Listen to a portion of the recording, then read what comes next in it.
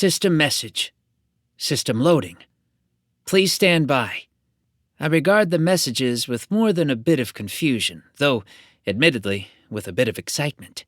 At the moment, I'm standing near Times Square, New York City.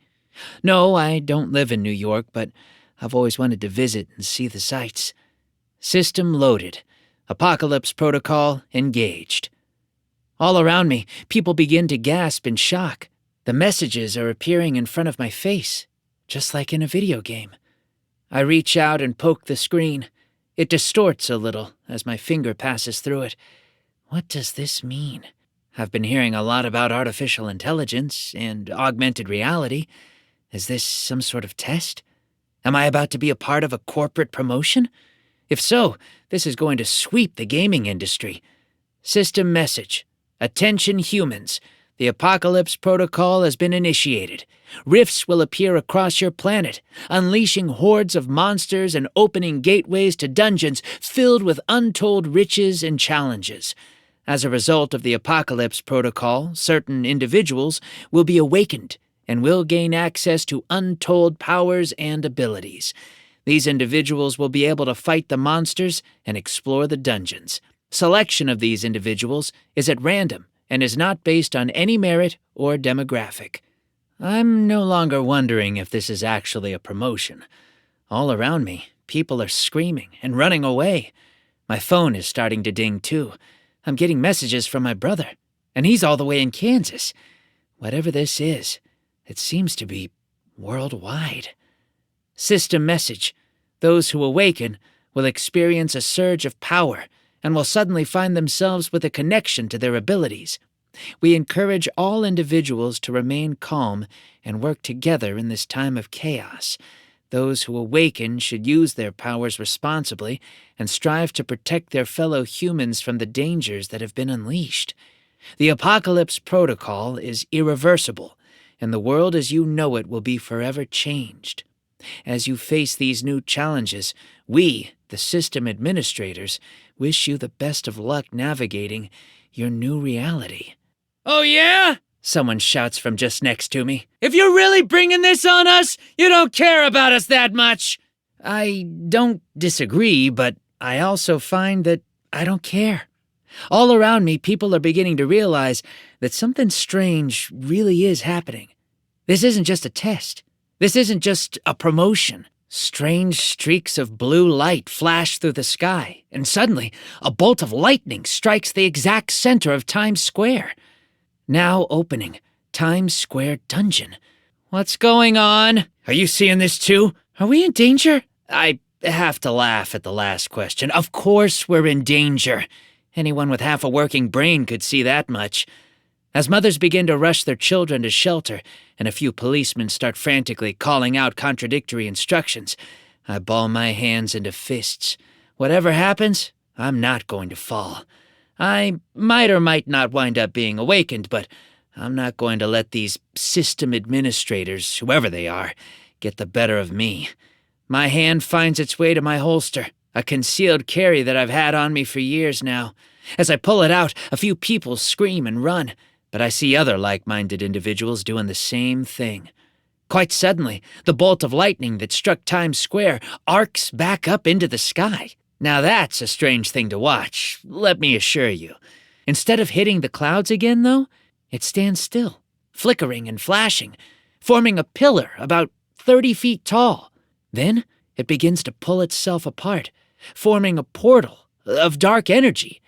I can't see through as there's a screen of darkness across the entrance, but I do see a massive claw come tearing out. With a screech, a massive gargoyle leaps out.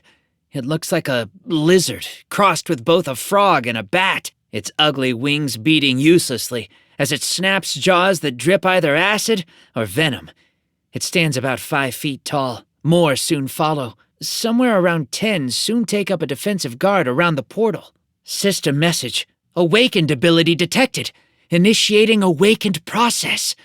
Please hold. Our servers are experiencing a larger than usual demand. I have a pretty good idea what the message means, but I don't have time to wait. I, along with everyone else holding a gun, cut loose on the monsters. Bam, bam, bam! Bam, bam, bam, bam, bam, bam.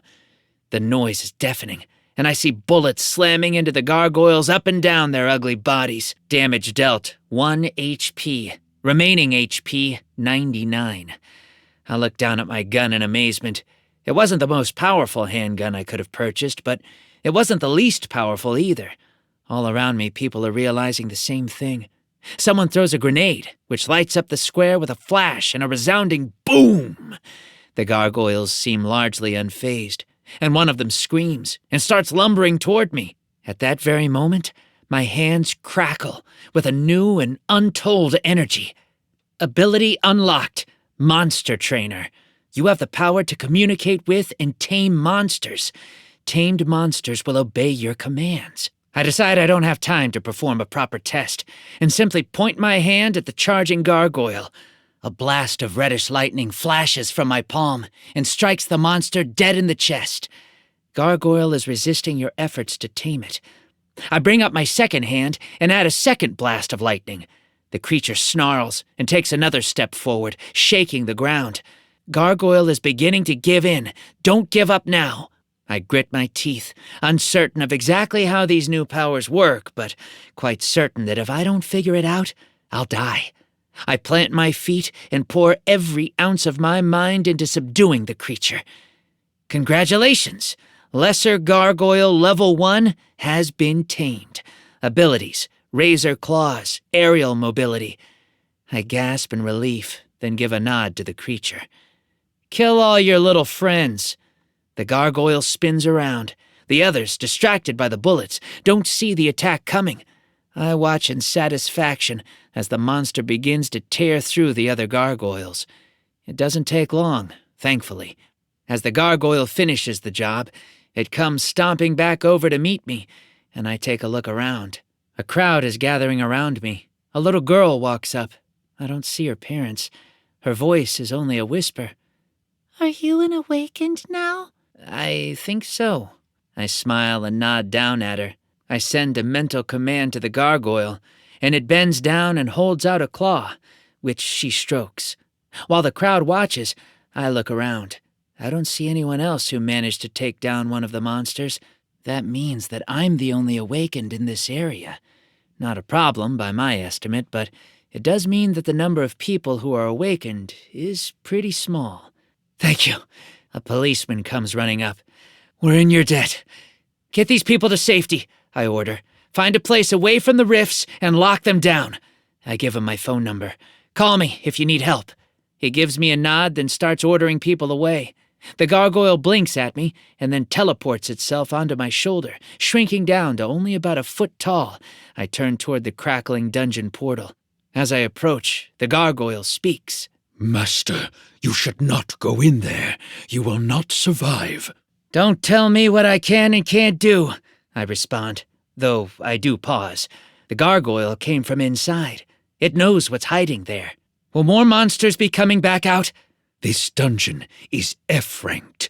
It will discharge monsters every 24 hours until it gets cleared. A scream echoes off the building walls, and I turn to look. It comes from the direction of the ocean. There are plenty of monsters in the city right now, if you care to find them. Once you've leveled up a bit more, you can start exploring. Fair enough. I start walking in the direction of the screams, and I hear snarls echoing around as well. I do wish I had a weapon, though. Not that I don't appreciate you, but, you know, the gargoyle doesn't really have any good response to that. Suddenly, though, my phone buzzes. I look down at it, rather surprised that it's still working. Unknown number, I murmur. The text message doesn't show up, so I unlock the phone and open the message app. Welcome to Riftwatch. This is the admin group. We want you to broadcast your awakened abilities to the whole world, to give a ray of hope in these dark times. Sign up now and become a live-streaming legend. My eyes narrow as I look it over. There's something fishy about the message, but I can't tell exactly what it is. After a moment, though, I nod. I'll do it. I don't even have to respond to the text message before my phone goes dark again, and a new message appears in front of my face, just like the original ones. Congratulations! Your actions are now being live-streamed to the entire internet on riftwatch.com, handled Jason Lee.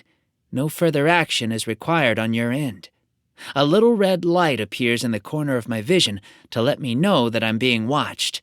I know I can't waste any more time, and I start marching down the street toward the screams. Chaos Rider. Wait, is this real? Does he have a monster on his shoulder? Razor Edge. I bet it's just an illusion. Firestorm. My system says that it's a lesser gargoyle. That's super cool. I smile at the messages. Right below the red dot, a number appears, indicating my viewership. It ticks steadily upward as I walk along, despite me doing absolutely nothing. Chaos Rider. Guys, calm down. Let's see him do something before we go crowning him king or anything. Golden Shield. Come on, don't be a sourpuss. Have you seen anyone else with monster taming abilities? Chaos Rider. There's a guy in Jersey who has fire powers. That's pretty cool. Firestorm.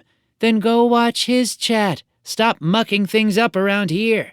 I let out a long breath and ball my hands into fists. A moment later, I reach an intersection and look out into a small sort of square. Frost covers the ground, the fire hydrants, and the broken storefronts. I frown as I look at it all. A good deal of blood covers the ground too, now frozen as hard as ice. I walk over next to a car that's been crumpled up like a tin can, and I let out a long breath. Any chance that an Awakened did this? Grendel hater. Not a chance. Figured as much. I look around and notice a flickering light a few streets down. That was the portal. And I look in the opposite direction. There, the frost leads across the ground, making a trail of destruction before turning a sharp corner.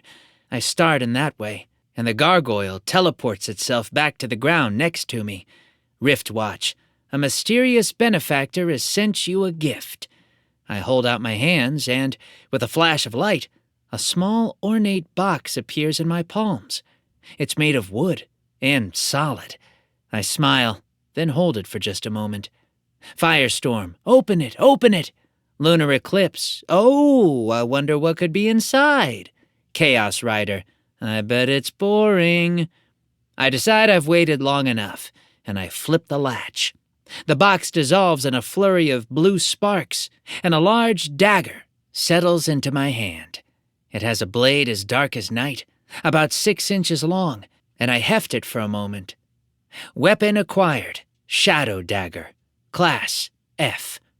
I give it a twirl, and then, feeling a bit more confident, start walking down the street once again. Thank you, mysterious benefactor. I speak out loud, my voice sounding just as dead as the buildings I pass. Here and there, terrified faces peer out through the destruction. I'm being watched, in more ways than one. As I turn the corner, I find my prey. There, a pack of 5 wolves stands tall, their fur white as snow. They turn to glare at me, and I find myself looking into eyes as black as the void of space. Behind them, a few civilians scream and make it to safety as I prepare myself for battle. Gargoyle, make mincemeat of these things. My gargoyle launches itself into the air, rising up on the cold winds. Cold? Yeah, the temperature starts dropping almost immediately. The first wolf bounds forward, claws eating up the pavement. Ice explodes from under each paw, and it leaps one final time, opening its jaws wide. Chaos Rider. This is the end of Jason Lee. I leap forward, then drop to the ground, sliding on the ample layer of ice. As I slide underneath the wolf, I lash upward with the dagger. It cuts deeply into the bowels of the monster, and the thing lands with a crash on the ground just behind me. Monster defeated. Lesser Frost Wolf, level 1. You have earned 10 XP. You have leveled up.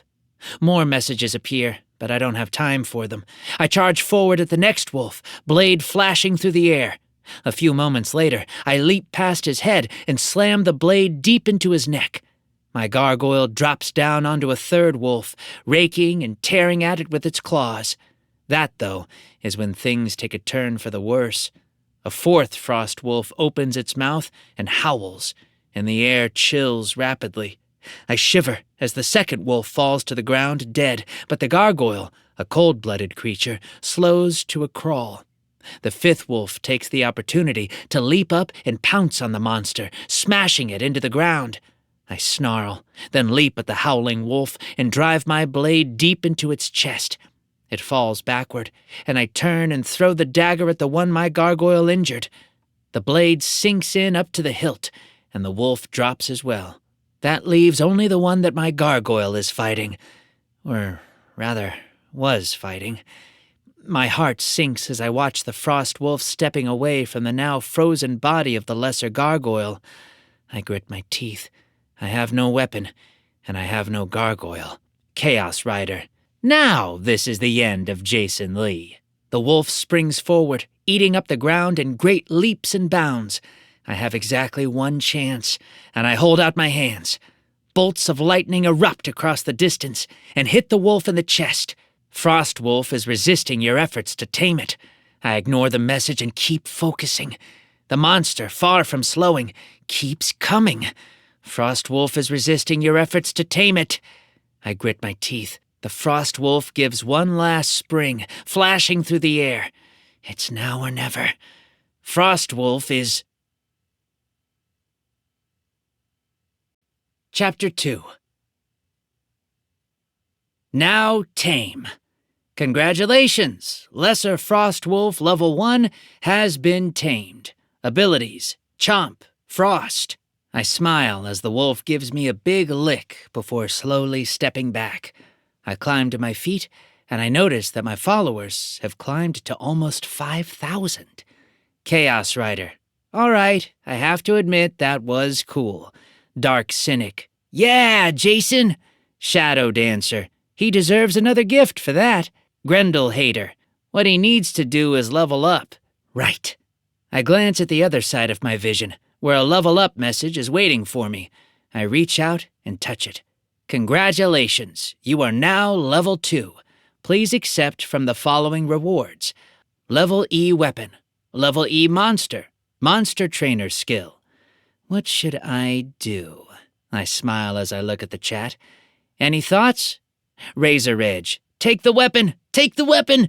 Firestorm. Are you kidding? The weapon will only last for a little while. Getting more and more monsters is going to be how he succeeds in this world. Grendel Hater. Dude, take the skill. If monster training is how you succeed, amping that up is going to be your best bet. I decide to take the advice of Grendel Hater. I'll take the skill. Skill acquired. Pocket Dimension. Create a pocket dimension where you can store your unneeded monsters. I smile and decide to test it out. With a wave of my hand, a crackling portal appears in the air in front of me. It isn't large, not nearly the size of the dungeon, and it doesn't seem quite so dark inside. Master, if you don't mind my saying so, you don't want to put me in there. Not yet, anyway. I wasn't sure if everyone else could hear the beast, which seemed to project itself straight into my mind. Now, what should I do, my pet? I scratched the wolf behind its ears. You need a name. I have a name. Bjorn. Bjorn sounds like a good name for you. I smile and nod. Grendel Hater. The words of the wolf appear in subtitles. We know you're not crazy if you talk to it. I sigh in relief. Perfect. Then what do I need to be doing, Bjorn? The dungeon I came from was D-ranked. Monsters come out every 6 hours, but more importantly, a boss came out as well. You'll want to take it down quickly. Any chance you know where it is? Bjorn simply padded off down the street, and I followed. I kept my dagger at my side, and I dissolved the portal. All around me, the streets seemed to become more and more destroyed. I could hear more explosions and screams coming from elsewhere in the city. Things would settle down, but it was going to take some time. Shadow Dancer. Jason shouldn't be traveling with the monster who killed the gargoyle. Firestorm. I don't disagree. Jason, that thing murdered your friend? Yes, it did. I shrug as I continue to follow the beast. But you do have to realize that we're in a strange new world. That gargoyle almost ate me before I managed to tame it. We have to take what we can get, and not worry about things beyond that. Razor Edge, that's a good way of looking at things, I think. Chaos Rider, seems rather bleak to me. Besides, Bjorn is a good boy, I shrug. We just need to... A dull roar echoes through the air, and all the buildings around me shudder. It doesn't sound quite like the roar of a monster, more like the enraged roar of a human. A big human. Ice Queen. Ooh, that sounds like a boss. Viper Queen. I'm watching it over on Boss Tracker. It's going to crush Jason for sure. Ahead of me, Bjorn pads along a bit faster. I rather wish that my gargoyle was still here, since he could fly, but I decide to make do with what I have. I race along a bit faster as well, and the two of us soon start threading our way through the winding streets of the city. Suddenly, we round one final corner and stop.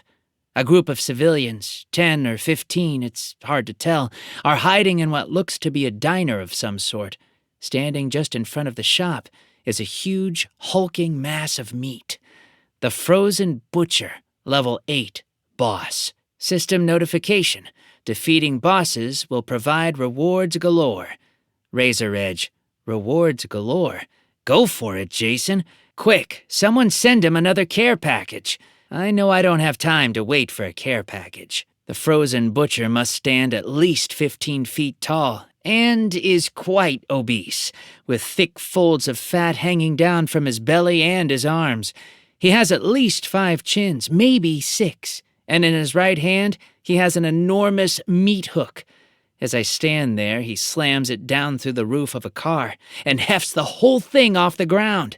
The people inside the diner scream, and I point my arm forward. Go, Bjorn!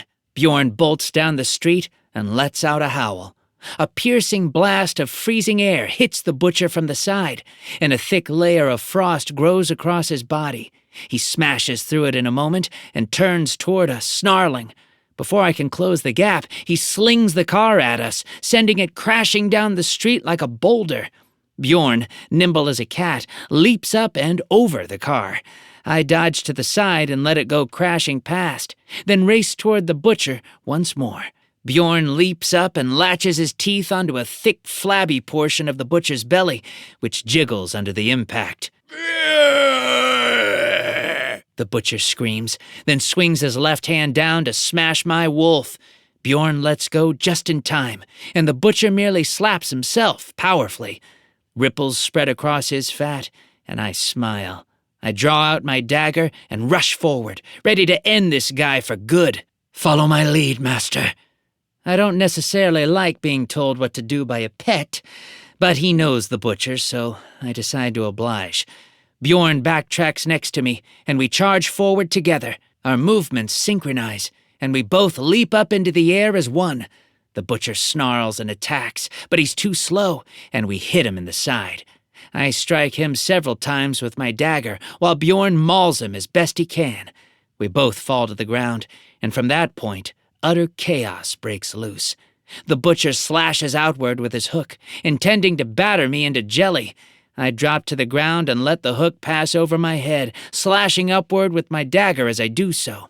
Bjorn, meanwhile, bites deeply into the butcher's calf and causes the boss to let loose a massive roar. I then duck closer, driving my knife into his belly and drawing it along the monster's gut. The butcher responds by kicking me firmly in the stomach, and I'm thrown backward into a car. I find it mildly amusing as the car crumples around me like aluminum foil. As I pull myself out of the wreckage and take my stance once again, the butcher leaps forward, performing a body slam.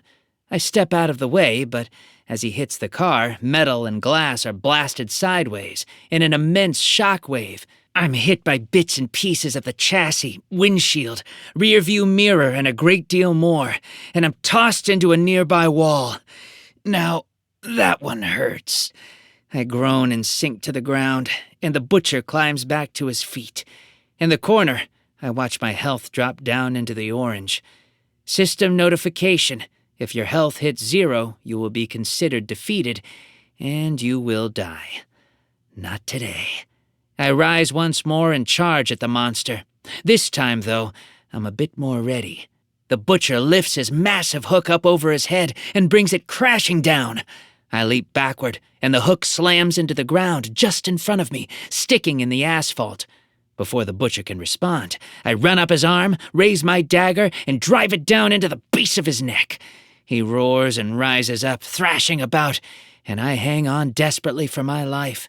My body is thrown about like a rag doll, and I'm battered against his flabby back and arms. My health drops more, down to the red, and I groan. With all my strength, I pull myself up onto his shoulders and grab hold of the monster's ear. Pulling out the knife, I take a deep breath, then raise it up and bring it crashing down onto the beast's skull. The butcher chooses that very moment to turn his head upward, and my knife slams into his eye. That makes the butcher howl in pain and thrash about, though I consider it a minor victory, as I had hoped to just kill him outright. Down below, Bjorn attacks with frost once more, targeting the butcher's legs. It seems to slow the immense beast down, and he staggers a bit. I decide to take my chance. I pull out the weapon and drop down to the ground, slicing down the monster's back as I do so. When I land, I roll away, and the monster snarls and tries to stomp on me. I manage to roll away just in time, though the shockwave does pick me up a bit at the end. Bjorn snarls and rushes to stand in front of me, then leaps up and latches his jaws down around the butcher's wrist. That makes the monster howl with pain, and he begins to shake his wrist rapidly. This time, it's Bjorn who's tossed around like a rag doll, and with one final snarl, the butcher flings my wolf through the window of a nearby department store.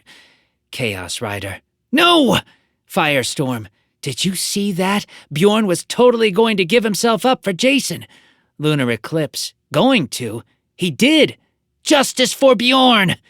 I stagger back to my feet, though in the corner of my vision, I can see that Bjorn's health isn't quite gone. The butcher seems to realize this too, and he snarls, then turns and staggers away. His gait is slow, and he leaves a long trail of blood behind him. I thump my chest, then turn and run to Bjorn's side. I leap through the broken window and find my wolf lying in a pool of blood next to an overturned rack of clothes. Suddenly, a message appears.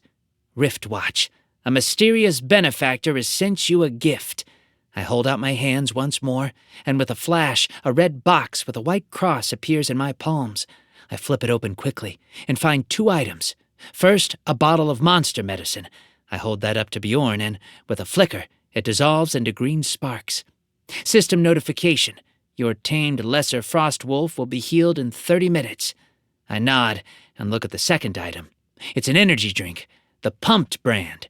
I shrug, twist open the cap, and down the contents without bothering to read the item description. System notification. Pumped will heal you 10 HP per minute for the next 15 minutes. That'll have to do. I wave my hand and my flickering pet portal appears. All right, Bjorn, in you go. Bjorn doesn't comment, but he rises and limps inside. The portal closes after him, and I rise and face the path that the butcher took. Chaos Rider. Woot woot! Bjorn lives! Shadow Dancer. I wonder what happens if Jason dies while Bjorn's still inside. Will Bjorn die too, or just be trapped in the pocket dimension forever? It's a good question, and one that I don't intend to answer. I leap back out through the window, then race off down the street. I can see my health bar slowly rising back toward the green, so I take it slow, but I do want to catch the butcher before he gets to wherever he's trying to reach. I assume he's trying to make it back to his dungeon, but I don't know that for sure. Thankfully, the trail of blood is easy to follow. It leads through the streets, all the way to Central Park. There, makeshift walls are being set up, and several people wave at me as I jog along. I don't wave back as I'm trying to stay focused. The blood seems to show that the butcher didn't attack anyone while fleeing, which is good in my estimate. I soon round the corner and find myself facing a flickering portal on the same street where I first found the ice. The butcher is limping toward the portal and dragging his hook along the ground, which sends up a flurry of sparks. I take a deep breath, then plant my feet. Hey! I call out. Stop! The butcher pauses and turns back to me. A thick, flabby grin spreads across his face, and he turns and lunges through the portal. Dark energy closes around him, and I start racing after him. Before I can reach the location, though, shadows flicker around the exit. Suddenly, forms start to emerge. Dark, evil-looking forms. They hit the ground, thin and wiry things, each about 3 feet tall and sporting long claws. Beady eyes stare out at me, and long, toothy mouths all scream in unison. Monsters detected. Lesser imps, level 2. Notice, dark class creatures may not be tamed. Razor edge, may not be tamed. What a joke. Golden shield. Old Jason will figure a way out of this. Grendel hater. Stay calm, kid, and use your head. As the imps all charge at me, I nod and take a deep breath. Now isn't the right time to get angry. I grip my dagger a bit more tightly and charge forward. I have no pets to help me. All I have are my blade and my skill. It'll just have to be enough. Chapter 3. The fight against the imps doesn't take long. That isn't to say that it's easy, because, frankly, those things have tough skin, and it takes a few chops with the knife to hack through them, but they all fall before me. Lunar Eclipse. Look at him go. I've never seen someone take on so many imps at once. Shadow Dancer. I have. Keep an eye on Firemaster's feed. Grendel hater. Don't listen to those guys. Just focus. I push it all to the side and lunge forward. More imps are still coming, even after I've chopped through at least a dozen of them. I fall back a bit, then glance around. I need to kill them faster, but I'm not sure exactly how. Scree! One of them jumps at me, and I lash out, cutting him clean in half. The bits of his body hit the ground, and I rush forward, cutting the heads off 2 more. As they thump to the frozen asphalt as well, I notice a lamppost nearby, teetering a bit after the butcher came through. An idea rises in my mind, and I rush forward, slashing at the base of the structure.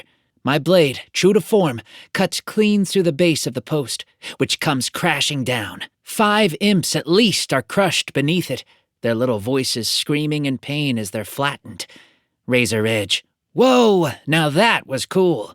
Ice Queen. Do it again, Jason. Do it again. I glance around the area. Yet another one jumps at me, and I slash it through the chest. It staggers back, not dead yet, and I kick it as hard as I can. It staggers backward and slams into another one, and I finish it off with a quick strike. Then, catching sight of a series of collapsing escape ladders hanging from a nearby apartment, I rush over and cut through some wires. There's a sharp whir as the ladders come crashing down, and the imps scream as they're all flattened beneath them. That move only leaves a few imps left. Some of them start to run toward Central Park, but I chase them down, not letting a single one escape. Even one free monster means a danger to someone. That's the simple reality of our world now. With that, I turn toward the portal and slowly walk up.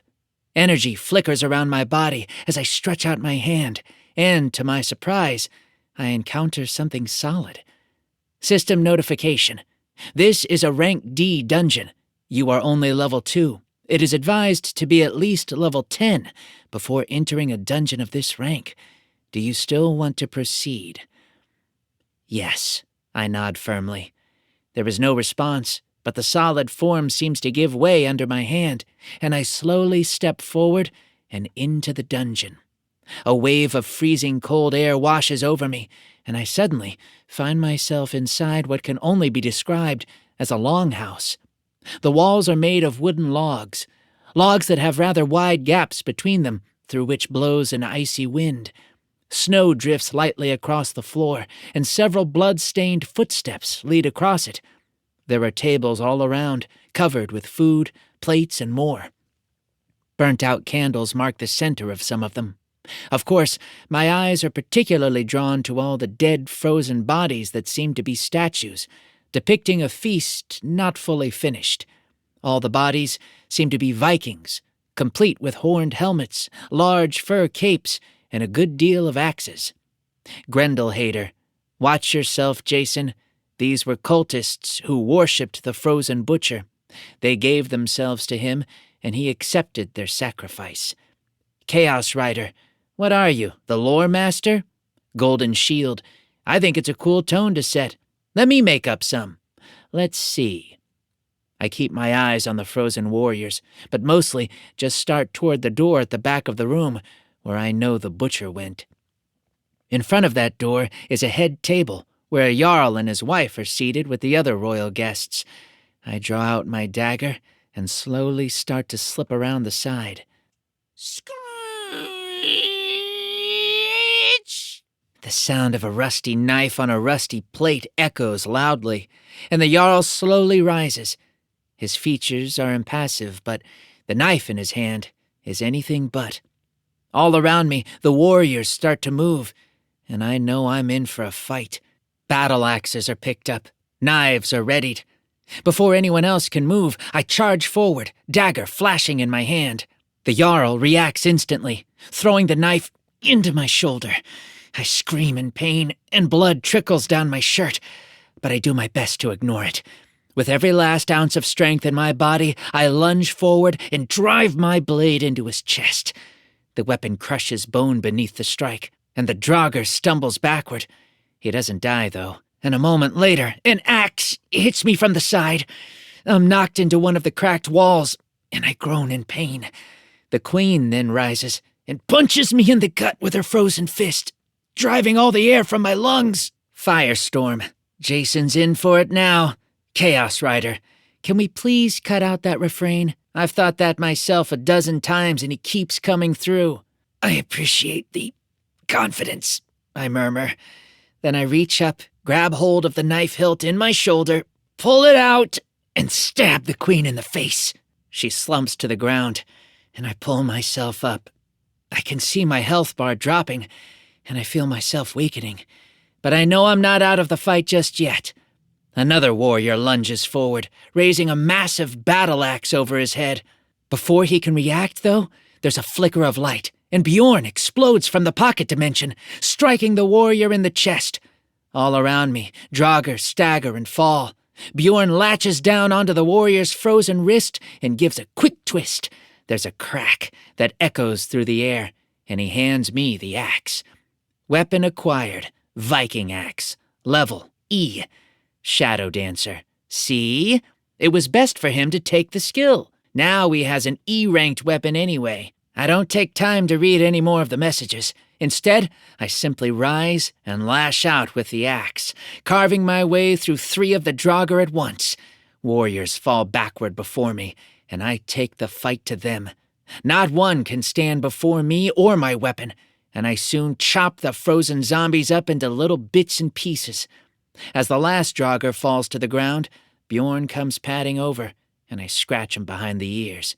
"Master, are you all right?" I reach up and feel the knife wound. It's deep, but the bleeding seems to have stopped. The rest of my body aches from the beating I've taken, but I'm not dead yet in any case. "Yeah, well enough," I nod. Together, we turn toward that last door. Let's go butcher this butcher. Okay, so it's not the best line I could have come up with, but I'm kind of on the spot here. We slowly step toward the door, and I reach out and pull it open. Ice Queen. "Stay safe, Jason. We're rooting for you." I nod, then pause. If anyone else has any more gifts they'd like to send, now would be the time. There's a flash, and I get a few more healing items. I say thank you, and I heal myself and Bjorn. Then, slowly, axe in my hand, we step inside. The door opens into a throne room. I imagine that this is where the Jarl must have once held council. Tattered tapestries hang over the gaps in the walls, fluttering in the wind. A few coats of arms lie on the ground, battered and almost unreadable. There, high on the wooden throne in front of me, sits the butcher. He's huge and grotesque, his fat spilling over the edges of the chair in a great blubbery waterfall. I grit my teeth and draw back my axe, ready to do battle. He merely laughs, then begins to speak. Whatever he's saying, though, I can't understand. All that comes out is "wub lubble or something similar, and I decide that I've had enough. "Die!" Die, butcher! I draw back the axe and fling it at the monster. It sails through the air and slams deep into the monster's belly, sinking in up to the shaft. The chat erupts and cheers, and the butcher slowly pulls himself up. Original Goth, idiot. Lunar Eclipse, go Jason, show that thing who's boss. Original Goth, he just gave up his weapon. This is fun to watch, but Jason, you're just a noob, and you're about to pay the price. Even babies know that bosses, when they're sitting, can't be harmed. Maybe so. I shrug as the butcher pulls himself up, but that weapon will still be there when the system decides he can be harmed. The butcher lumbers down from the throne, shaking the ground. I only barely manage to keep my footing as the monster reaches down and grabs hold of the hilt of the axe. When he rips it out, he deals far more damage to himself than I ever could have, and collapses back on the throne, blood and gore leaking down onto the ground. Dark Cynic, that was cold, Jason. Viper Queen, finish him off. Original Goth, that was boring. Now Shadow Strike, there's an awakened to watch. He doesn't have to resort to trickery to get things done. Grendel Hater, ignore her, Jason. Just go finish him. I decide to do just that, and I rush forward. The butcher, trembling, tries to pull himself up, but I give him no chance. I leap up and over his blubbery carcass and slam my blade into his throat as Bjorn latches his teeth down onto an arm. A few moments later, the corpse goes still, and we step back and gasp in relief. System notification. You have defeated a boss. Reward, Butcher's Hook, rank D. Reward, 500 XP. Reward, rank D loot box. You have leveled up. Congratulations, you are now level 5. Please accept from the following rewards. 3. Level E weapon. Level E monster. Monster trainer skill. I smile as I peruse the options. This is going to take me a little bit of time. First, I gather up my dagger and my axe and place them both in my inventory. Bjorn watches the entrance as I make my next selections. I leveled up 3 times, so I get 3 rewards. Shadow Dancer, get 3 monsters. Firestorm, no, Jason, get more skills. Original Goth, I think he should just leave them alone and go back to civilian life. He's nothing more than a loser pretending to be an awakened. I scowl at that last message. Original Goth seems to have only cropped up a few moments ago, but she, or he, is already getting on my nerves. I ignore it for the time being, though, and get to work. First, I want a level E monster. New tamed monster acquired. Lesser Gargoyle, level 3. I break into a smile as a gargoyle, identical to my last one, appears. It bows to me, and I bow back. What a polite little thing. As it steps to the side, I know what I'm going to do. One more monster. New tamed monster acquired. Major Locust, level 1. With a flicker, a large insectile creature appears on the ground. It stands on its hind legs, about 4 feet tall, and appears vaguely humanoid, with a number of sharp pincer-like things ready to tear anything it meets to shreds. Large, compound eyes stare out at me, and it cocks its head to one side. "Now, you're not something I'd like to meet in a dark alley at night." I laugh and hold out a hand. It gently places a claw in mine, and we shake for a moment. "Good to meet you." With that, I'm left with 1 reward left, and I look at the skill. I'd like another skill. Skill acquired. Rapid Heal. Heal a tamed monster. Warning, overuse of this skill will have consequences. That ends all my level up rewards, so I go to the loot box. As I select it, there's a flash, and a large wooden chest appears on the ground in front of me.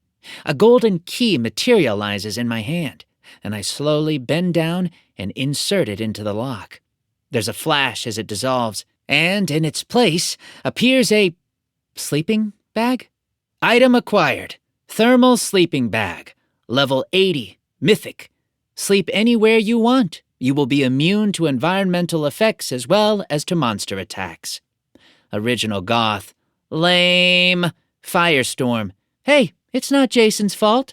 Razor Edge. Yeah, loot boxes are random, just like getting these powers. I could be just as cool as Jason if I had been chosen. Original Goth, you don't want to be as cool as Jason, trust me.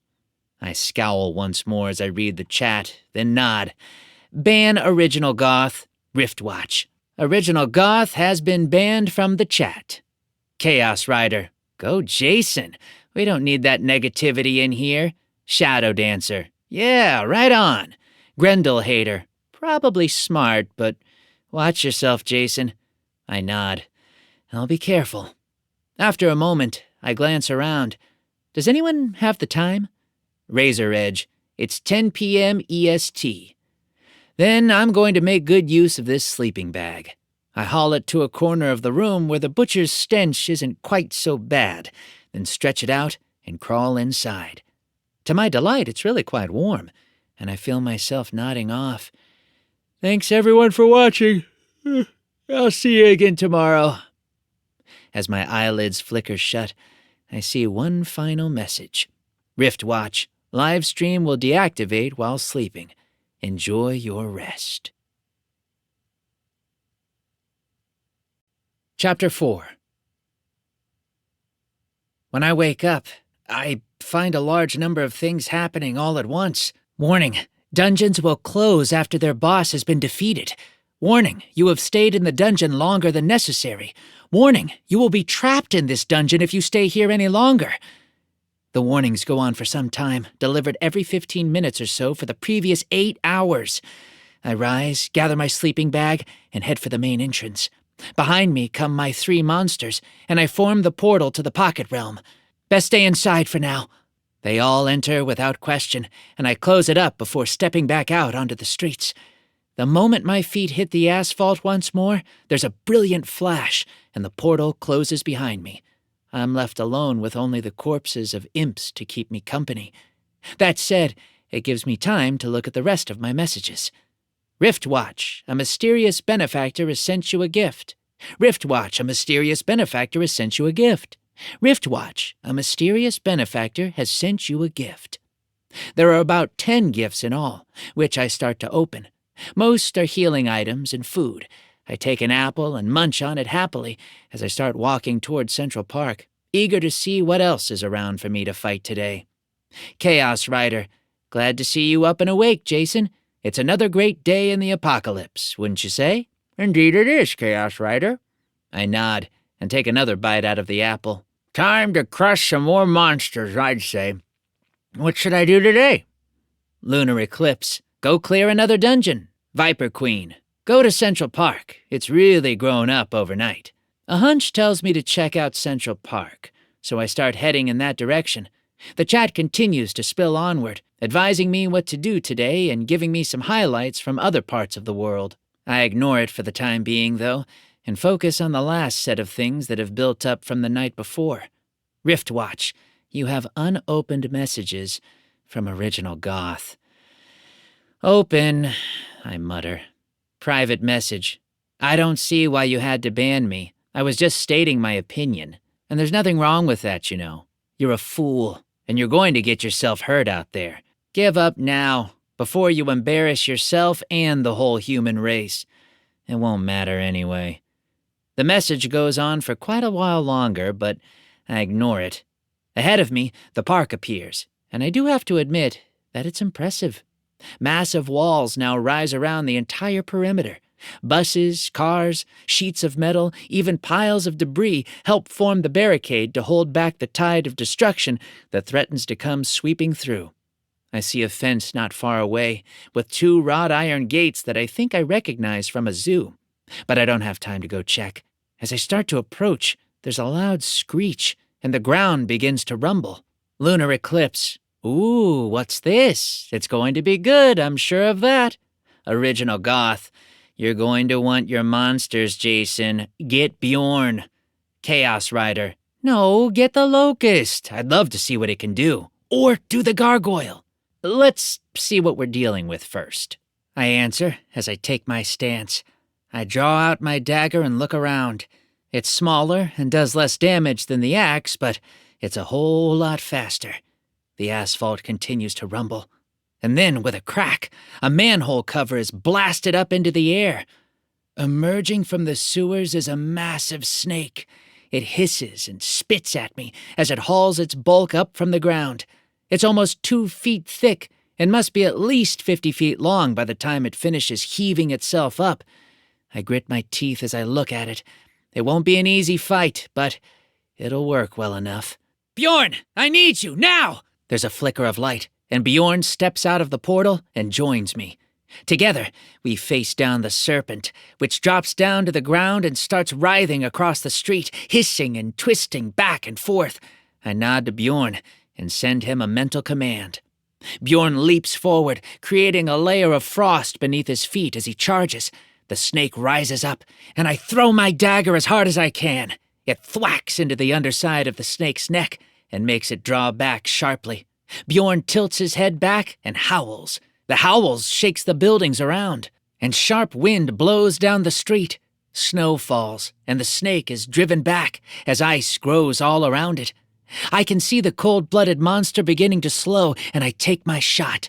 Rushing forward with all my might and speed, I draw out my axe, which I know I had just decided not to use, but give me a break. And I launch myself up into the air. Original goth, here comes a guillotine move. Ignoring her return to my chat, I bring my axe crashing down, fully intending to just chop off the snake's head. But it draws back before I can manage it. Instead, my blade slams into the asphalt and sticks there, and I have to jump backward as the snake strikes at me. I see my dagger still embedded in its throat and think about what to do. Locust, your turn!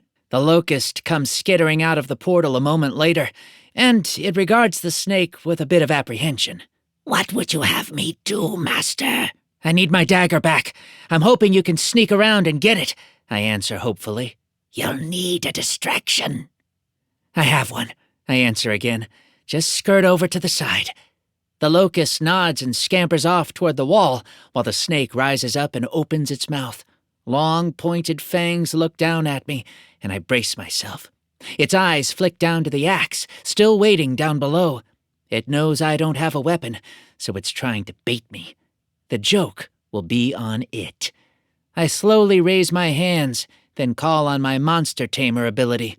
Lightning explodes from my palms, flashes through the air, and hits the snake dead in the face. Even in its cold and sluggish state, it reacts swiftly and bears down upon me with a mighty hiss.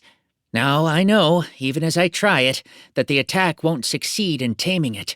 Though I haven't confirmed it yet, my suspicion is that you can only tame monsters of an equal or lower level than yourself. I'm a level 5, and while I don't know it for sure, I'm fairly certain that this guy is at least an 8 or 9. In any event, the distraction works, and the monster heads straight for me. Lesser World Python is resisting your efforts to tame it. Tell me something I don't know, I mutter, trying to maintain my focus. The snake rushes closer and closer, and then, at the last moment, I cut off the attack and dive to the side, and the snake snaps down on the spot where I was standing. The massive head knocks me to the side, and pain flares through my body. As I stand up, though, I spot the locust, who has grabbed hold of the dagger and is busy carving a long line down the snake toward its tail. I cheer, only for the snake to spin around and attack the locust. It spreads its wings and attempts to fly, but the snake is too fast. It hits the locust dead on, and the dagger clatters to the ground as the head rises into the sky to attempt to devour the creature. Bjorn reacts instantly, though, and bounds forward to grab up the dagger in his jaws. Meanwhile, I snatch up the axe and swing it with all my might. I hit the trunk of the snake, and the blade bites through bone and sinew, cleaving all the way to the street below. The back 15 feet of the snake are now disconnected, but that's still not enough to kill it. Bjorn, dagger in his mouth, stabs the creature in the belly. My locust falls to the ground from above as the snake screams and spins around to strike at Bjorn. Bjorn nimbly leaps out of the way, and the snake smashes into the street hard enough to crumble part of it into the sewer.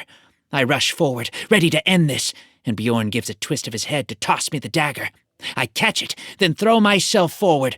The snake hisses and spins to meet me, opening its mouth wide. From tip to tip, it must be 4 feet across, with long fangs extended.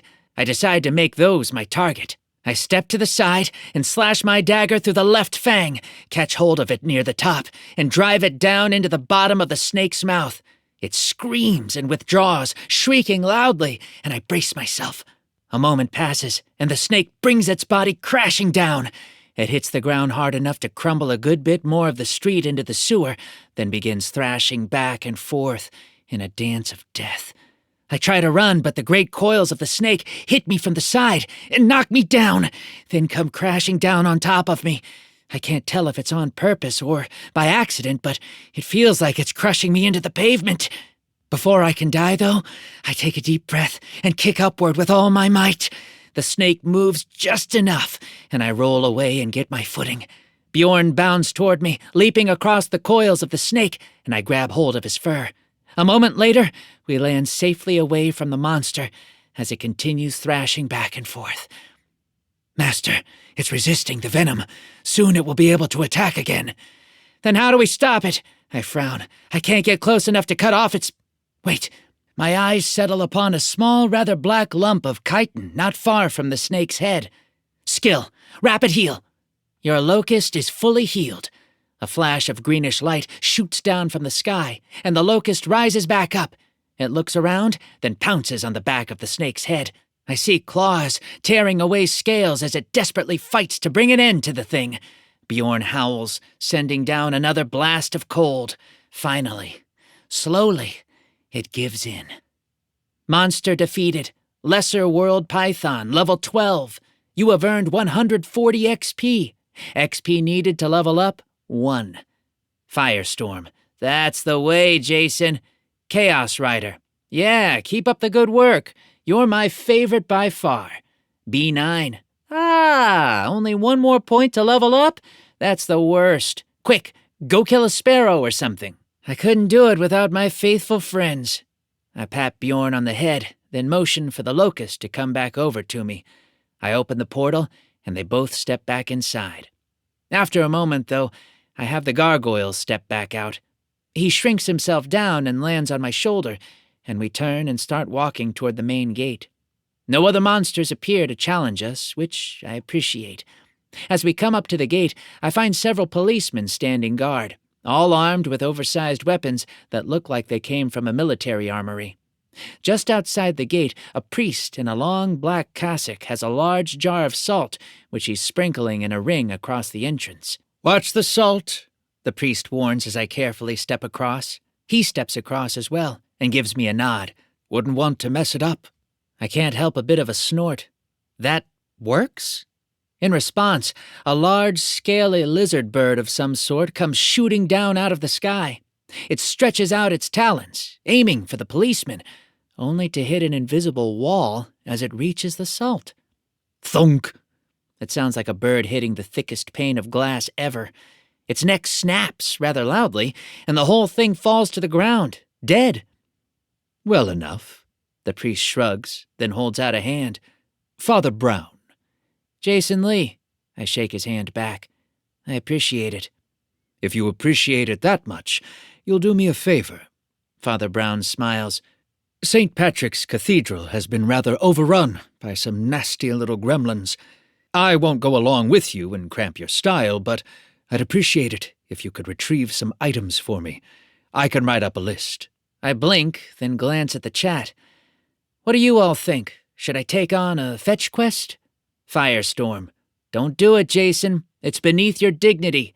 Shadow Dancer. "Give him a break. He can do what he wants. We're just watching." Grendel Hater. "Following fetch quests is a good way to locate some really nice loot, instead of just wandering around randomly." I decide to take Grendel Hater's advice. Whoever he is, he seems to have a level head on his shoulders. Just point me in the right direction. "Wonderful." Father Brown nods and starts to walk away. "I'll be back in a moment." While I wait on him, the policemen seem to take an interest. "If you're heading out, there's a boat in the harbor with loads of weapons on board. Bring back as much as you can carry, the big stuff only, and you can have your pick of the lot, so long as we get most of it." Now that doesn't take long to get picked up in the chat.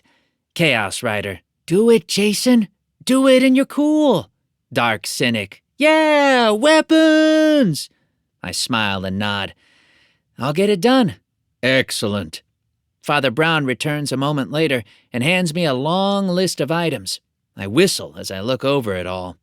There's salt, crucifixes, and a handful of words that I don't really recognize, which I'll have to look up later.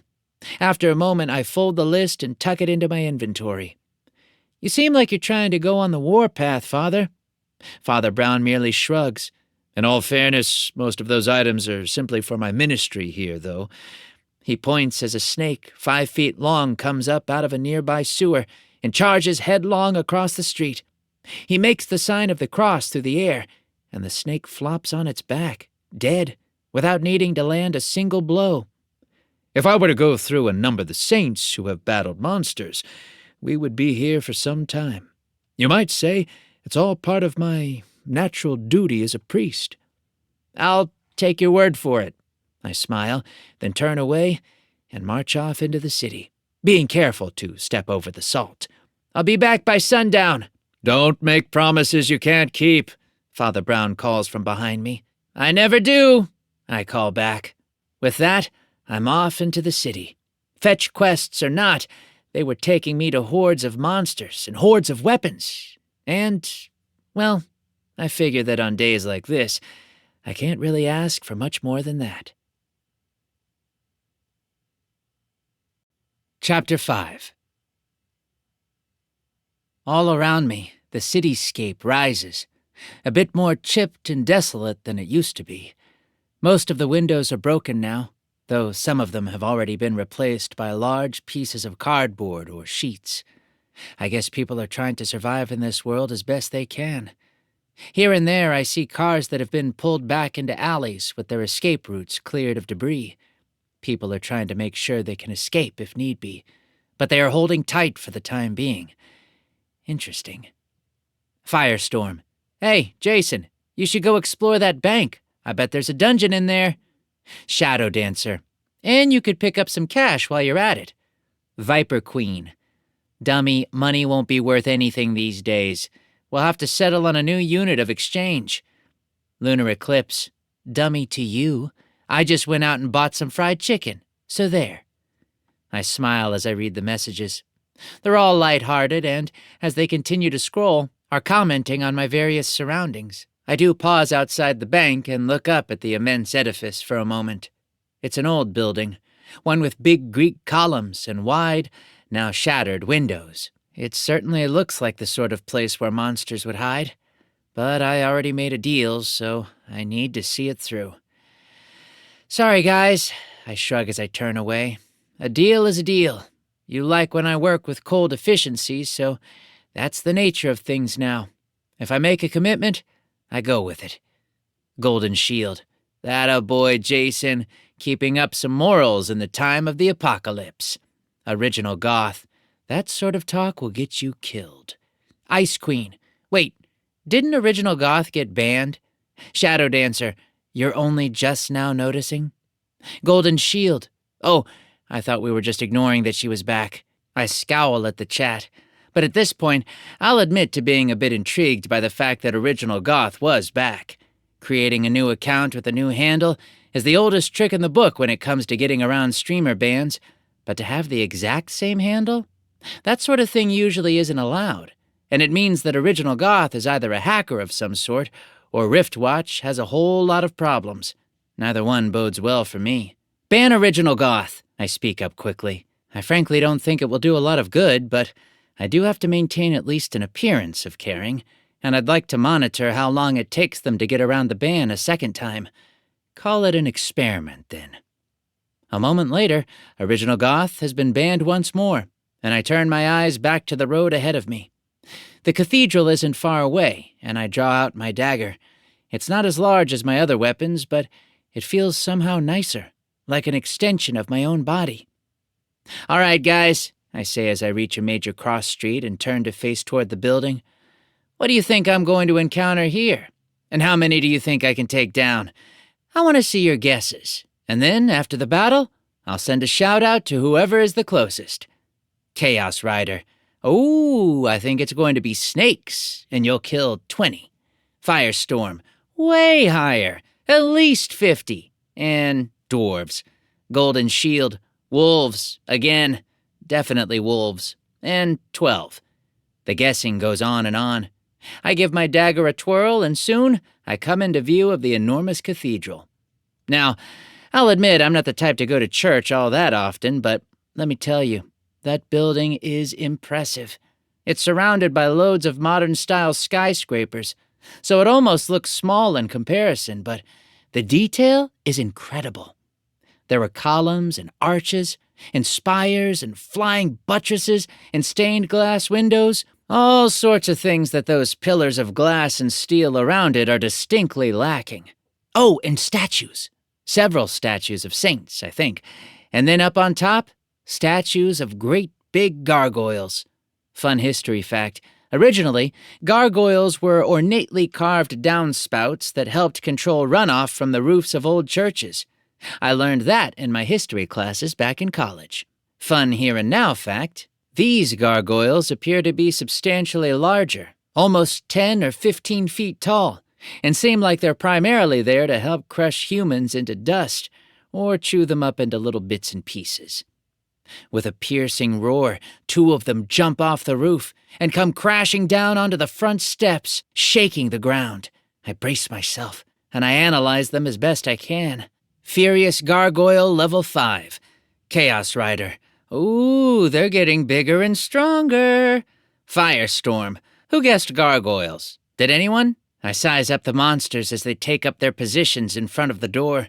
Suddenly, there's a skittering noise, and more monsters begin to appear from the rooftop. They look like spiders, with long black limbs that make a clicking sound against the stone. One of them jumps down and lands on a gargoyle, which doesn't really seem to mind it. Dire Wolf Spider, Level 4. I give my blade another twirl. I'm growing stronger, but I'm becoming concerned that my current pets aren't really going to be of any help here. Well, at least most of them. I open the portal and call one of them forward. Bjorn, heal! Bjorn bounds to my side, sizes things up, and tilts his head back and howls. Immediately, a blast of cold air roars through the street, and I rush forward. System notification. Furious gargoyles are resisting the cold. Then we'll just have to do this the hard way. I reach the steps and pound upward. The spider jumps down, stretching out its claws toward my face. I reach up and grab one of its legs, then spin and throw the spider as hard as I can. As it turns out, my strength is starting to get up there, and the thing splats against a nearby skyscraper, hard enough to cause greenish gunk to explode across the windows like a bug on a windshield. Firestorm. Nicely done. The gargoyles snarl and leap at me, and we come together with a great crash. I throw my shoulder into the first one, knocking it backward a few steps, then turn and plunge my dagger into the chest of the second. It roars, ignoring the pain, and slashes its claws across my chest. Blood flows freely down my shirt, but I ignore the pain and pull downward as hard as I can. The blade draws a line all the way down through its knobby skin, and I step back as the creature sways and comes crashing down into a growing pool of blood. The second gargoyle snarls and lunges next. It's still quite close to me, so I take a hit across the shoulders and am sent spinning. I fall headlong down onto the sidewalk, struggling back to my feet as it rumbles downward. Suddenly, I hear its wings flap, and a blast of wind hits me and sends me rolling. As I come out of the roll, I see it flashing downward through the air, aiming straight at me. I only barely manage to jump out of the way in time, and it smashes into the pavement hard enough for its claws to stick. As I rise back up, the spider hits, leaping up on me in a great black wave. There are a lot of them, and I feel them tearing at my skin, at my clothing, at my bones.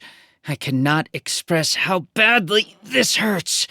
Suffice it to say that I would rather visit the DMV every day for a month than go through it again. Still, though, this is what I'm faced with, so it's what I deal with. Enough! I scream, and I throw my hands out. I activate my monster tamer power, and lightning explodes from my palms and begins arcing through the crowd of beasts. Now this is where I'm surprised yet again, because instead of just targeting one of them, it starts affecting all the spiders that get struck. You know the way lightning jumps from thing to thing, so you can imagine how it worked. Shadow Dancer. Whoa! Is Jason going to get a whole herd of spiders? Lunar Eclipse. I think it would be a pack of spiders. Viper Queen. No, totally a flock of spiders. Chaos Rider. Guys, I just looked it up, and a group of spiders can be either a cluster or a clutter. Razor Edge. A clutter of spiders. I like it. Go Jason! I have to laugh in spite of myself, and I pour every last ounce of energy into my attack. Dire Wolf Spider is resisting your attempt to tame it. Dire Wolf Spider has been tamed. Dire Wolf Spider has become enraged. The messages come so fast, I hardly know what's going on. Behind me, the gargoyle gets its claws out of the pavement and comes lumbering toward me, and I know I don't have much time. If you're currently loyal to me, attack something that isn't! I know, it's not the most specific command, but it works. A moment passes, and the horde of spiders seems to more or less explode. I can't see what each individual spider is doing, but I can see little bits and pieces of spider getting thrown up into the air or smashed to the ground. Suddenly, I'm not being attacked anymore, and I turn to face the gargoyle. It lumbers ever closer, and I raise my hands once more. I already have one of you, but I'm sure he wouldn't mind a buddy. Plus, you're more powerful. I promise this won't hurt, I think. Okay, honestly, I don't know, but I quit talking and activate my power. Several small sparks of energy flicker from my fingertips and die away, and I scowl. Monster taming has been exhausted. Wait 30 minutes to use again, and 2 hours for full potency.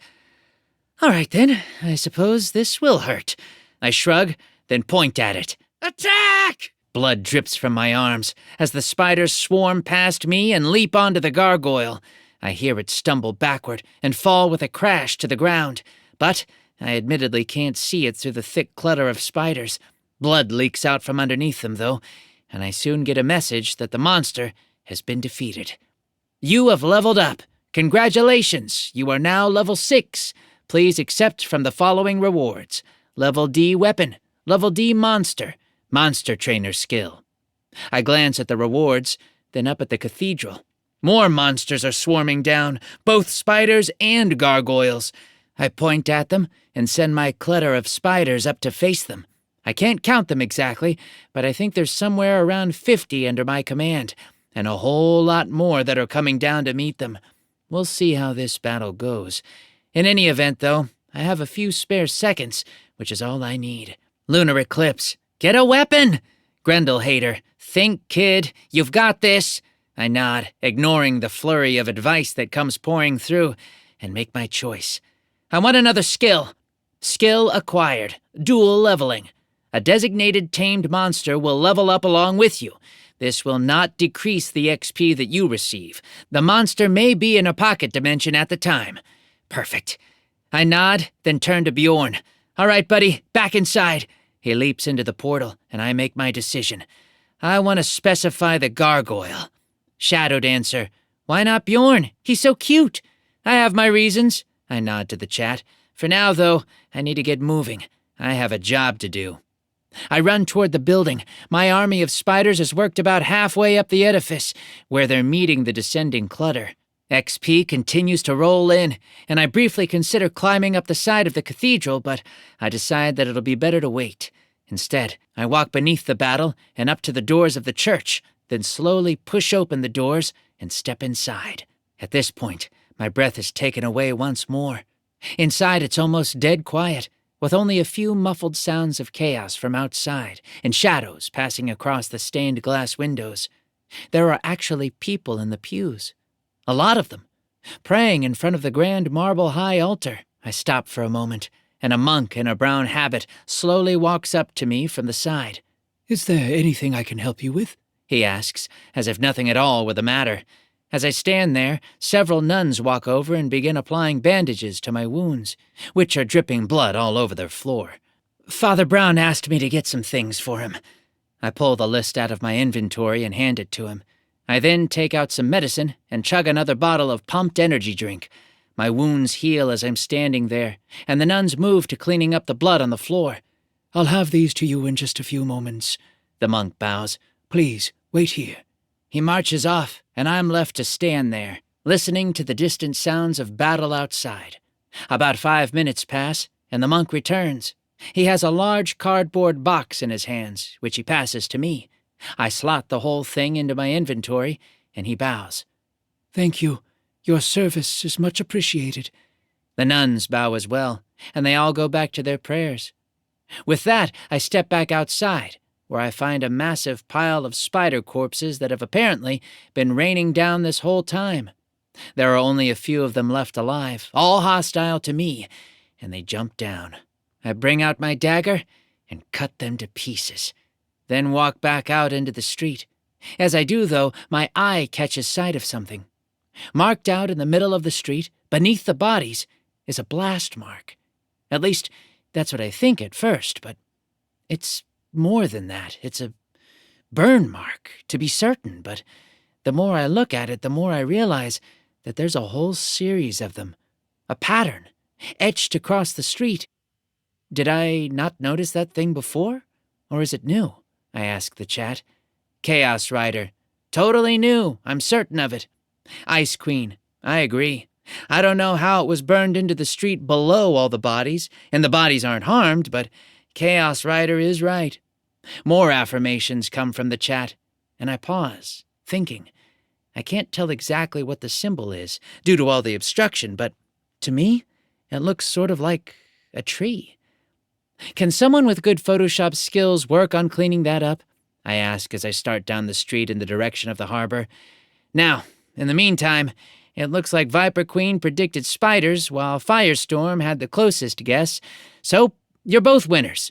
I smile and give my dagger another twirl, trying to perfect a signature spin move. Now, start guessing again for the armory ship, because this is going to be a doozy. Chapter 6.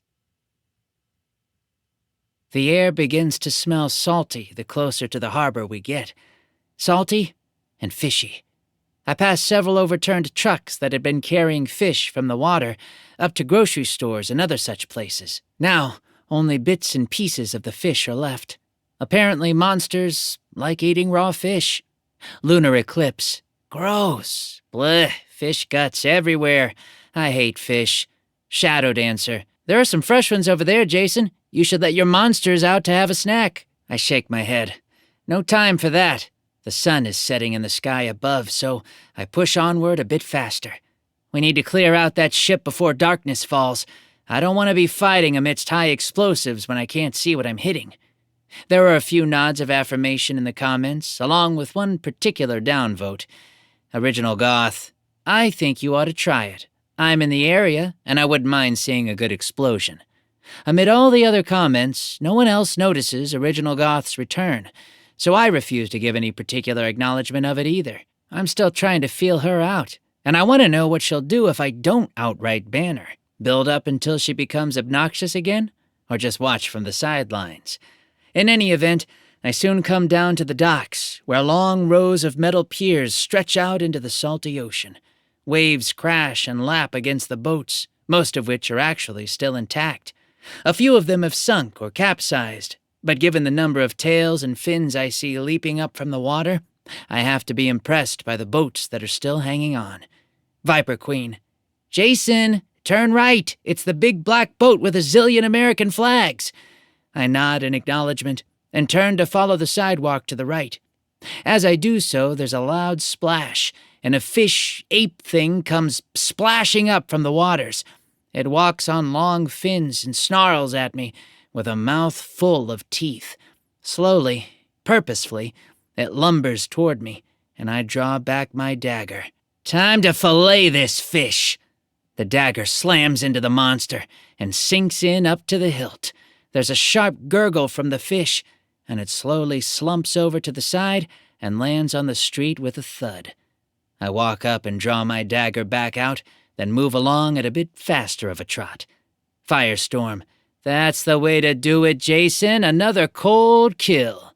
Razor Edge. I'd like to see some more excitement, frankly. Chaos Rider, just give him time, it'll come.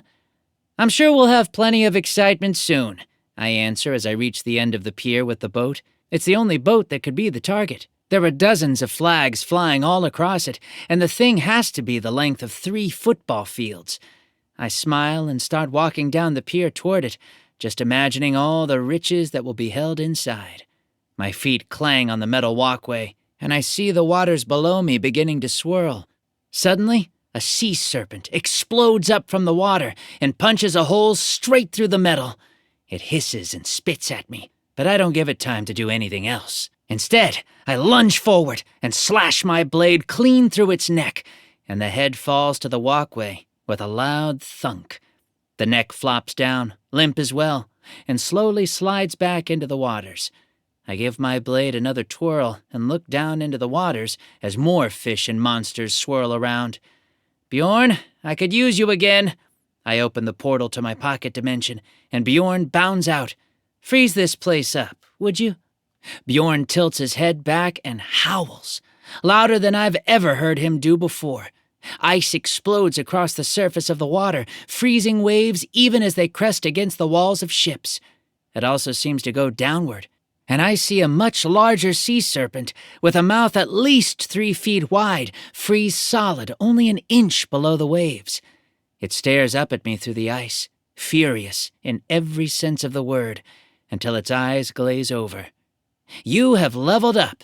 Congratulations, you are now level 7. Please accept from the following rewards: Level D weapon, Level D monster, Monster Trainer skill. I'm a bit surprised by that. Bjorn must have taken out more creatures below the waves than I thought. Though, in fairness, my clutter of spiders also did quite a bit of damage back at the cathedral. I can hear hooves pounding on the ship, so I know I don't have much time, and I make a quick selection. A weapon! There's a flash, and a long blade materializes in my hands.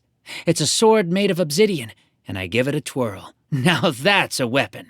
I can feel the power held inside of it, and I suspect that it has a few hidden abilities, but I don't have time to figure out what those are. Ahead of me, monsters begin to appear on the deck of the boat, and I rush forward to meet them, ordering Bjorn back into the portal as I do so. The monsters that come stomping down the deck look rather like minotaurs. Dark flames seem to wreath them, though not quite visibly. I know that sounds weird.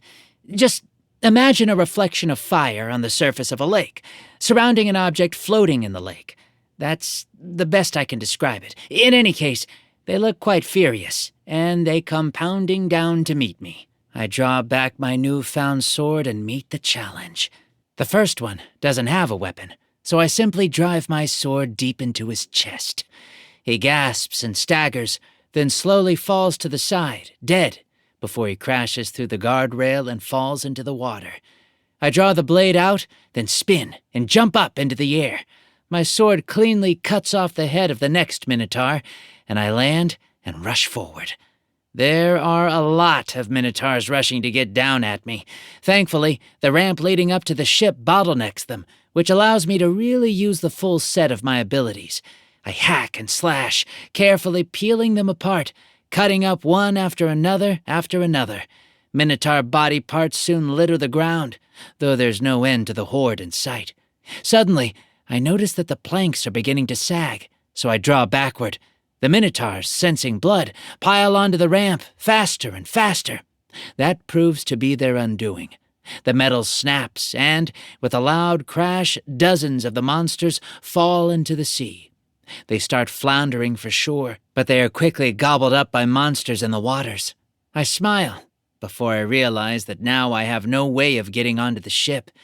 I frown, at least for a moment. Razor Edge, use your gargoyle. It seems like good advice to me, so I open up the portal. The gargoyle steps out, drool falling from its jaws, and I notice that it seems to have gotten a bit bigger. Lesser Gargoyle is now level 4. Added abilities, Mega Flight, Fireball. All right, then. I walk around and climb up onto the gargoyle's back. Mega Flight me over to that ship, then maintain a safe distance and fireball those things. Chaos Rider, do you really want to use fireballs around high explosives? I do not. Thanks. I quickly change tactics. A moment later, the gargoyle launches itself into the air, and I find the air nearly sucked from my lungs. Mega flight is fast. We go shooting up into the air like we were shot out of a cannon, then come crashing back down just as quickly. When we land, a shockwave blasts several of the minotaurs off the edge and into the drink, and I leap free while my gargoyle takes to the sky once again. All around me, massive minotaurs gnash their jaws and come charging for my blood, and I rush to meet them. My obsidian blade flashes in the waning daylight, and I begin systematically hacking my way through the beasts. One after another, they all fall around me, until, finally, only a single one is left standing. It turns and starts to flee, so I draw out my dagger and throw it with all my might. The blade slams into the monster's back, making it stagger and fall. I cheer.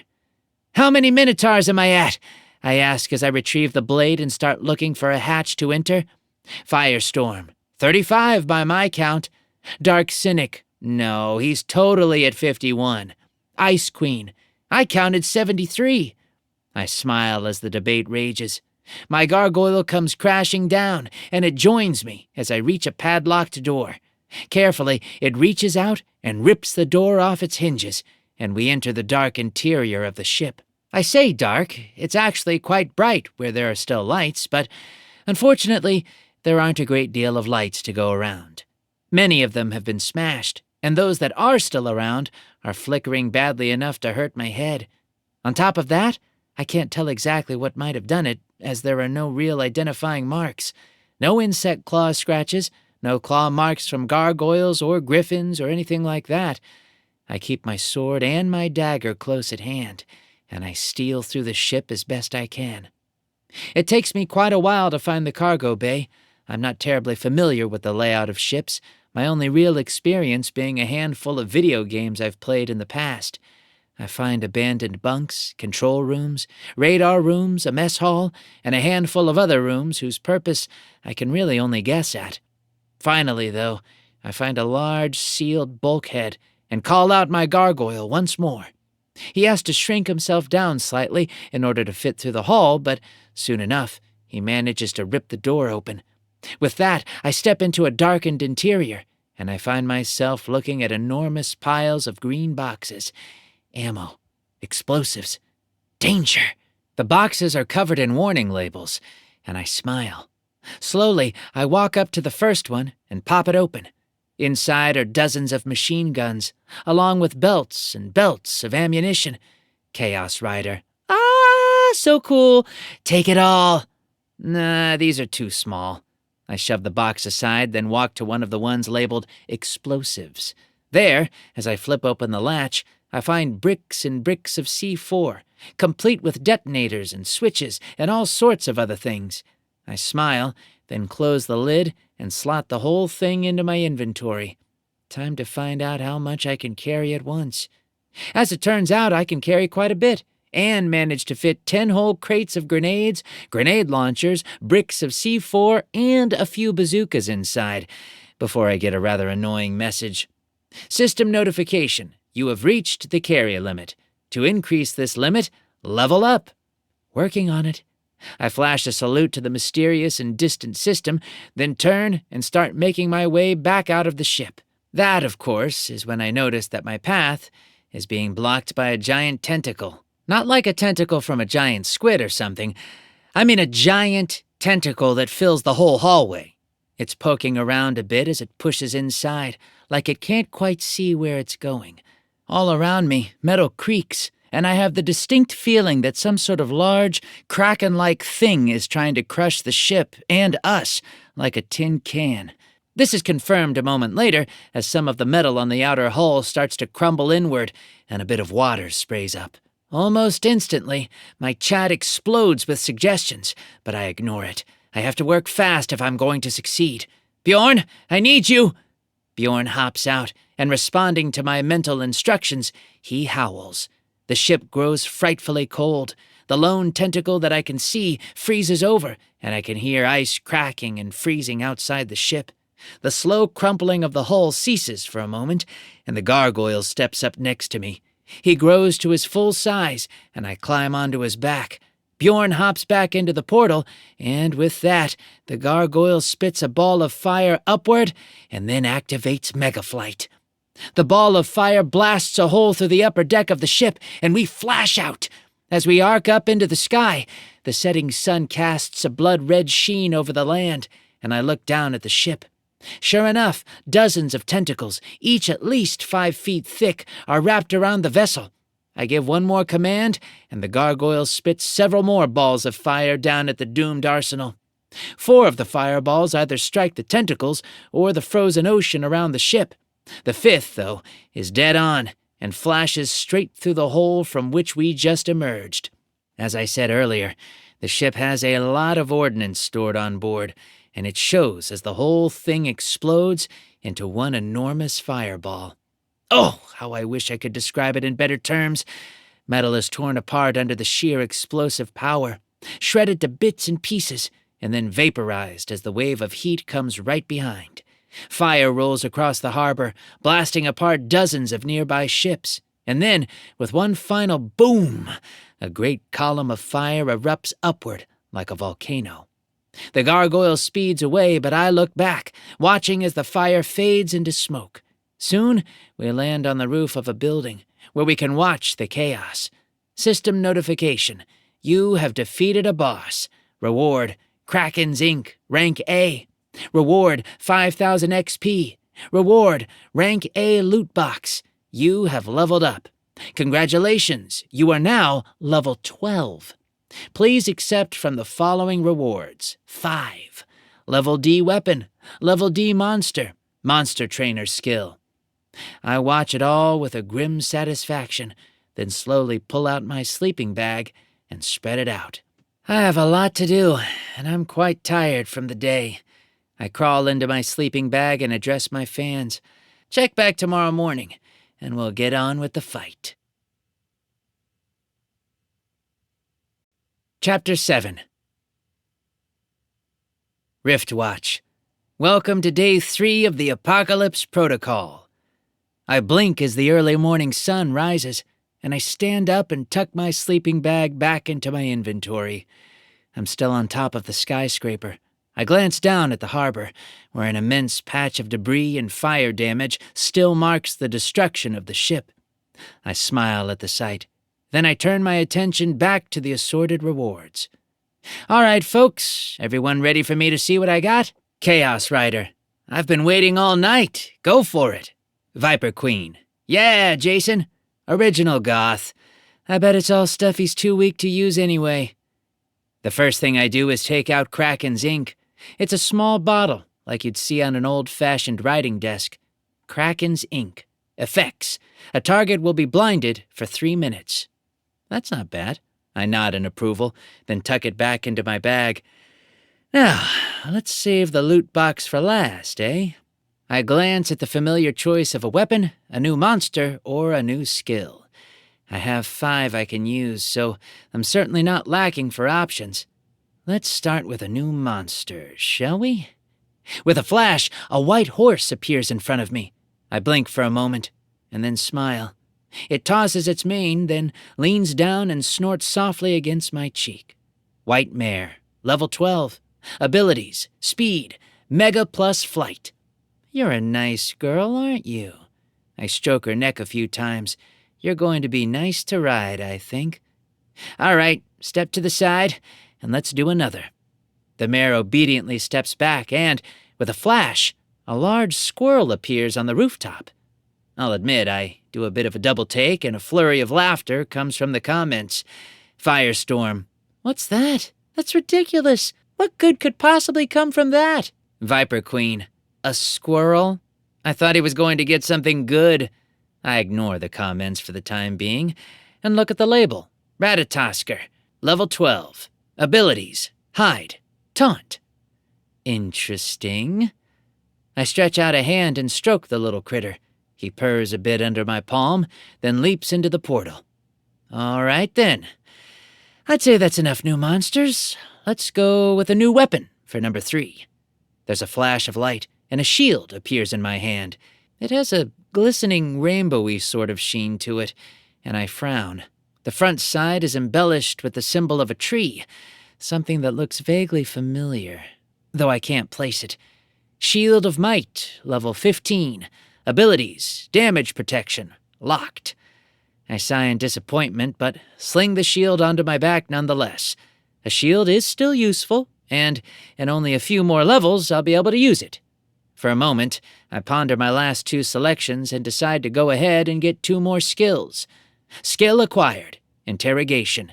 You may now speak to monsters you have not tamed, though they may not be willing to talk. Skill acquired. Random strikes. You may now spontaneously tame a monster during combat. This is random and is not affected by any factors. Nice! I pump the air with my fist as the comments explode with a wide range of approving cheers. I pause for a moment, then slowly pull out the rank A loot box. This one appears on the ground with a massive thunk. It's made of solid granite and is embellished with gold and jewels. Whatever's inside is going to be something cool, I'm certain of it. Slowly, carefully, I reach down and flip open all 3 latches, letting the lids spring open. There's a flash of light, and the box dissolves to reveal a helmet. It's obviously Norse, with the slanted eye holes that define the look, but it seems to be distinctly lacking in the horn department. Viper Queen. That's lame. It should have horns. Lunar Eclipse. Actually, real Vikings didn't have horns on their helmets. True fact. Viper Queen. Doesn't change the fact that it would look cool. I laugh, then stand up and slowly drop the helmet over my head. To my delight, it vanishes as it lands, though I can still feel it sitting firmly on my head. Helm of the Norse. You now have increased damage protection. Your strength has been increased. Your speed has been increased. Your stamina has been increased. Any skill that you utilize will be treated as though you were 2 levels higher. No one in the chat comments on the messages, so I can only assume that they've been hidden from them. I'm not exactly sure why, but I decide not to look a gift horse in the mouth. There was probably a reason for omission, and that's good enough for me. Quickly, I gather up my things and order all my monsters, except the mare, back into the portal. All right. I climb up and take my seat. We need a new name for you, I think. Do you have a name? Lightfax.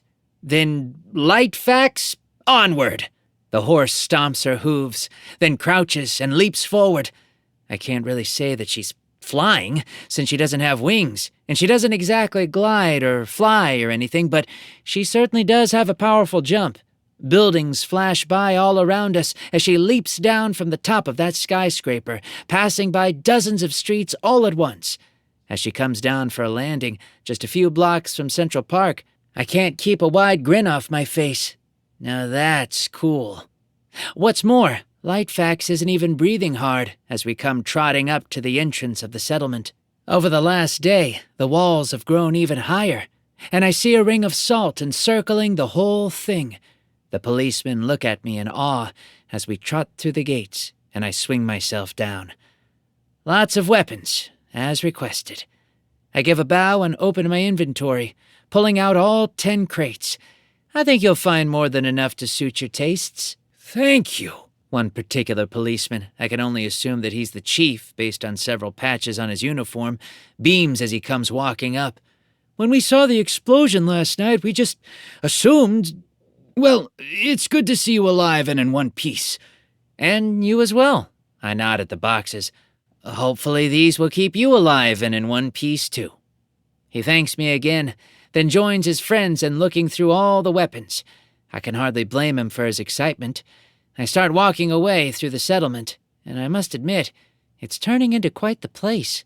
There are loads of tents set up everywhere, though permanent structures are already beginning to rise as well. Hammers and saws are almost constantly echoing around me as society rapidly rebuilds itself. Even still, I can see that there aren't that many people. Some folks seem to like the safety of the park, but others are just staying in their old apartments. I look up to some of the nearby buildings, and I see women hanging out their laundry. For some folks, it's the end of the world. For others, It's just another rather average day in New York City. Jason, you're back! I turn as Father Brown comes bustling over. I smile and hold out my hand, and he shakes it once more. I told you I would be. You'll also be happy to know that nothing has breached the interior of the church, and you had quite the congregation inside, praying. Bless them all.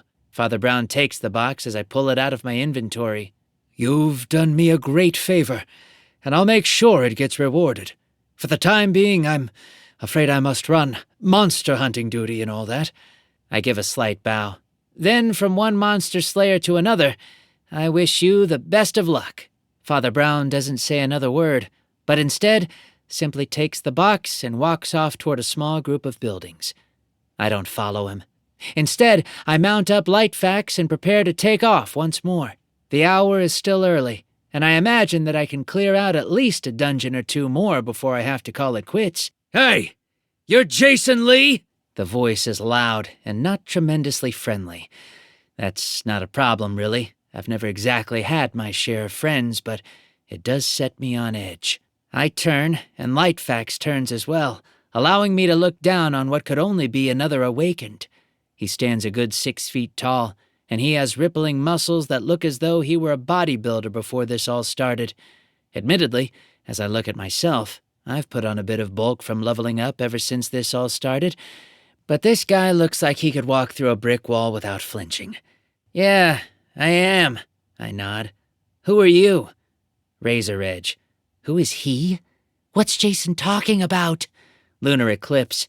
That's Harold Min. Hothead. Original goth. I keep telling you folks that Jason is only a poser and not the real deal. Who am I? Harold Min snorts and looks at me as though I have multiple heads. Side note, acquiring a skill that gives me an extra head would be really cool. Who am I?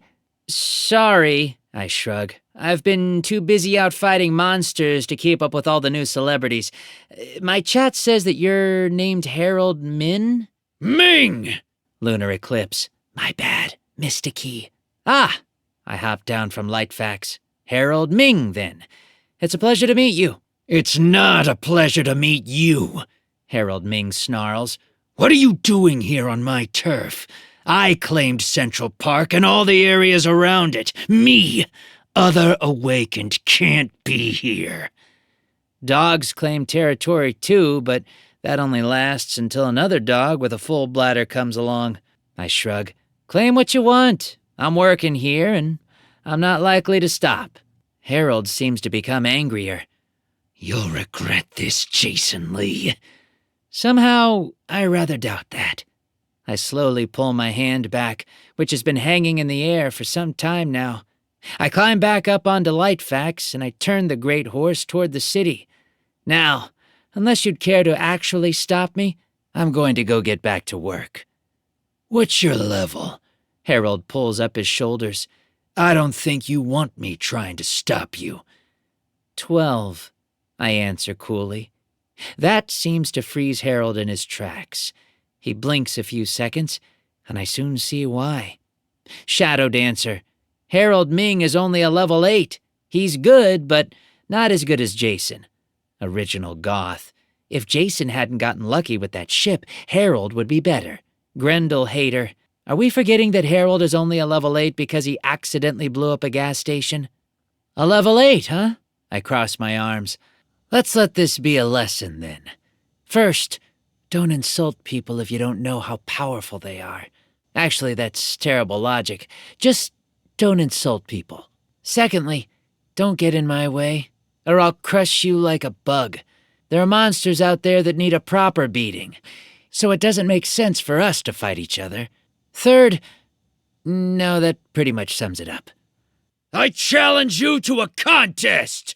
Harold calls out as Lightfax prepares to spring away. The person who can clear the most dungeons wins.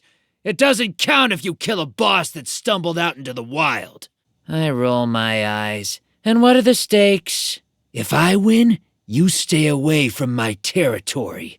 And if I win, I get something of an unspecified value from you. I shrug, wanting to be done with the petty conversation. Deal. We don't bother shaking hands. Harold snaps his fingers, and flames erupt around his whole body. He flies up into the air, sort of like a superhero, and goes whooshing off into the city. I watch him go, then pat Lightfax's neck. All right, girl, let's get this done.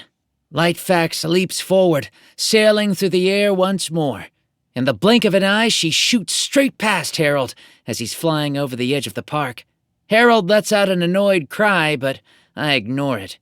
A few moments later, Lightfax touches down a few blocks out from the settlement, and I pat her neck. Take me to the closest dungeon. With that, Lightfax explodes through the streets like a streak of light. She's even faster on the ground than in the air, and I have a distinct feeling that Harold is going to regret ever having posed such a challenge to me. Chapter 8. Lightfax comes screeching to a stop just in front of a massive, rippling gate. Lightning pulses and flickers, and horrible screams come from inside. Some of the screams sound like torture victims. Others sound like enraged monsters. Whatever the case, I'm sure I can handle it. All right, girl. I hop down and pat Lightfax on the shoulder. Best if you head back inside. Garg? There's a flicker, and Lightfax ducks back into the pocket realm.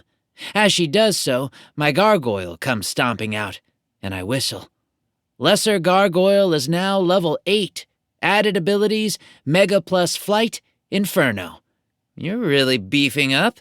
I pat his arms, which are a good bit thicker than they once were. For that matter, where he once stood only about 5 feet tall, he now rises to a height of almost 10 feet. He's a giant, no doubt about that, and I'm certain that he'll be of immense value in a fight. Are you ready? Garg nods, and we take our stance. Shadow Dancer. All right, here comes Jason's rise. First dungeon, let's have at it. Original Goth. I hope he dies. Chaos Rider. Can we ban her again? I give a brief nod to the chat. Ban Original Goth. I receive a notification that it's been done, and I stride forward. As I reach the portal, I slowly reach out my hand and step through. Wham! A dark body collides with me, and I'm blasted back out from the portal and onto the street. Standing astride my chest is a goblin, a nasty, black-skinned creature that looks to be more bones than skin. It opens a wide, toothy mouth and leans down to chomp my face off. I don't think so. I stab upward with my dagger, spearing it through the chest, which does the job. As I toss the corpse to the side, more of the creatures come running out, laughing and chittering and stretching out their little claws. Garg doesn't give them any quarter. A brilliant swath of flame erupts from his mouth, burning the asphalt and melting the concrete. Goblins dissolve into ash under the immense blast, and, after a moment, the flames die away, leaving only a few drifting flakes. The portal seems clearer now, and this time I step through a bit more carefully. My foot comes down on the wooden deck of a ship with a loud plunk. I smell the salty air even more strongly than at the harbor, and find myself on a Viking ship, moored to what looks to be a dark rock protruding up out of the waves. It's hardly even big enough to be called an island. It's just a single chunk of gray slate with a gaping cave mouth. All around, as far as I can see, is water. Dark, foamy, frothy water, with bits and chunks of ice bobbing about here and there. I shudder as a cold wind blows across the landscape, and the sea makes a mournful howl. All right, everyone. I try to keep my composure, and I walk forward toward the islet. As I reach the end, I have to hop to make it onto the stone. My feet slip on the wet slate, but I catch myself, and I haul myself into the cave entrance. My gargoyle, just behind me, shrinks itself down just enough to follow. Keep a close eye out. I don't want to miss anything. Chaos Rider. You've got this, Jason. I'm taking loads of screenshots so we can go through it all later. Lunar Eclipse. Can you send those screenshots to me? I'm watching on my sister's computer, and she has her shortcuts all rewired. A torch hangs in a sconce just next to the entrance, which I pick up and hold before me as I start downward. There are no stairs, but The floor slopes steeply, and I struggle to keep my balance. I manage, though, and turn my eyes to the walls, which are covered in Norse runes. At least, I assume that they're Norse. They look like something that would be written in a dwarven mine, and from what little I know, most artists base dwarves on the Norse culture, so it's an educated guess? Firestorm. Wait, Jason, stop. Go back. I can read this. You can? I stop and take a few steps back, until I'm near the entrance. Firestorm. Yeah, this script was invented by the internet a few years ago. Or maybe the system administrators gave it to us early so we could prepare. Eek! Just translate the words, I mutter. I'm freezing and about to enter the depths of who knows what. I really don't want to stand here and listen to a history lesson on how the internet came up with something. From my experience, the internet comes up with something new every few days. It's not worth keeping track of. Firestorm. Just a moment. Firestorm. Firestorm. Got it. It says, I am a dwarf, and I'm digging a hole.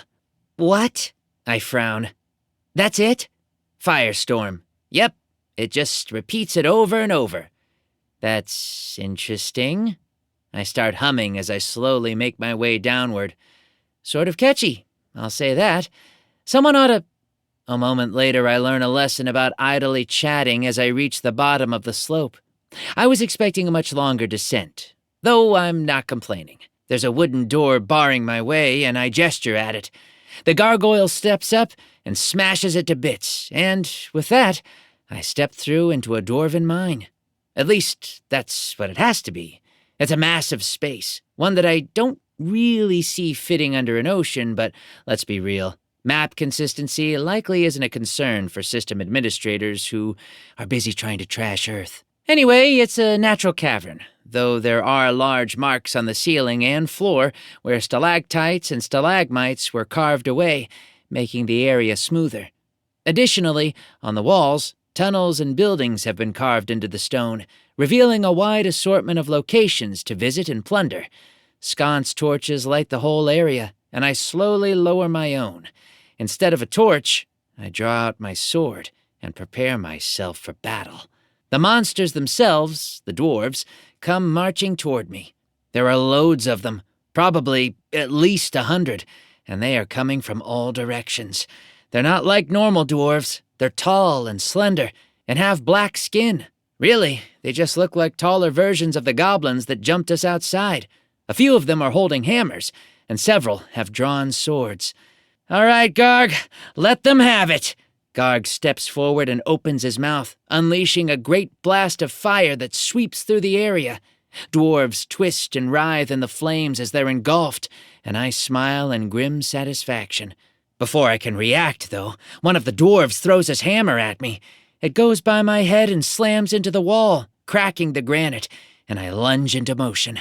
Garg quits exhaling fire, and as the dwarves come charging up, he joins me as I tear into them. I draw my sword and slash it through the torso of the closest dwarf. Instead of flesh or blood, a smoky sort of substance pours out, and the dwarf just sort of dissolves into thin air. Makes cleanup easier, I suppose. I duck as another dwarf throws a hammer, and the projectile hits a dwarf behind me, killing it instantly. Hey, that was my kill! I spin and lash out, carving the monster from top to bottom. It screams and falls backward, dissolving into smoke before it can hit the ground. My gargoyle suddenly flaps his wings and launches himself into the air, then gives a mighty crack with those same wings. A powerful concussive blast of air slams into the ground and creates a shockwave that flattens dwarves all around. Steel meets steel, and on we fight. All in all, despite the great numbers, it doesn't take long to subdue them all. As the last one falls below Garg's claws, I look around. The buildings along the wall largely appear to be functional. Dining areas, forges, that sort of thing. They'll be cool and likely have some good loot, but I don't have time to deal with them right now. Instead, I turn my attention to several dark tunnels that lead downward into the earth. They're all marked with similar runes, and I cross my arms. All right, Firestorm, give it to me. Firestorm. Go to the one on your right. It's marked as a forge, so that's probably where the boss is. That seems logical to me. I walk up to that door, where I find an impossibly steep slope leading downward into the abyss. I test it with a foot, and feel my grip slip almost instantly. Lightfax, I think I need you. Garg stays out of the portal as Lightfax appears, and I climb up onto her back. With that, Lightfax steps forward, and we go sliding down into the darkness. Just as I was hoping, Lightfax is able to keep her footing as we go shooting down an impossibly steep slide. For a little bit, we stay inside a tunnel, but soon shoot out into an immense cavern, which is crisscrossed with other slides and stairs. The path narrows to only a few feet wide, and I become certain that a single slip means death. Far below, at the bottom of the cavern, I see only sharp rocks. Suddenly, Lightfax springs forward, jumping away from the slide as we reach a turn, and she sails across a great gap to land next to a small doorway. Garg flies over and lands next to me with a thud, and with a bow, Lightfax vanishes back through the portal. "All right, folks," I whisper as I slowly walk into the darkened doorway. In the distance, I can hear a hammer pounding. "I think this is it. Stay tuned for the greatest, most epic boss battle you've seen yet." As I come to the end of the tunnel and peer out, I find a large, domed room. At the center is the biggest forge I've ever seen. So big that the flames from its fire are what keep the place lit. Hunched over the forge is a hulking mass of a man who pounds away with a hammer the size of my body. "Who's there?" He rumbles and pulls himself up. I take a deep breath, then slowly step out and square my shoulders. "I am." The man scowls, then slowly starts to chuckle. "And here I thought it was Loki, coming to check on me again. Nothing more than another ankle-biter." "Are you the boss of this dungeon?" I demand. The blacksmith shrugs. "I suppose you could say that I am. Yeah. So what's it to you?" "I'm here to defeat you." "Oh, you are?" The blacksmith laughs. "Son, you want my advice? Just..." My blood begins to get hot. "I said I'm here to challenge you!" All right, don't get your dander up." The blacksmith sighs and pulls himself upright, then turns to face me.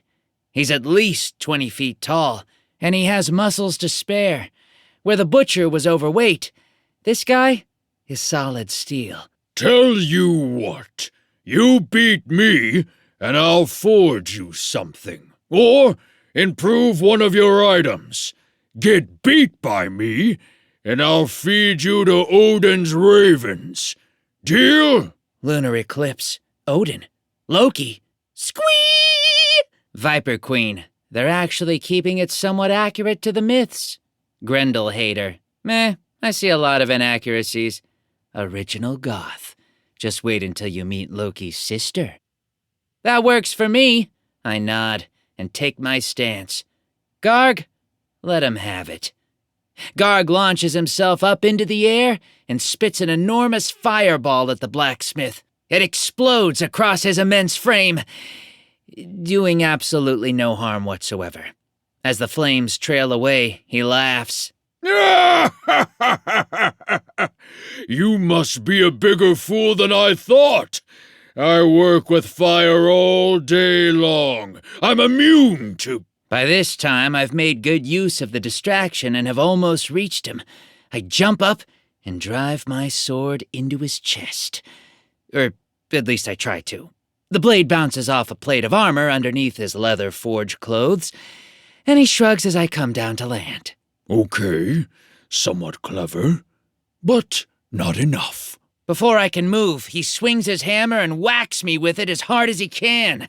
Now, the head of that thing is the size of my torso, so I don't have to tell you that it hurts. A lot. I'm flung across the room where I slam into a wall hard enough to crack the stone behind me. I slump to the ground, my health bar dropping down into the yellow, and slowly pull myself up. Bjorn, if he's immune to heat, he might be weak to cold. Bjorn bounds from the portal, tilts his head back, and howls. The room instantly cools, and the fire dies down a good bit. The blacksmith chuckles, then draws back his hammer. Not a bad move, but it won't save you. He throws the hammer, and I dodge out of the way. The weapon smashes deeply into the wall, but I'm already moving. I know I'll need every ounce of my strength to defeat him, so I pour out all the speed I have. I draw out my shield and throw it as hard as I can, and it bounces off his face. With that, I start to feint right, then spin and dodge to the left. Good thing, too, as the blacksmith stomps a foot down where I was planning on running. Now that I'm close to him, I draw out my sword and plunge it through his clothing once more. This time I aim for a spot that's not usually protected by armor, right at the place where his leg meets his torso. It sinks in deeply, and blood spurts forth. He howls in pain, and I yank it free. He stumbles and falls to his knees with me behind him, and I swing the sword at his neck. Clang! The blade crashes against an invisible helmet, much like my own. It jars the sword from my hands, and I gasp. The blacksmith is quick, and he reaches back, grabs me, and flings me up through the air toward the forge. I come crashing down on the red-hot plate used for pounding metal, and he slowly rises. The hammer flies out of the wall and back into his hand, and I get the distinct feeling that I know what he's about to do. I don't give him the chance to do it. As he approaches, I roll off the plate, then reach into the forge and grab hold of a hot coal. It burns my hand intensely, but I know I can heal so long as I survive. As the giant comes stomping up, I pull the coal back out and fling it with all my might. My aim is perfect, and the coal, which is about 4 inches across, bounces up the giant's nose. He howls in pain and drops his hammer, then stumbles back and falls to his knees. Before he can react, I jump up and race forward toward him. I don't have a weapon in my hands, so he doesn't seem too concerned, until I suddenly open my inventory and pull out my axe. I swing it with all my might, and there's a clean chop as I sever his head from his body. The body falls to the floor with a thump, and I gasp for air for several long moments. The axe goes back into my inventory, and I give the head a kick. I know it's a bit more than a pound of flesh, but in fairness, I'm not Loki. Lunar eclipse. Burn! The head simply chuckles. After a moment, the body rises up, picks up the head, and puts it firmly back on his shoulders. I've wondered what that would feel like, ever since my old buddy the Green Knight had his fun with old Gawain. Not pleasant, I'll tell you that. I watch as the head heals to the neck once more, and the blacksmith picks up his hammer and starts in at the forge again. Well, I'm true to my word. Tell me what you want, and I'll get this dungeon closed down. He winks at me, and I feel a surge of something like power rush through me. Power? No, confidence. If what I've seen is any indication, even hell herself is going to have problems taking you down. Chapter 9. Hell herself? I chuckle a bit. I thought hell had already been defeated. You know, the whole harrowing business. Plus, I always thought of the devil as more masculine. 1 L, not 2. The blacksmith chuckles as he holds up a hand as if to catch something. Now, what's it going to be? New weapon, or an improvement to something you already own? I pause for a moment, then pull out my shield. Can you tell me what this does? I'd like to know before I decide. I toss the shield to him, and he catches it out of the air. For a moment, he looks down at the object, then shrugs and tosses it back to me. Bifrost summon. Rather overpowered for a level 25, if you ask me. But that's the way the system administrators are doing things these days, I suppose. I frown. I thought it was a level 15. The item is a level 15. The skill takes a level of 25. The blacksmith shrugs again. Now, come on. I don't have all day. I mean, technically I do, but... Here. I pull out my dagger and toss it to him. He catches it expertly, then places it on the forge. Do something with this. Shadow Dancer. Oh, what do you think he's going to make with it? Dark Cynic. I bet he's going to turn it into a longsword. Original Goth. He should just smash it while he has the opportunity. Ah, Shadow Dagger. The blacksmith whistles as he looks down at it. That's a nice weapon. Way more powerful than you should have been able to get so early on. About the only weakness it has is that it's so small. Let's see. What can I do to get you some more... Aha! He lifts his hammer, then brings it crashing down. There's a responding blast of light, and he picks it up again. Then, suddenly, he throws it into the wall. It slams into the stone, cracking the ancient rock, and he holds out his hand once more. With a flicker, the knife slides out and flies back to his hand. And he turns and hands it to me. That ought to do you good. Just be careful. I didn't spend as much time with it as I do with some of my other weapons, so watch which end is pointed at you when it's coming back. Wouldn't want you to accidentally stab yourself or something. I nod, then slide the weapon onto my belt. I'll be careful. I start to leave, then pause. This Hell, can you tell me about her? Oh, she's a scary one. I'll tell you that much. The blacksmith grabs a piece of metal and starts hammering it once again. Odin's eldest daughter. Thor and Loki's older sibling. You probably know her as Hela. Her name gets anglicized a lot. Nasty bit of work, I can assure you.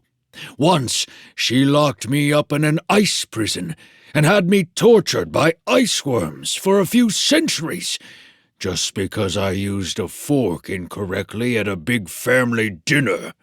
Where do I find her? I demand. Chaos Rider. That's our Jason taking the fight to the gods. Dark Cynic. They're not gods. This is all just some program.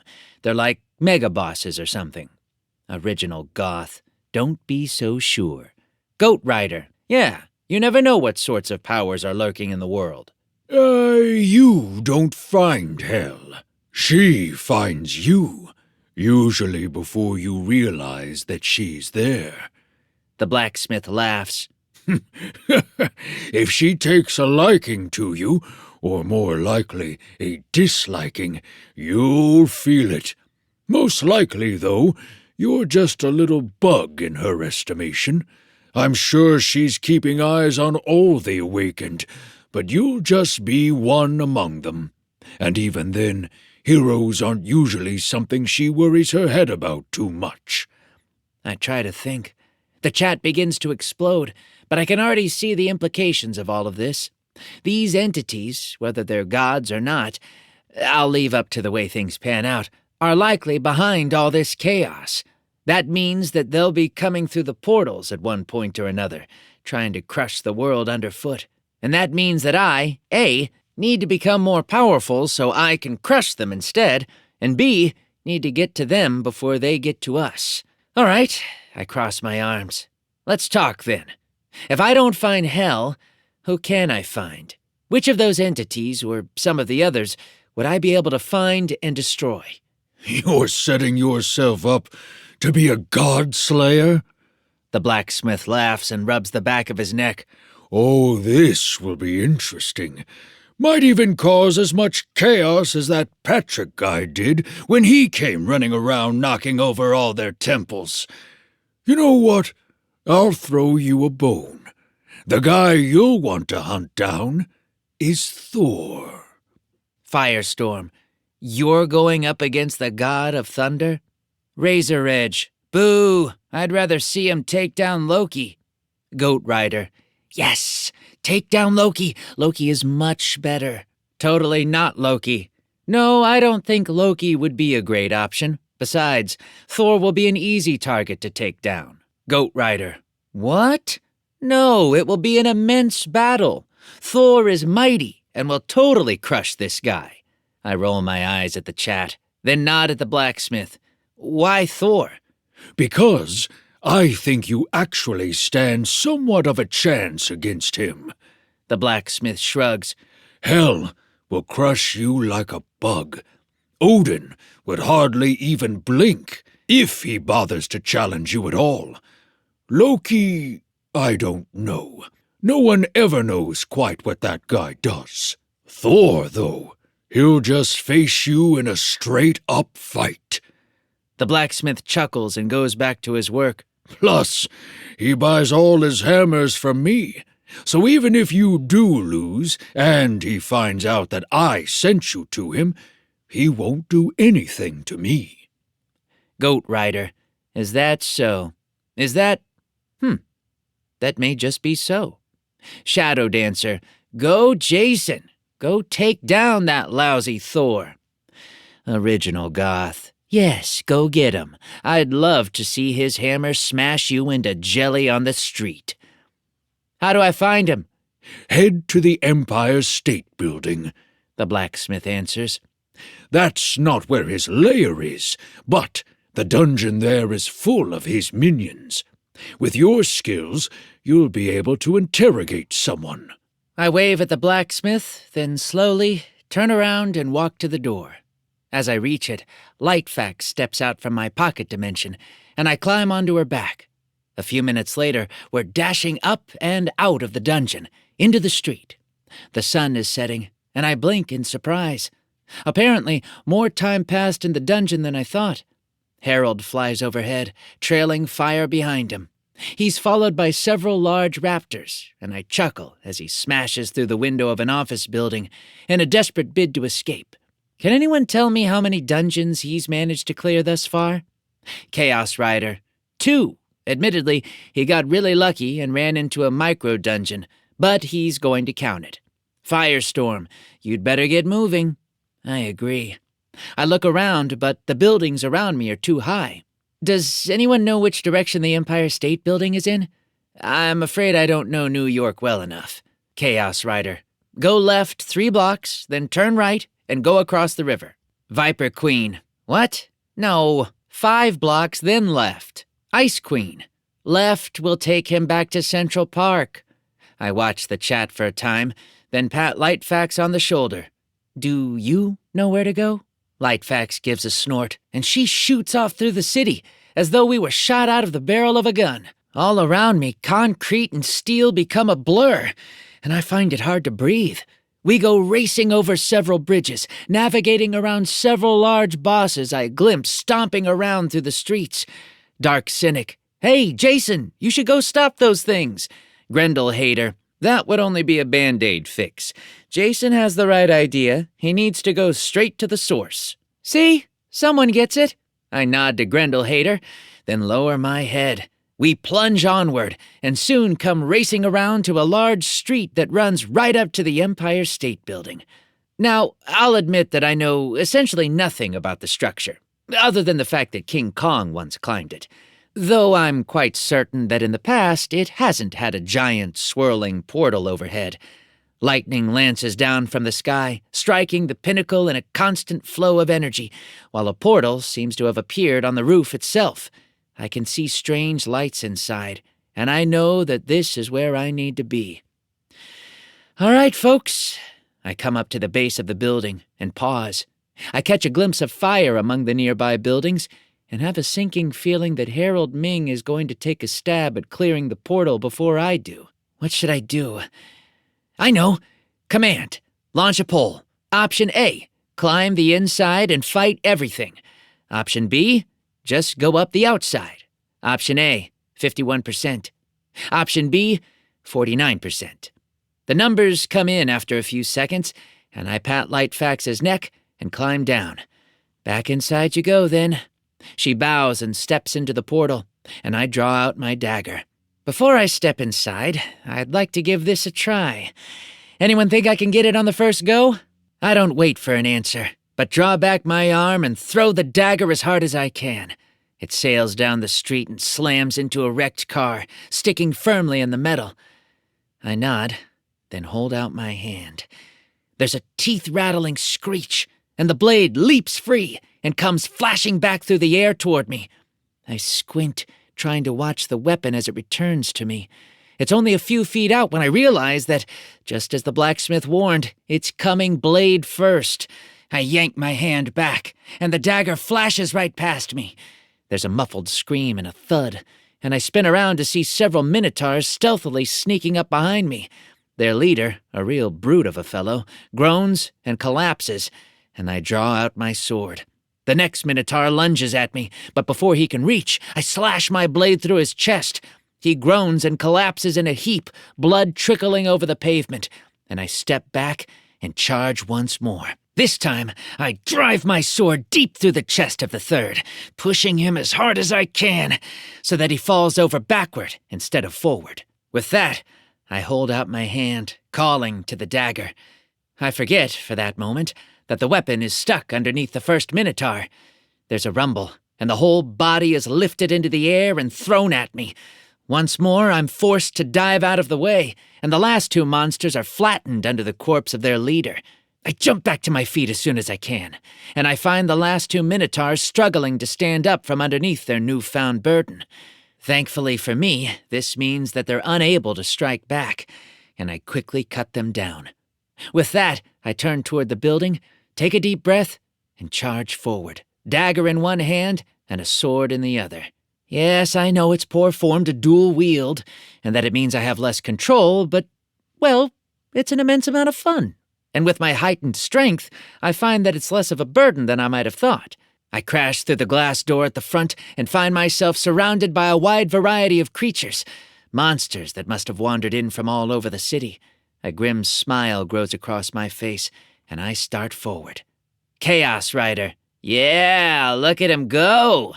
Firestorm. Jason is epic. The lobby doesn't take me long to clear, and, as I drop the last giant spider, I hear a crashing noise from the stairwell. The elevator dings as well, and I glance at the chat. All right, new poll. Elevator or stairs? A. Elevator, 10%. B. Stairs, 90%. You guys just love punishing me, don't you? I run to the door and kick it open, flattening a sprite, and then charge upward. Here I find that my blades are a distinct advantage. The stairwell is so crowded that none of them can really get any of their attacks together before I cut them down. Below me, monster parts rain down the open central column, making a pile down below. I catch a glimpse of worm-like monsters slithering out of the basement to gobble up all the monster droppings, and I decide that I don't really want to go down that way. I forge steadily upward, fighting my way through monsters that pour out of the different floors of the building like a never-ending wave. Up above, there seems no end, but I keep pressing. You have leveled up. Congratulations, you are now level 13. You have leveled up. Congratulations, you are now level 14. By the time I reach the top, my arms ache from how many monsters I've carved through, and I'm certain that my sword and my dagger have both grown dull. Not actually, of course, but it feels like they should have. I gasp as I stagger out onto the roof and find the area cleared. A handful of dead monsters lie scattered about, and on the horizon, the sun casts a long red glow across the city. Any idea how many monsters I took out? I ask as I tuck the weapons back into my inventory. Chaos Rider. At least 1,000. Viper Queen. I installed software that keeps track of it. 1,576 over the course of an hour and a half. Not bad, I smile, then let out a long breath. Consider the Empire State Building cleared. I nod toward the portal. Is Harold already inside? Razor Edge. Yep. Dark Cynic. Don't sweat it, though. He hasn't leveled up since you talked to him. Even if you don't look as good on paper, you're crushing him. Grendel Hater. You really need to rest, kid. What's he doing inside?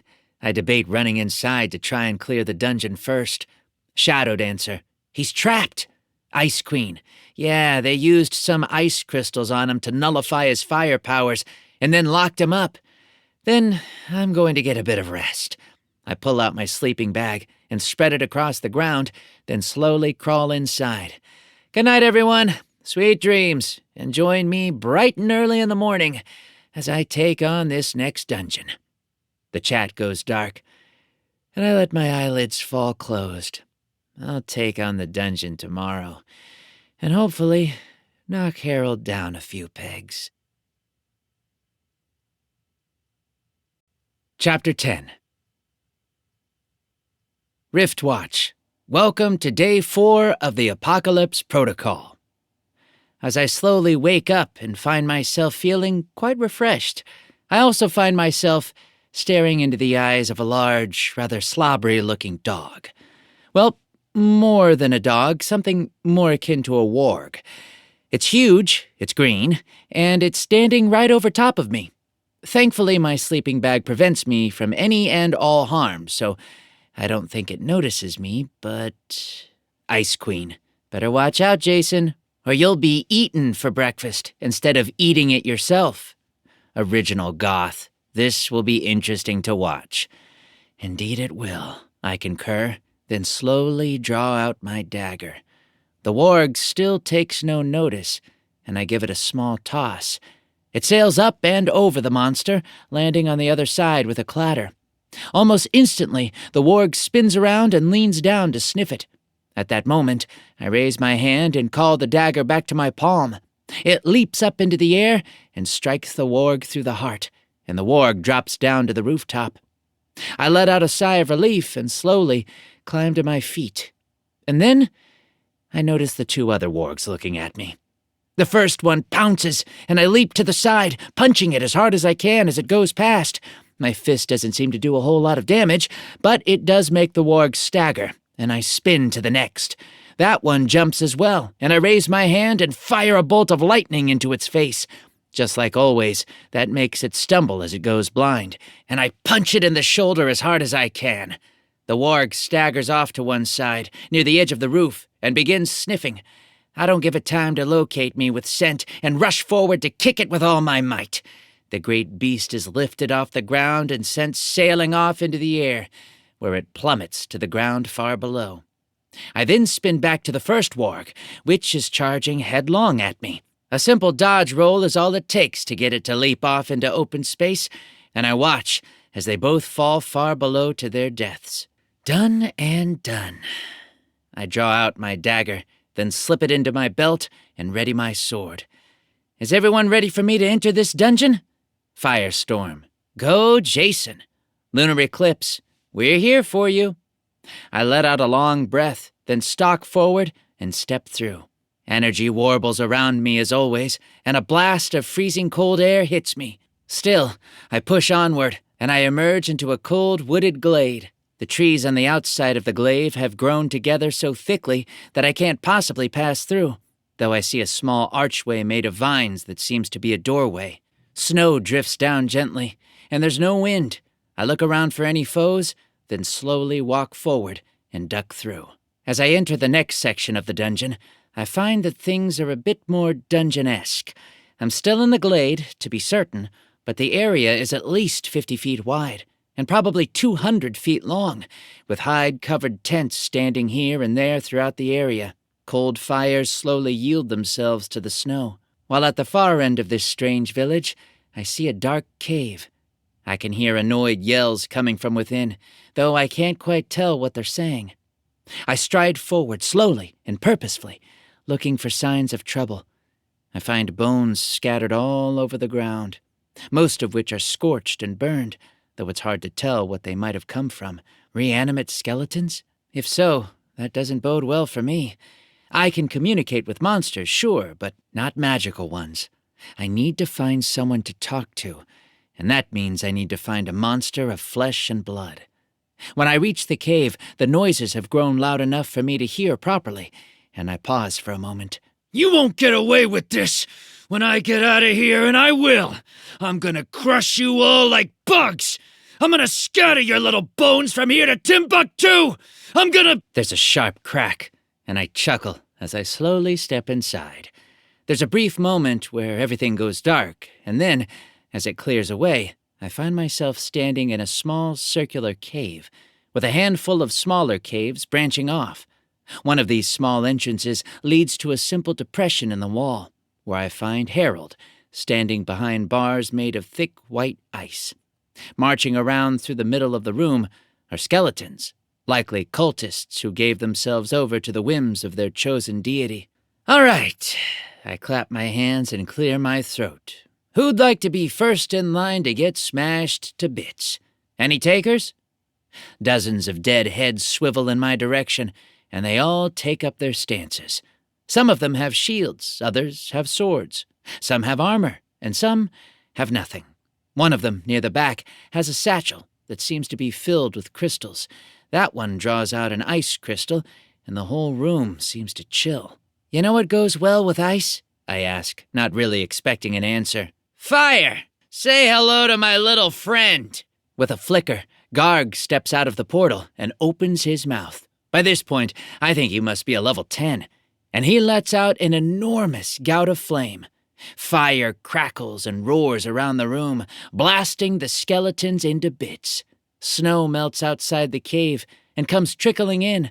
My faithful creature lets off the attack as the last of the enemies die.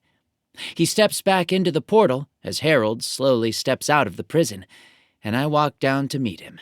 This dungeon is mine! Harold snarls as I approach. I have a frost wolf. I can lock you up again just as easily as I got you out, I comment as I walk past him toward the entrance that I'm fairly certain leads to the boss chamber. Now, you can either come with me and help me clear this place, or you can go run home and let me have all the fun. I'm honestly okay either way. Harold grits his teeth so loudly that I can hear it, but he follows along. We slip through the darkened cave entrance and begin to descend. After a short distance, the air grows even colder, and we step out into a large pit. The pit has an open top, through which snow is drifting down lazily. Ice clearly rims the lip of the pit, preventing anyone from jumping up and escaping that way. As we enter, a stone comes crashing down across the entrance, and I look a bit more closely at our foe. There's not much in the pit except for a throne, and upon the throne, the skeleton of a man who must be at least 10 feet tall. Bones click together as the body pulls itself upright and draws up an enormous axe. I scowl. No! I need someone I can talk to! You can talk to me, the skeleton rumbles. And who are you? I demand. You don't look like anything but a lackey of Thor, someone who gave up their life needlessly for him. I wouldn't say needlessly, the skeleton banters at me. I find this body quite useful, actually.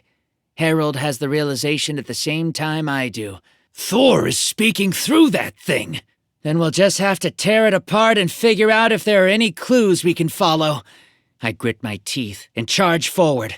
Don't hit me with your fireballs! Harold snaps something, but I'm not listening. Behind me, he rises into the air and throws several large fireballs at the skeleton, which the monster casually bats away with his axe. Our foe then draws the weapon back and sweeps it across the ground in a great arc, trying to hit me. I jump upward as the weapon nears, and it passes under my feet. As I arrive at the skeleton, I draw out my sword and bring it crashing down on the creature's right arm.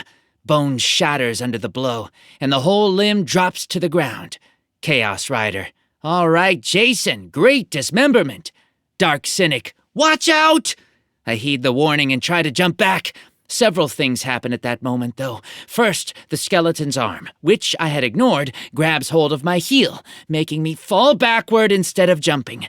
Meanwhile, the skeleton's other arm, which is still holding the axe, makes another swing backward at me. The blade passes narrowly over my body, so close that I can feel the wind from the attack. I shake off the skeleton's hand and jump back up, then charge forward and bring the sword up once more. Before I can attack, though, a fireball hits me from behind and makes me stumble, crashing down to land at the thing's feet. The skeleton doesn't hesitate, and it stomps down on me with all its might. bone slams against the invisible helmet, and though I do still feel a good bit of the impact, I survive, which I suspect may not have happened if I wasn't wearing it. This seems to stupefy the skeleton, and I jump back to my feet, then grab hold of one of the leg bones and give it a yank. The bone splinters under my grasp, and I flip it around to hold it like a club and smash it over the skeleton's head. It staggers backward once more, and I throw the weapon aside, then draw out my own axe, lift it up, and bring it crashing down. My aim is true, and it shatters the skull and splits the whole desiccated body down the spine. Bones clatter to the ground left and right, and I let out a sigh of relief. Slowly, I take a step back, and then pause as the bones begin to shudder. I watch, annoyed, as the pile pulls itself together. Bones fit back into bone, and, within a moment, the whole thing has reassembled itself. The construction chuckles loudly, then picks its axe back up. You may try to defeat me, but without the right weapons, you cannot harm this body. Harold lands next to me and thrusts out his hands. An immense inferno explodes across the ground and wreathes the skeleton in flame. But as near as I can tell, the fire seems to hit some sort of a barrier, just a few inches from the bone itself. The structure is being protected, likely by its connection to Thor. I scowl for a moment, trying to think, then glance at the chat. Lunar eclipse. Oh no, Jason doesn't have any blessed weapons. If only Father Brown was here. Goat Rider. Behold, the mighty Thor will now win this battle. Original Goth. He's not fighting Thor, you idiot. Goat Rider. Oh, right. He's, A thought strikes me, and I scratch my head. Is there anything that would allow the gods themselves to access the live stream chat? Golden Shield. Don't know why they wouldn't be able to. Goat Rider. I'm very certain that they cannot. Totally not Loki. They totally can. All right, then. I think for a moment. Would someone tech-savvy be able to ping Goat Rider's location? At that, the skeleton lets out a roar and lumbers forward once more. Harold continues blasting the thing with fire, which continues to not do a thing. It gives me an idea, though, and I put my hand on Harold's back. Whatever happens, just keep blasting fire, all right? All right. Before he can think about what's happening, I shove him forward. He crashes into the skeleton, a move that surprises both of them. His fire, pushed through the protective barrier by my attack, suddenly burns through the dried bone like kindling, and in a mere instant, the whole thing is reduced to ash. System notification. You have defeated a boss. Reward 1000 XP. Reward rank A loot box. I smile and take a bow as my live stream chat explodes. I hold out my hand to accept the loot box, and, with a flash, a chest appears on the ground. Hey! Harold snaps. I was the one who made the kill! You were the weapon that got the job done. I don't know if that counts, I shrug.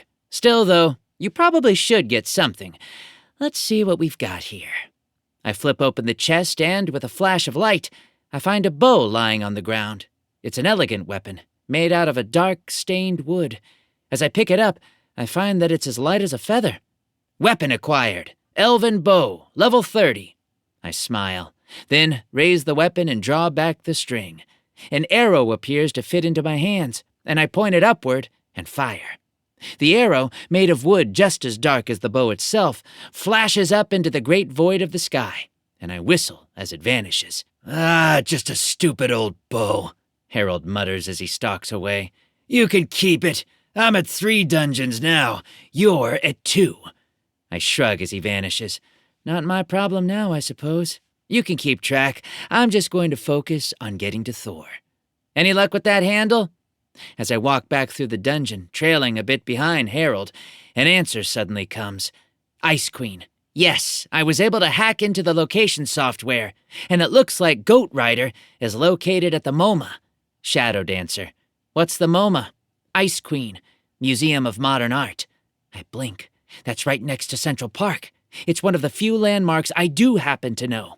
A few moments later, I'm out on the roof. Harold flies down toward what looks to be a smaller dungeon, but I have bigger fish to fry.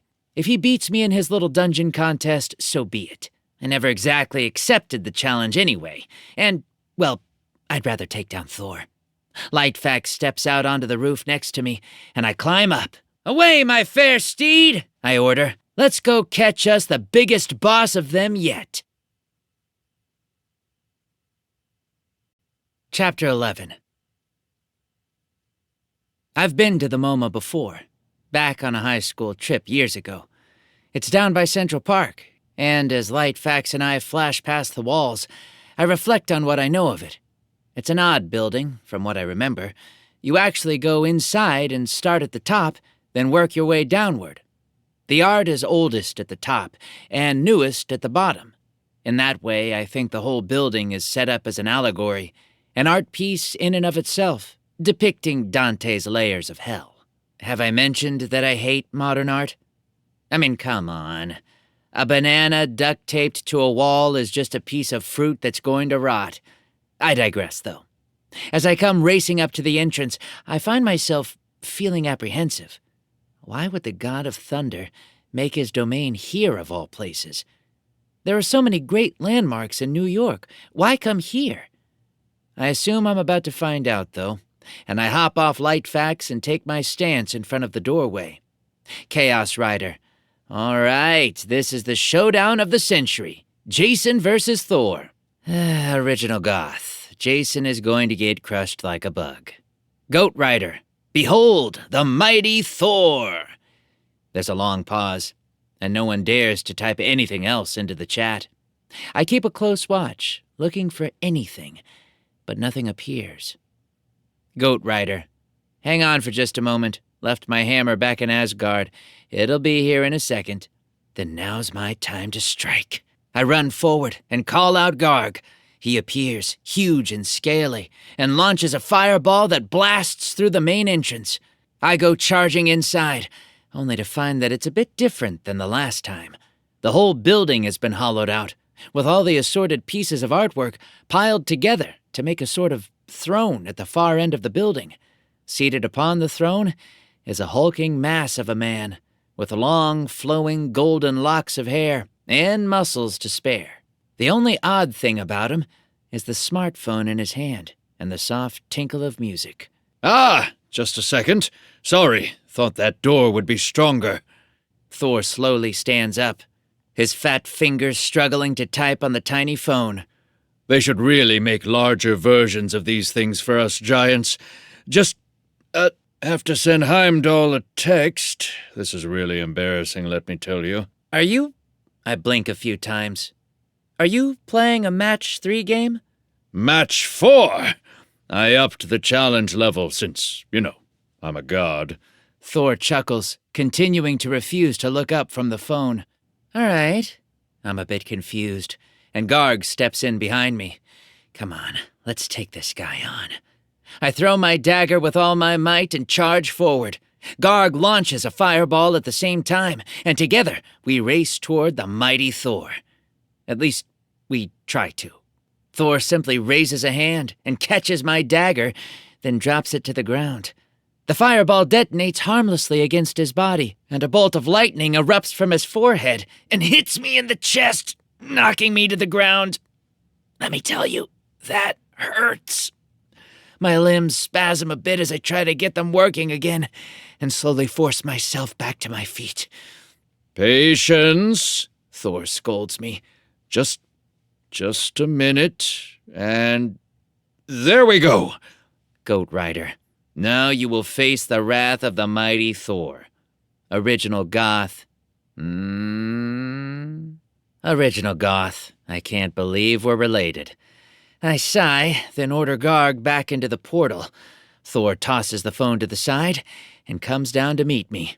I draw back my sword, then rush forward. Crash!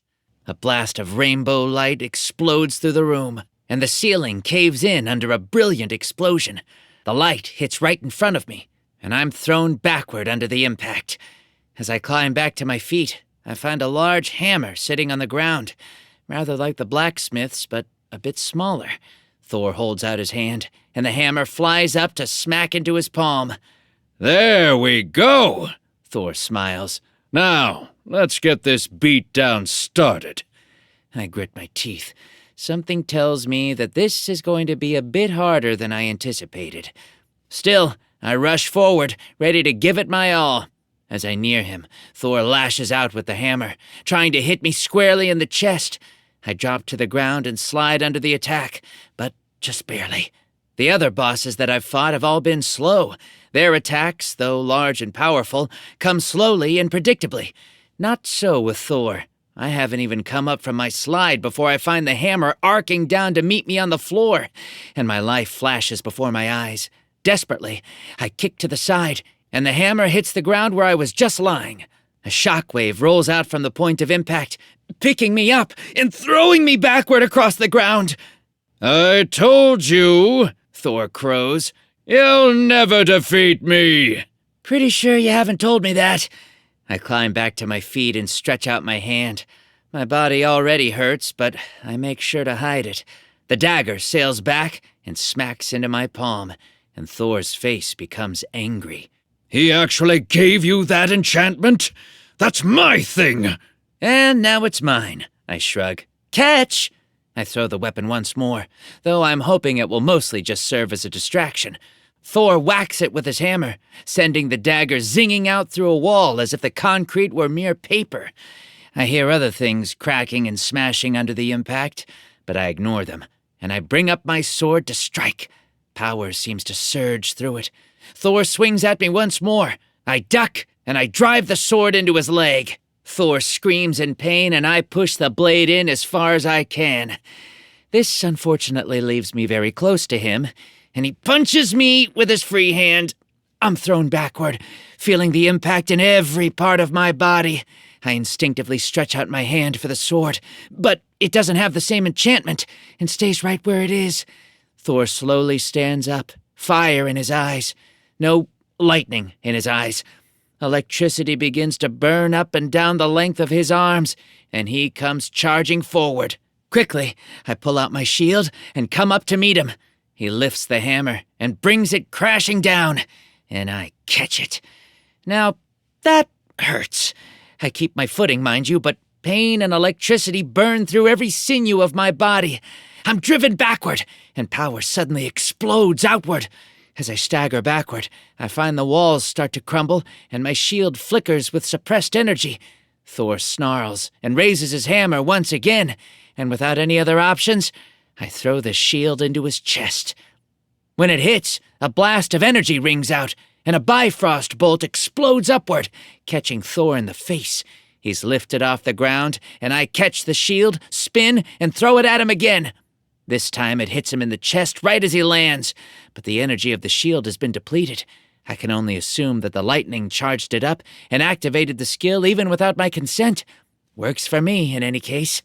As Thor is struggling to rise, I rush forward, grab up the sword, and raise it over my head to strike. I bring the weapon down, and Thor blocks with the hammer.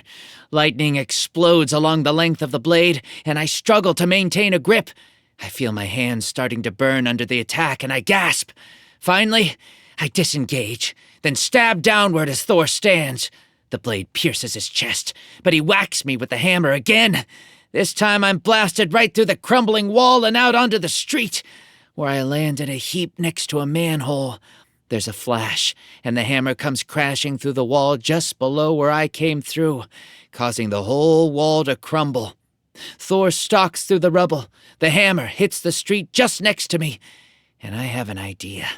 It's not a good idea, but it's something. Desperate, I hook my fingers into the manhole cover, rise, and throw it with all my might. Being little more than boring old earth metal, it crumples like a piece of paper when it hits Thor in the face, and he laughs, reaches up, and peels it away. At the same time, though, I hold out my hand for my dagger. I hear crashing noises from a distance, but I can't tell exactly where it's coming from. Give up now, and I shall think about letting you live. Thor holds out his hand, and the hammer flies back up to his palm. Never. I grit my teeth. A moment later, a flock of pigeons explodes up into the air from a nearby rooftop, and my dagger comes back to land in my hand.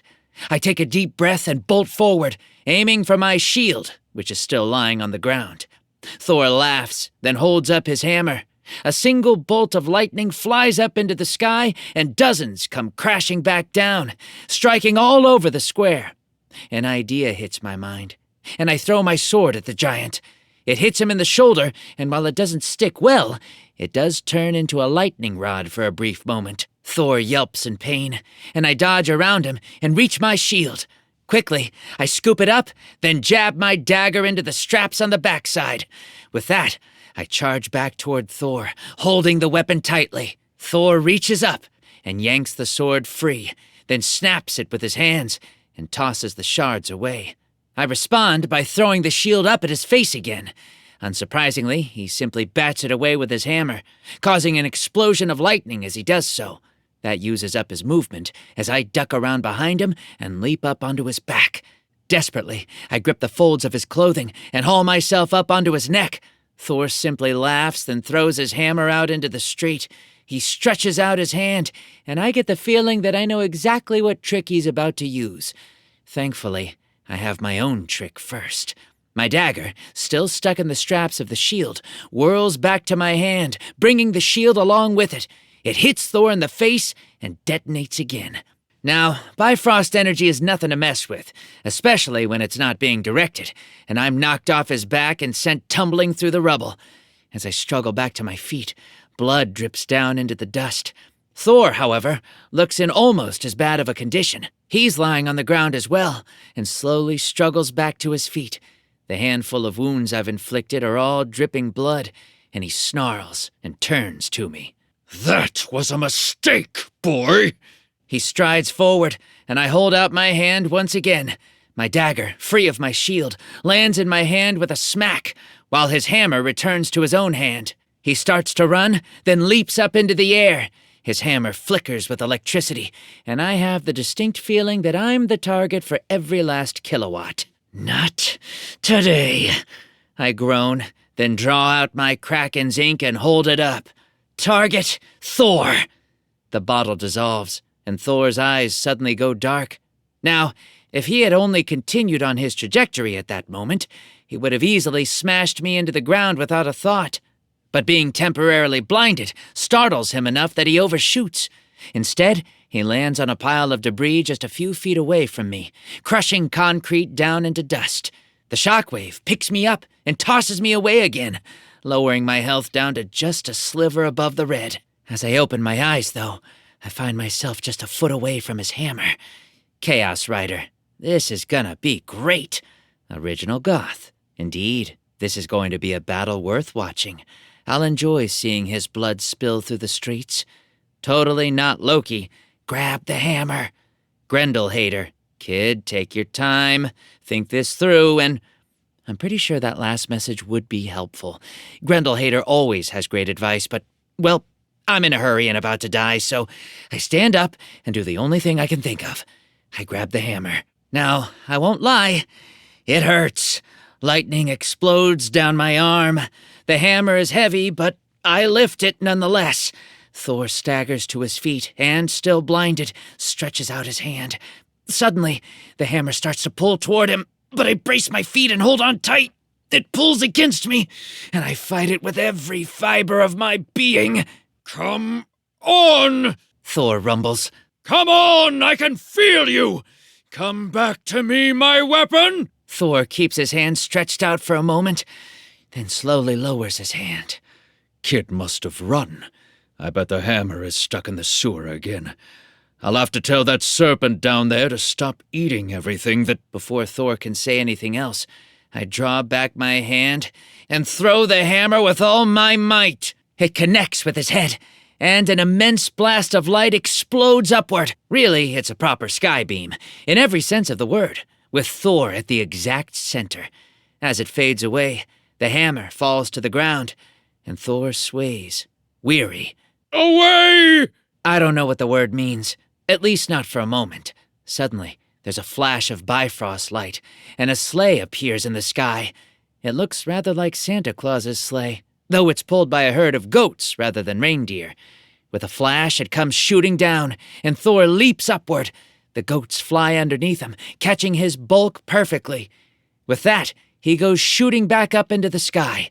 I watch my prey leaving, and I ball my hands into fists. Original goth. What a coward. Shadow dancer. Agreed. Run like a little whelp and never come back. I'm not letting him go, I mutter. I hold out my hand, and my dagger flies back into my palm. I then locate my shield, which isn't far away, and watch the sleigh fleeing through the sky. If he runs, he'll only hurt more people, and I'm not going to tolerate that. I'm tracking him down, and I'm going to kill him. Chapter 12. I walk away from the ruined MoMA, trudging through the debris back toward the entrance of Central Park. As I do, something catches my eye. Perhaps the only painting that I've ever actually cared about from the modern era. Slowly, I bend over and my hands find purchase on The Starry Night. Chaos Rider. Whoa! Firestorm. Is that what I think it is? You should keep it. Lunar Eclipse. Don't worry, we won't tell.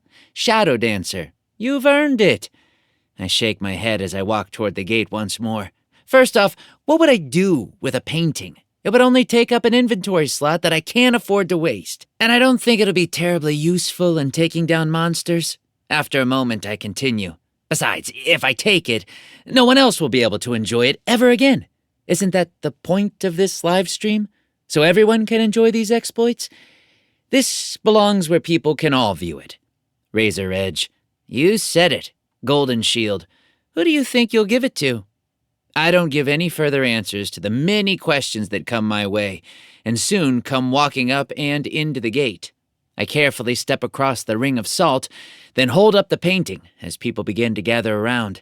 I see their jaws dropping in shock, and I have to allow myself a bit of a smile. Lucky you! I want it! I've got $100 right here!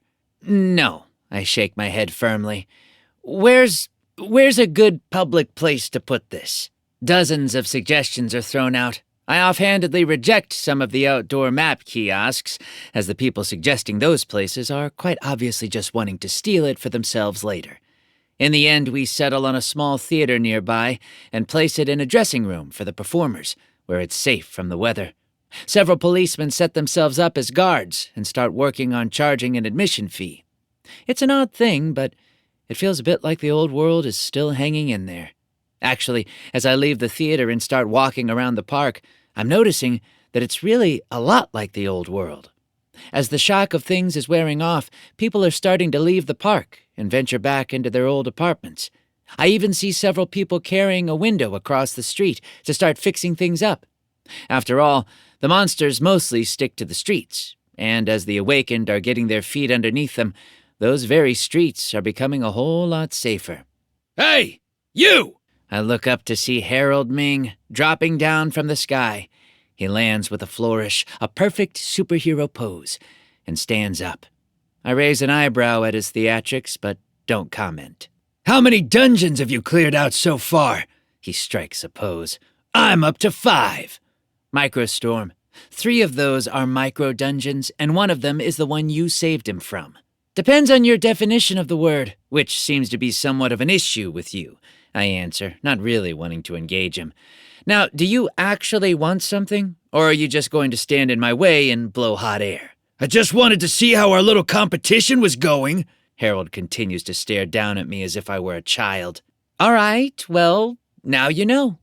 I step around him and start walking across the park once more. Now, if you'll excuse me, I'm going to head back out there and try to get some work done. Save the world, all that jazz, you know the deal. System notification. Now that you've all been given some time to adjust to this new world, we are pleased to announce that the very first rift will be opening. What's a rift? Harold frowns, looking confused.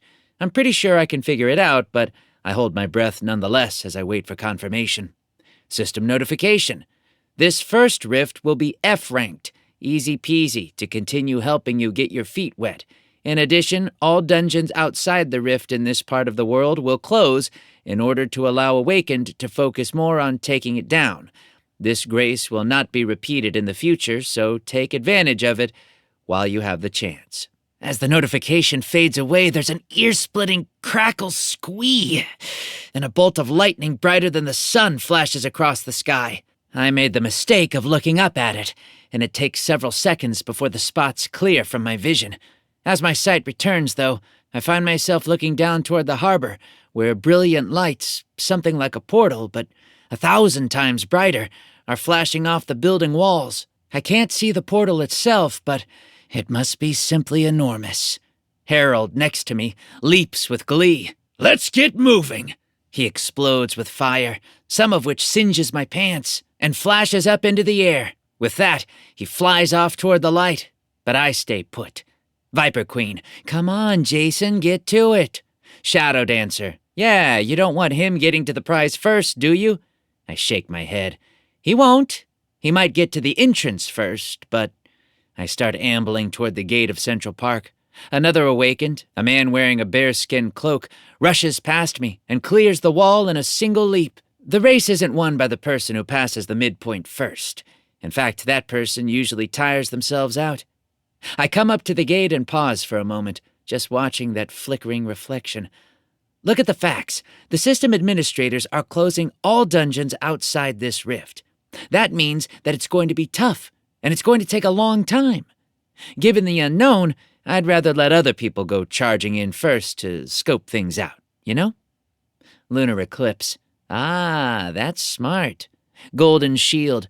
And cold, Jason. Sacrificing others for your own gain. Not sacrifice, I answer. I'm just trying to benefit from other people being stupid, and to avoid being stupid myself. The chat seems to explode. Some people continue to urge me onward. Other people comment on how I'm doing the right thing. At the end of the day, I have to make my own decisions. I open my portal and allow Bjorn to step out. The frost wolf tilts his head back and sniffs the air, and I scratch him behind his ears. What do you think, buddy? I ask softly. Do you know anything about this? Only a little. All the dungeons are more or less interconnected on the back end, if you know what you're doing. The rifts are worlds in and of themselves. None of us have ever been in one, and that's by design. The sculptors don't want anyone spoiling their secrets. And what little do you know? About the same as you. They're big, they're dangerous, and they'll take a long time to clear. All right, then. I puff out my cheeks and glance around. A flash of black flickers in my vision, and I find myself facing Father Brown, slowly ambling up in his flowing cassock. I dip my head in respect, and he returns the gesture. Father, something I can do for you? No. Father Brown shakes his head, staring out at the flickering lights. I simply came to see what was causing all the hubbub. Your presence here is merely coincidental. He stands there for a moment longer, then reaches over and scratches behind the ears of Bjorn. The wolf seems to love the attention and lets his tongue loll out of his mouth. You're okay touching that thing? I raise an eyebrow. It was once a slobbering monster that only wanted to eat everything and everyone. The priest simply shrugs. The illustrious Francis de Sales once spoke concerning the natural world. In nature, everything that has been created contains both good and evil. It seems that you have a particular talent for dispelling that evil and bringing out the good, and for that, I can hardly find any fault with you or your pets. He pauses for a moment, then slowly gestures toward the portal. These holes that have been torn through our reality. Perhaps I am not so concerned about them because prior to all of this, I fought daily against portals of a far more malicious variety. The types that vomited forth monsters intent on devouring souls, not simply these mortal bodies. What are you trying to say? I ask him, confused. I'm simply trying to provide a warning. Father Brown shrugs. I know not what these things are, and I don't know what you'll find inside. The physical side of things I'm sure you can handle. You certainly seem skilled enough with a blade, so I offer no particular advice there. On the mental side of things, though, I simply warn you to be careful. These administrators, as much as they seem to be on our side of things, there are few options that I can see regarding their involvement, and none of them really paint them as being truly on our side. If they've opened this rift, it's with the intent of killing people inside. Do not trust anything that seems to be fair or good unless you have first tamed it. Even then, Father Brown gives the wolf another scratch. just be careful. And here I thought clerics were all about trusting everyone. I laugh as I step over the salt ring and start walking down the street. Bjorn follows, and I draw out my dagger. I miss my sword, but such is life. We speak of loving everyone, protecting them. Father Brown's voice has a light, almost joking tone. Because of that very fact, we trust no one. I laugh back at him, though I can't really tell how serious he's being. What I do know is that I need to get down to that portal, need to get inside, and need to stay cautious, as I've been doing, but destroy everything that I find inside. I reckon that enough time has gone by for the jump scares of the rift to be revealed, so I start to move a bit faster. Whatever this thing is, it must be destroyed, and in that duty, I shall not slack. Chapter 13. Golden Shield. Whoa! Shadow Dancer. Is there any form of punctuation that's stronger than an exclamation point? Because if there were, I would use it. Viper Queen. It's awful. Original Goth. It's beautiful. Grendel Hater. Stay safe, kid. I let out a long breath as I stand in Times Square, looking up at the rift. It seems to have replaced the gargoyle dungeon from earlier. Or perhaps someone else closed it. In any event, the portal is massive. A rippling tear in space-time that stretches from the street all the way up to the peaks of the skyscrapers, wide enough to drive 3 buses through side by side. Lightning flickers around the edges, while the open interior is a mass of shadows. As I approach, a message appears. Warning, you are approaching a rift. Level F. This area is extremely dangerous. Only proceed if you are willing to risk your life. I wave my hand to dismiss the warning, and I slowly stride forward. As I reach the edge and step through, energy surges through my body. Entering a portal is always kind of funny, as if your body is being pulled across multiple dimensions, twisted and distorted, and sucked through a 4th-dimensional tube. But this one is even worse. As I pop out on the other side, I find a bit of smoke rising from my clothes, and I pat it away as I take in the situation.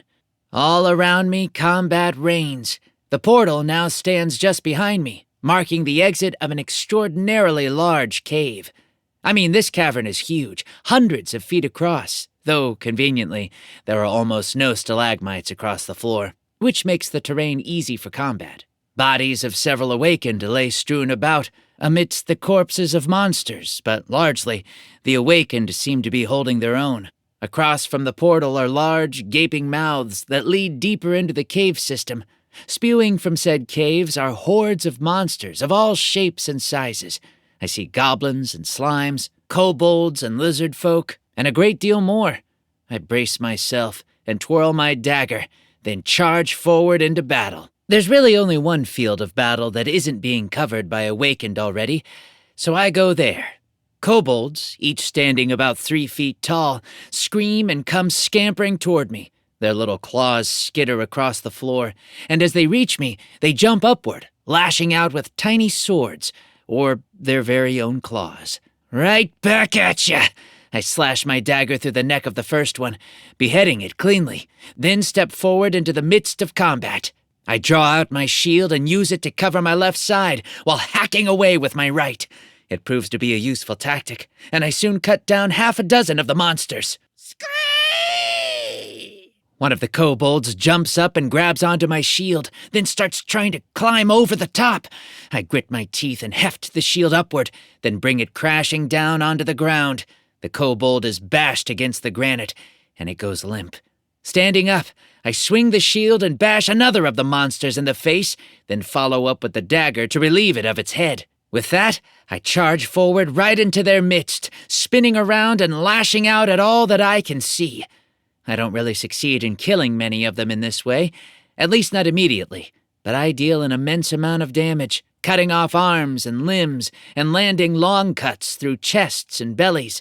Meanwhile, Bjorn, who has mostly stood back and watched, springs into action. His teeth latch down on the monsters, and he whips them around and shakes them about like rag dolls. I smile grimly at the destruction, and we press onward. Quite suddenly, the last of the kobolds disappear. I slowly look around. Blood stains the stone, and I take a deep breath and try to size up the situation. The other awakened are all standing there, 4 in total, and I give them a nod. "Good to meet all of you." After a moment, I glance at Harold. "Mostly?" The 5 of us slowly walk to the middle of the room. Harold crosses his arms and won't look at me. The man in the bearskin cloak tucks a bone dagger into his belt and holds out his hand. Name's John Dartmouth. "Good to meet you." I shake his hand, then glance at the other 2. There's a girl with bright red hair, wearing robes that almost look regal. I didn't get a chance to see what her powers were earlier, but I suspect that they're rather extraordinary. Meanwhile, the last individual is a rather short man, only about 4 feet tall, with a bald head. He carries a shield and a mace tipped with a spike-covered ball. I can tell that he's no one to mess with, despite his diminutive height. Neither of those 2 speak, nor do they offer to introduce themselves. Well, which way should we go? John asks after a moment. He turns and nods toward the different tunnels. One of these ought to lead to the boss, right? I shrug. I don't know that it will, at least not right away. I have a suspicion that the rifts are going to take time to clear. We're probably going to be walking into a maze. Then we ought to stick together. John is adamant. We don't know what we'll be walking into, and if we run into any rooms like this by ourselves, we're going to struggle. I'm not traveling with him. Harold snorts at me. He turns and walks over to the cave entrances, then lets flames roll down off his hands. After a moment, he throws a fireball down one of them, then down a second. Come on! This one has gemstones. That means riches, not just more monsters to carve through. The short man nods and trots off after him. The girl seems hesitant, though I can see her looking after the group. John's face twitches, but he nods to me. And what do you think? A roar suddenly echoes up out of one of the caverns. The tunnel on the far left. It's a deep, piercing sort of cry, one that makes the stones of the cave shake and shudder. John seems to grip his daggers a bit tighter. "We're not going that way." The girl sounds determined. She starts to walk over to join Harold. "We should go this way, become more powerful, and then face it." John shrugs. It's not bad advice, really. You coming? No! Harold shouts back. No! He's not coming with us. He can leave or he can die. John's face twitches. I still haven't given my opinion, and he knows it. After a few moments, Harold starts into the cave with his 2 followers close behind. When he's out of sight, I nod at the tunnel that the roar came from. I'm no expert, but my suspicion is that the noise was intentional. It knows that we'll be taking this slow and purposefully, so it's trying to drive us somewhere. You sound awfully confident in that. John's eyes narrow. Call it an educated guess. I start off in that direction. That way is most likely a trap. Gemstones, a mysterious roar coming from the opposite direction. There's something waiting there, and it isn't going to be good. Then why didn't you say something? Because that'll only make Harold more reckless than before, which means he'll get into trouble, and I'll have to come rescue him. Again. I reach the mouth of the cave and open the portal in my pocket dimension. Bjorn is joined by my gargoyle, who snarls and takes a pose. You coming with us, or are you going to follow them? John chuckles. I'll follow them. You look like a loner, and someone's going to have to spring them out of the trap when it comes. Fair enough. I start down the tunnel, and it closes behind me. Garg opens his mouth, allowing tongues of fire to flicker out and light the way, and we go on downward. Behind me, I hear some distant screams and shouts of battle, but I ignore them. It isn't long before the tunnel stops leading downward and simply levels out. As I reach that point, I can sense something in the air. Something foul. Something smelly. Something... Razor Edge. Slimes!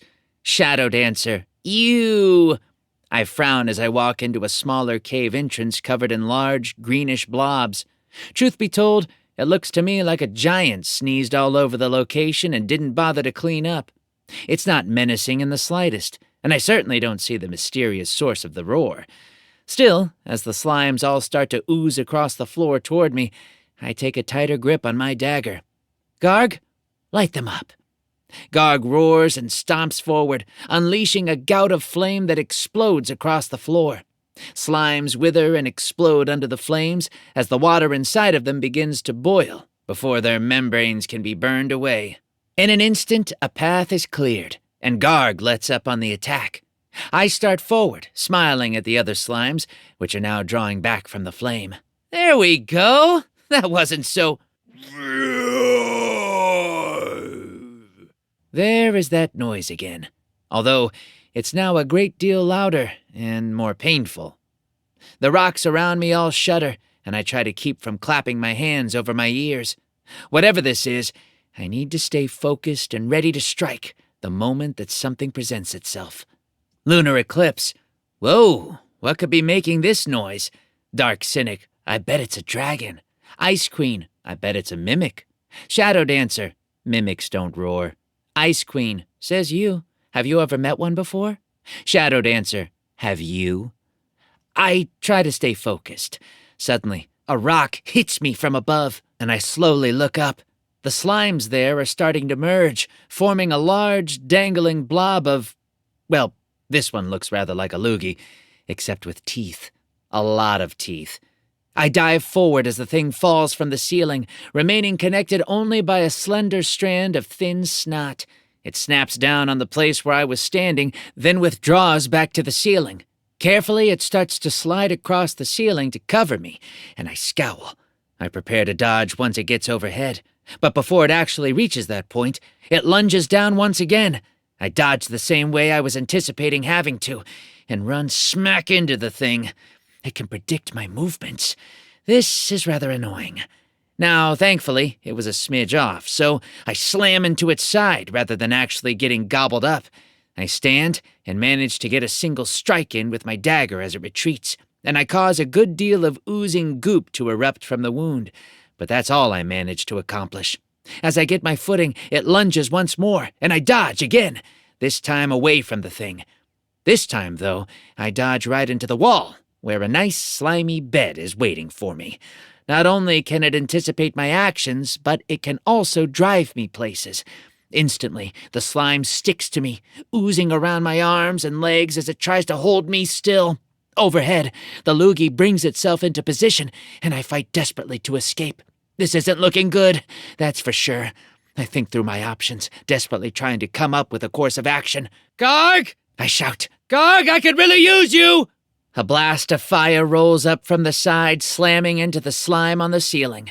It knocks the thing sideways for a moment, but I quickly see that it seems to have developed an immunity of sorts to fire. More problems.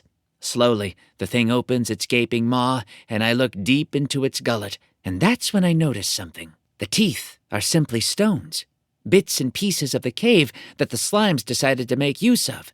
That means that the creature really can't do much other than use what it has on hand, which has a handful of implications, at least in my mind.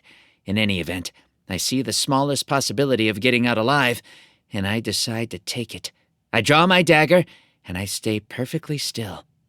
An instant passes, and the slime comes crashing down. The thick folds of slime engulf me, and I feel stones biting into me all around. I ignore it all, though, and simply start slashing around with my dagger. That gets results. The blade carves through the delicate membrane of the slime, even carving through some of the stones themselves. The loogie spits me back out and retreats, but I give it no chance. I stab backward into the slime holding me, carving it up as fast as I can, then lunge upward, grabbing hold of the thing and cutting it to bits. I can see now how the slimes work. They can heal from wounds almost instantly, but by that same token, they can be damaged quite easily. I decide to not give it a chance to heal, and I redouble my efforts. The great blob falls to the floor with a splat, and I alternate bashing it with the shield and stabbing it with the dagger. A few moments later, it lies still and slowly dissolves into a large, greenish, oozing puddle. Chaos Rider. Go, Jason. You showed that thing. Dark Cynic. You went ham on that slime. Never seen anything like it from you before. Let's hope it doesn't happen again, I shrug, taking up a stance as my gargoyle and I walk through the room and down into another tunnel. Not my most refined kill by any means. A moment later, a thought strikes my mind. We're winding tightly downward, like a corkscrew, which gives me some time to think. Does anyone know what's happening with the other guys? Firestorm. They're getting their butts kicked. You were right. I hope John's okay at least, I mutter as I reach the bottom. There, I find a stone door, and I place my hands against it. He seemed nice at least. They should have seen the warnings, though, and my voice trails off as I push against the door. It won't move, and I grunt in frustration. I push again, then look for a doorknob. I can't find anything, except for a small keyhole off to one side. I bend down and peer through the little lock, but I can't see anything but darkness. Great, I scowl. Any idea where the key is located? I didn't see anything up there. Viper Queen. There's a big chest up in the trap room. I bet that's where it is. Lunar eclipse. Yeah, Jason, go save everyone. I grit my teeth. I really didn't want to have to do that, but if that's the only way to move forward, I suppose I have no choice. Slowly, I turn around and make my way back up the tunnel. Soon, I come to the room where the trap was set up. As I step inside, I must admit that the location is quite beautiful. Crystals cover nearly every surface, wrapping around a lake of fire. Well, lava, but you get the idea. Narrow paths wind through the crystals, leading to a series of stepping stones that mark the way across the lake to an island at the exact center. The other awakened at that moment are on the far side, fighting against a number of creatures rising up from the lava. I can see snakes and worms, along with something vaguely humanoid, though I can't tell exactly what it is. Bjorn pads up next to me, and I give him the nod. Cool it down. Bjorn tilts his head back and howls, and a blast of freezing air sweeps through the room. The lava itself loses a bit of its shine, and all the awakened turn and look at me. I smile and give a wave, more of a salute, really, to John, then stride forward. Almost instantly, a large serpent erupts from the fire. I lash out, cutting through its neck. I don't sever the head, not quite anyway, but the knife does its job, and the serpent falls backward with a fiery splash. Immediately after, several of the humanoid forms appear, crawling up onto the floor of sharp crystals, dripping liquid fire as they do so. Fire Sprite, level 5. Well, Fire Sprite level 5, prepare to become a corpse level 0. It's not the best line, but it's the best thing I can come up with in that moment. I cut the head off the first one, and the thing falls backward. Bjorn howls directly at the second, and it simply cools into a statue, frozen as it struggles to stand up. With that, more and more of the monsters rise up, pulling themselves onto the crystals, but I just forge my way through them. As they collapse and cool, their bodies are transformed into more of the crystals, which I appreciate. I scoop up a few of them, though I'm not exactly sure why. Good keepsakes, maybe? Ahead of me, the short man makes a go at jumping across the stepping stones. He leaps to the first stone and catches himself, then prepares his mace. A serpent explodes up in front of him, and he bashes it over the head. It completely explodes into lava, showering his armor. Some of it seems to find its way between the chinks, and he yelps in pain. Suddenly, a long, fiery tentacle explodes upward and wraps itself around his torso. He screams, and in the blink of an eye, he's gone, sucked under the surface of the fire. Harold utters words that would make a sailor blush, then rises up into the air. I'm going next! I'm honestly not sure in this moment if his scheme will work, though I suspect not. As it turns out, I'm right. He flashes over the lava, trying to outpace the monsters beneath the waves, but a tentacle explodes upward and snags him, yanking him under as well. All right, pull! I shout as I try to figure out my options. Who thinks he's going to come out alive because he has fire powers, and who thinks he's a goner? A, alive, 89%. B, dead, 10%. C, alive, but just barely, 1%. I guess we'll see. I think for a moment, then nod at Bjorn. All right, boy, I need the biggest, best howl you've ever howled. Bjorn bows his head, then inhales deeply. For a moment, the cool wind he had been generating comes to a pause, and then he lets out an exhalation unlike any other. My whole body feels as though a coat of ice has grown across my skin, and snowflakes float down from the ceiling in contrast to the fire. Slowly, painfully so, the surface of the lava begins to blacken. The moment it looks solid, I bolt forward, racing across the hardening surface for the island at the center. The stone is still blazing hot under my feet, and I feel my shoes melt and catch fire, but I have no other choice. The stone cracks all around, allowing light to shine through, as fiery hands shoot up to try and stop me. All of it falls short, though, forced to move a great deal slower from the extreme cold. As I reach the island, I leap upward and onto the shore where the chest lies. All right! I hear John cry out. That's the way to do it! The air around me starts to swell with heat, and I can hear that distant rumbling roar from earlier. Quickly, I bend down to the treasure chest and flip it open. There's a flash of light, and the key appears in my hands. I jump back to my feet, turn, and bolt for the entrance. Even as I do so, I hear a mighty crack from behind me, and I feel a great blast of heat. Bjorn turns and runs, allowing heat to once more blast upward from the lava as well. Stone melts under my feet, and I throw myself forward. Stone cracks, the whole cave seems to shudder, and a massive shockwave picks me up and flings me out through the mouth of the cave. As I climb back to my feet, I glance over my shoulder and find only dust and rubble. The cave has collapsed. I don't know what to make of it, frankly. I have the key now, but what happened? Does anyone have eyes on the others? I ask softly, hardly daring to hear the answer. Are they alive or dead? Shadowed answer. Don't know. Their feeds all went dark, but I don't see anything that says they were defeated. Viper Queen. Except for the short guy. His feed had a "You are dead" message appear just a few seconds after he was pulled under. Does that mean that Harold is still alive? Chaos Rider. Yes. Lunar Eclipse. Is that okay? On this day, I'd rather have allies than enemies, but I shrug and start walking back toward the entrance with the locked door. Any human still left standing, particularly an awakened, is another blade fighting against the darkness enclosing our world. Ice Queen. Well said. I don't respond anymore, and just lower my head and press onward down the cave. I have a feeling that I'll be seeing them all again, likely sooner than I'd like to. For now, all I can do is press forward, deeper and darker, until this rift is cleared. Chapter 14. All right, poll time.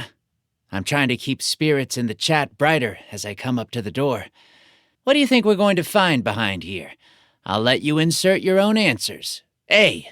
Monsters! 51%. B. Lots of loot. 30%. C. Just a dark tunnel. 15%. D. Something useless. 3%. E. The boss chamber. 1%. We're way too early for the boss chamber. I shake my head.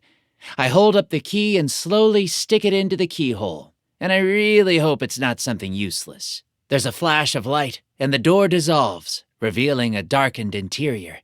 As I step forward, torches blaze to life, and I find myself in a long, drawn-out cave that rather reminds me of a straw. I don't know why that's the sense I have, but it distinctly feels like something will try to suck me down inside. The sense is reinforced by the fact that it slopes downward, down to another door, this one made of wood. I shrug and start forward, keeping my dagger and shield at the ready. A low rumble rolls through the ground, and I freeze. A skittering noise rises up through the air, and Bjorn and Garg both start to growl. Suddenly, I notice holes all along the walls. Lots of them. Eyes start to glitter inside of them, and I smile. I think Monsters is going to win. I'd give you all a shout-out, but it looks like a couple thousand of you voted, and I don't have time right now to go through them all. I can't say any more, as the holes in the walls suddenly come alive. Spiders scamper forth, hundreds, maybe thousands of them. Each stands about a foot tall and has a leg span of perhaps 2 feet. Not large, but I can see green venom dripping from thousands of fangs, and I know we're in for quite a fight. Golden Shield, don't let them bite you. Lunar Eclipse, on your left, on your right, behind you. Ice Queen, call the exterminator. I am the exterminator. I laugh and charge forward. I jump up and over the first wave, allowing Garg to blast them with a ball of fire, and I come crashing down on several more. They're flattened under my impact, and I lash out with my blade as fast as I can. My dagger moves with lightning speed, of that there's no doubt, but it hardly seems to make a difference. There are just so many of them. With every cut, I'm either sending splatters of green bug gunk across the wall or hacking off fangs and legs and all sorts of other body parts. But no sooner do I kill 10 than another 20 replace them. There are so many that they're starting to pile up on top of each other, and I take a deep breath and step back. Garg, light them up! Garg takes a deep breath and exhales a great gout of cleansing fire. Now, if you've never smelled spiders being roasted by a gargoyle's flame, let's just say that it's far from the most pleasant thing I've ever experienced. In fact, I'm pretty sure that the smell alone could be bottled and marketed as a weapon in and of itself. But I digress. Regardless, Garg lets out a long blast of flame until he runs out. Then he wades into the battle, stomping and smashing all the bugs he can manage. System notification. Lesser Gargoyle has exhausted all flame attacks. They will recharge in 60 minutes. Bjorn! I shout. You're up then! System notification. Frostwolf has exhausted all ice attacks. They will recharge in 54 minutes and 26 seconds. Not helpful, I growl. I can see Garg taking a number of bites, even with his thick skin, and I know I need to do something quickly. You two, back inside! I'll have to go through this myself! Bjorn and Garg both vanish as they dive into the portal, and I take a few steps back, fighting the spiders just enough to keep them at bay. As I reach the doorway once more, I take a deep breath, then toss my shield onto the ground, rush forward, and leap onto it like a sled. In all fairness, if we hadn't already killed quite a few of the spiders, I don't think anything would have happened except maybe me slipping and falling on my head. As it is, though, the ground is pretty lubricated by all the spider guts, and I skim forward with ease. Spiders all around me blur by as I rush down and into the tunnel, and I crouch down. Suddenly, my idea of the tunnel being a straw seems a lot clearer. All around me, bugs teem, countless thousands of them, and more by the second.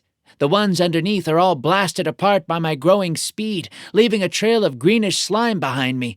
A few moments is all it takes to reach the bottom, where I crash into the door with enough force to splinter, though not break the wood. Come on! I look up at the teeming mass of spiders.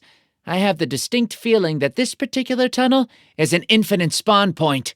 They cropped up every now and again in my old video games. Locations where you could stay and fight for as long as you wanted, until you grew old, and things would just continue to appear. Now, while the prospect of leveling up for an infinite amount of time certainly sounds appealing, I know I need to keep moving. So instead of facing the horde, I turn and slam a fist into the door. Already weakened under my impact, it yields just a bit. I snarl and punch it again. By now, it's weakening quite a bit, and I grit my teeth and throw one final punch. Wham! The door's lock snaps, and the whole thing flies inward. I step through just as the horde of spiders leaps onto my back, biting and snapping desperately at me. I feel sting after sting after sting, and darkness begins to flicker across my eyes almost instantly. System notification. You are now poisoned. You will begin experiencing adverse effects. Strength, -5. Dexterity, -3. The list goes on, but I don't have the time or energy to look at it. The only thing I see is a clock. Death, 29 seconds. Thankfully, as spiders continue to bite me, the clock doesn't go down any faster than before. I snarl and take a deep breath, allowing all my elementary school training to come back. Stop! I freeze in my tracks, allowing more of the creatures to swarm up over me. Drop! The impact as I fall forward smashes quite a number of them into goop. Roll! This squashes the rest of the spiders quite nicely. As I feel the stings diminish and cease, I glance upward. My vision is darkening, but it doesn't look like they're following me. Guys, I slowly sit upright, my head spinning. I try to open my inventory for healing items, but I only succeed in making the list whirl around in front of me. If any of you has a pump I could drink, I'd sure appreciate it. With a flash, one of them appears in my hand. I don't even bother to take the lid off. I just put it into my mouth, bite down to crush the plastic, and then chug it as fast as I can. When I finish, I find that the death timer is frozen at 5 seconds, but it is still there. Thanks. I take a deep breath and slowly climb to my feet, turning to face the doorway. It's dark, but I can still see the spiders teeming just behind the invisible barricade, which they seem to be forced to adhere to. Slowly, I open up my inventory for healing items, and parsing through things very carefully, I select a few tablets of antivenom. Once I down those, my vision starts to clear, and I'm able to take a look around. I seem to be in some sort of small crypt with cobblestone floors, with several coffins along the side of the room, all made of stone and sealed shut. They're marked with the image of a hammer, though I don't have the faintest idea what that might mean. As my health bar rises, I stand back away from them, knowing that if I get too close, I'll likely have to battle whatever's inside. All right, Garg, come on back out. There's a flicker of light, and my gargoyle staggers back out into view. He looks all but dead, that's for sure. His scales are turning black, his eyes are watery and glazed, and, well, it just doesn't look like a good situation, that's for sure. He looks at me, sad, and lets loose a soft whimper. Skill! Rapid heal! A flash of green light shines around the gargoyle, and suddenly he begins to perk up.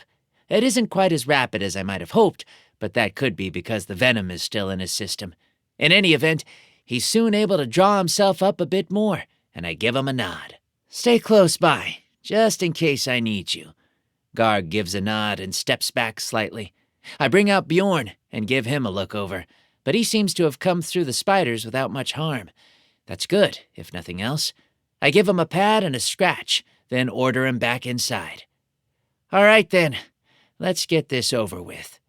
I walk to the first of the caskets and place my hands on the lid. I half expect it to fly open at my touch, but nothing happens, and I give it a shove.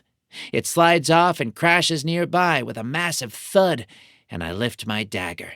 Except there's nothing inside. Nothing at all. I mean, a bit of bone dust, but that's it. That's odd.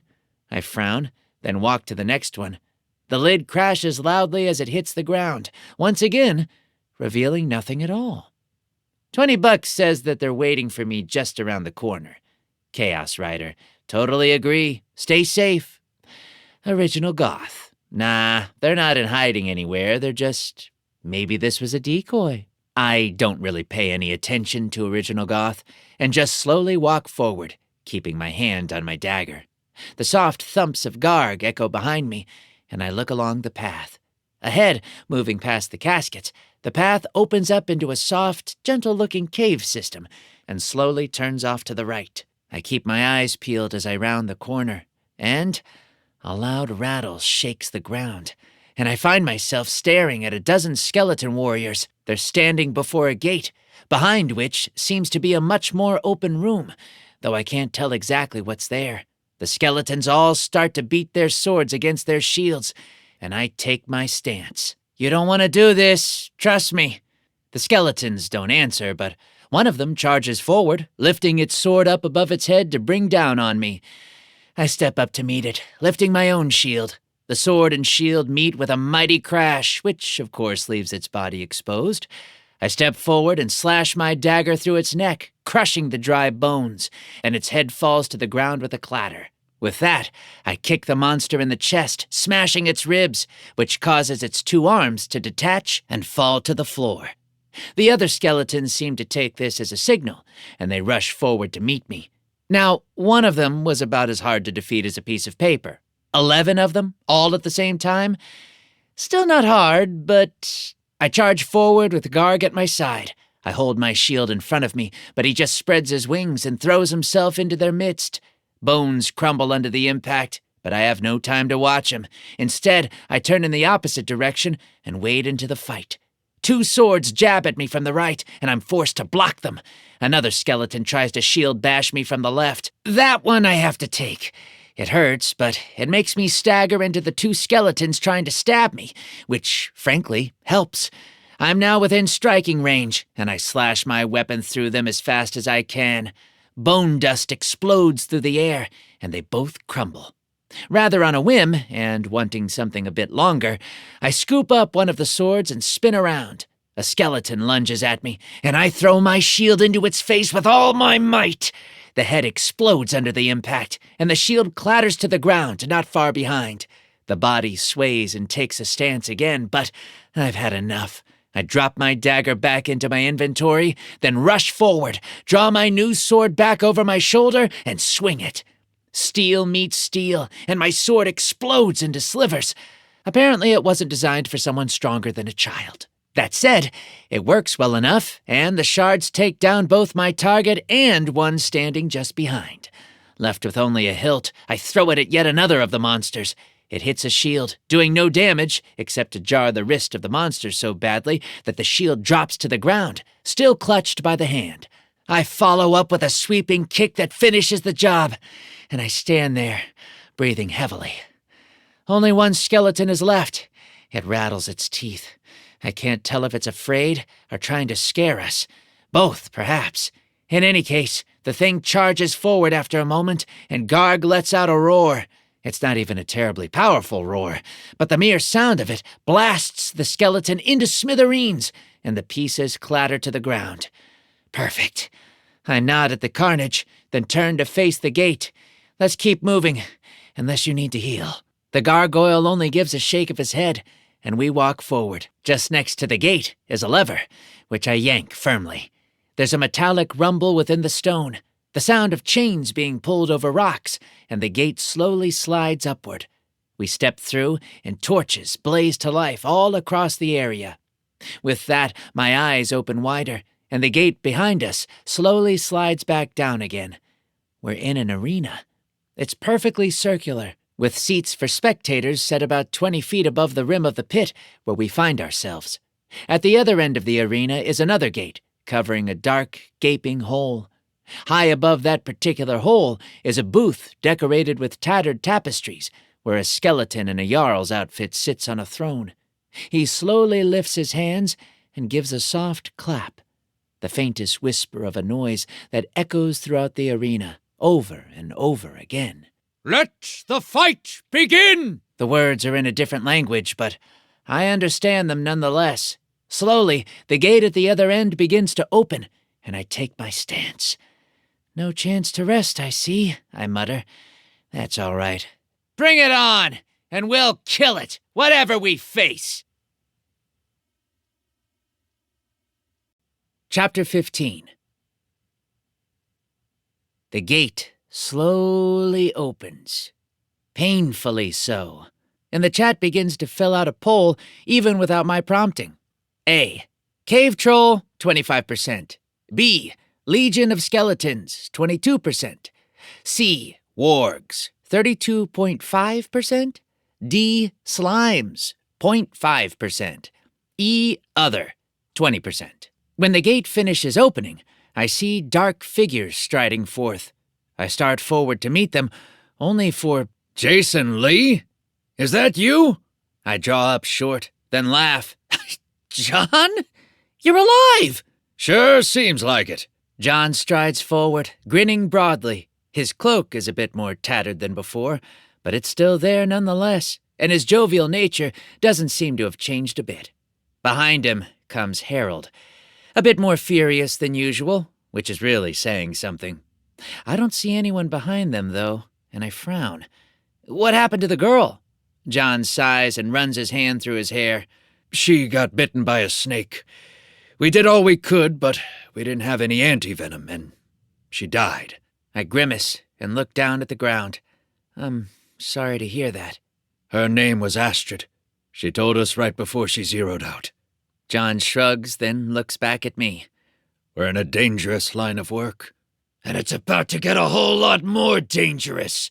Harold comes stomping forward. You're going to pay for what you did! Yes. The voice from the Jarl hisses through the room. Fight, all of you! The winner will be given a crown of glory! Yeah, I don't think so. I shrug and turn away from Harold. Not buying it. Come on, guys, let's keep moving. I start toward the dark cave, but they stop me. There's nothing there. Nothing except a bunch of passageways back to a room filled with cooled lava. John shakes his head. Wherever we go from here, it's in this room. I look around. The only way I see out is up in the Jarl's booth, and it's a long way up. Still, I do have a creature that can fly. Garg, go get that guy down from there and see if there's a way we can escape. Garg nods and spreads his wings, then explodes upward. As he does, a fireball hits him from the side, and he slews into the stands, where he comes crashing down onto the benches. Stone explodes up into the air from beneath him, and I see his health rapidly heading towards 0. Skill, rapid heal. System notification. Remember, using the rapid heal skill too often can result in unpleasant consequences. I'll take it. I wave away the message, then turn to stare at Harold, who's smirking at me. Fire is blazing in his hands, and he slowly starts to rise into the air. You heard what he said, Harold snaps. I have people watching, so I don't want to kill you in cold blood, but I will. If we don't fight, we'll be killed. That's the order of things. Now fight me or die. I sigh and glance at John. Ready to teach this guy a lesson? Ready enough. Harold snarls, then unleashes a blast of flame down at me. I dodge to the side, then come up and throw my dagger. He simply waves his hands and forms a shield of fire in front of himself, and the dagger is batted to the side and falls to the floor. As the fire dies away, he laughs. You're both melee builds. You can't harm. Garg shoots through the air and hits him firmly in the torso, blasting him out of the sky and into the wall. Stone cracks behind him, and I pull out my shield and charge forward. A column of fire hits Garg in the chest and knocks him backward. Harold emerges from the dust of his impact to stare at me, his body brimming with hatred. You'll regret that! I throw my shield at his face, trying to show him quite positively that I don't expect to regret it in the slightest. He's able to bat the shield away, but a moment later, John hits him too. That's when I realize just what John's special power is. He's strong. Like, really strong. The single punch lifts Harold off his feet and smashes him back against the wall. He rolls to the side and John punches once more. His fist actually smashes through the outer layer of stone and, as John pulls his hand back, a section of the wall is ripped away, clinging to his hand. He simply flexes his fingers, smashing away the rock, and I whistle. Harold, by now, is reacting a bit faster. He snarls and claps his hands, unleashing a concussive blast that knocks me over backward. As I hit the ground, I catch a glimpse of him creating a long, fiery sword in his hands, which he then plunges down toward my heart. I will have that crown! I have no other option but to bat the sword aside with my hands. Flames sear my arms, and the blade drives into my shoulder. It's beyond painful, and I scream. Harold grins and leans down closer, and I kick him with all my might. While I'm not as strong as John, I'm still awakened, and he's tossed up into the air just enough. John grabs the man as he's still falling, spins, and slings him off against the far wall. The flame sword dissolves, and I slowly climb to my feet and let out a long breath. Garg is just staggering to his feet as well, and I notice that his health has fallen again. I need him alive, but I also need him in this fight. Skill, rapid heal. There's a flash around Garg, and suddenly, a red light around me. My own stats suddenly begin to drain, and I feel as though I'm too weak to stand. I drop to my knees, gasping in pain. Harold, off to one side, laughs as he recovers from John's attack. You're weak, boy. Even 2 against 1, I'm still winning. I look up as he rises into the air, fire blazing in his hands. Garg snarls and flaps up to meet him, but Harold bats the gargoyle away with a wave of his hand. I allow Garg to go back into the portal, and a moment later, a terrible gout of flame comes pouring down from Harold. I brace myself against the heat, but John throws himself in front of me, holding up his bearskin cloak like a shield. Flames war against the leather, not doing a lick of damage. John looks down at me, his face beginning to sweat. Do you have a plan? I give a nod. Then I'll trust your lead. Good. When this lets up, fall down. A moment later, the flames die down, and John obediently falls to the ground. Smoke rises up from the backside of his cloak, which makes the action that much more impressive. Overhead, Harold cackles, then forms a blazing sword in his hands. And now it's time to end this scourge. Attack! He screeches, wild with rage, and dives down to strike me. As he comes shooting down and races along the floor, I send a mental command. Now, boy. Bjorn, who had slipped out of the portal when Garg went inside, suddenly leaps from behind me and howls. The air chills, and all of Harold's flames die out. Now, if he had been given time to brace for it, or if he had simply known that it was coming, he likely could have worked up a defense. As it stands, he simply gasps as his flames go cold, and I stand back up and punch him in the jaw. I know a few tricks about street fighting, so when my punch connects, it does well. Harold's eyes roll closed, and he falls to the ground and rolls several times before coming to rest against the wall. John stands up next to me, and we regard the unconscious awakened. How'd you know that would happen? John glances at me, confused. Just a hunch. He created a sword earlier, and that's usually done by mages who want to get up close and personal for once with the things they're trying to destroy, I answer. I didn't think the penalties for healing the gargoyle would be too intense, but I did need them to be triggered in order for me falling weak to be believable. Thus, here we are. It certainly seems to have worked. John slowly turns and looks up at the skeleton Jarl, who rises and looks down upon us. What do we do with Harold? Kill him? Nah, I shake my head. Just leave him here. If he wakes up, there's a chance he'll still manage to do something good in the world. There's also a chance he'll just come and try to kill us again. Not without the offering of a reward. He's too practical for that. I start walking toward the booth, where the Jarl is still watching us. Speaking of which... You will have to fight one another. There can only be one victor. We're going to pass on that. I give a shake of my head. How about you come down here, and we'll fight you? The Jarl watches a moment longer, then turns and runs through the open door behind him. John glances at me, and a strange light flickers in his eyes. Want to bet that he's the final boss? No, but I'll bet that we have to go through him before getting there. I call Garg back out, then climb onto his back. Want to come? Or are you going to jump up or something? I'll find a way. John starts running toward the wall. He springs upward, bounces nimbly off a foothold so small I can't see it, and lands on top. Garg then flaps his wings and rises up, flying over to the booth.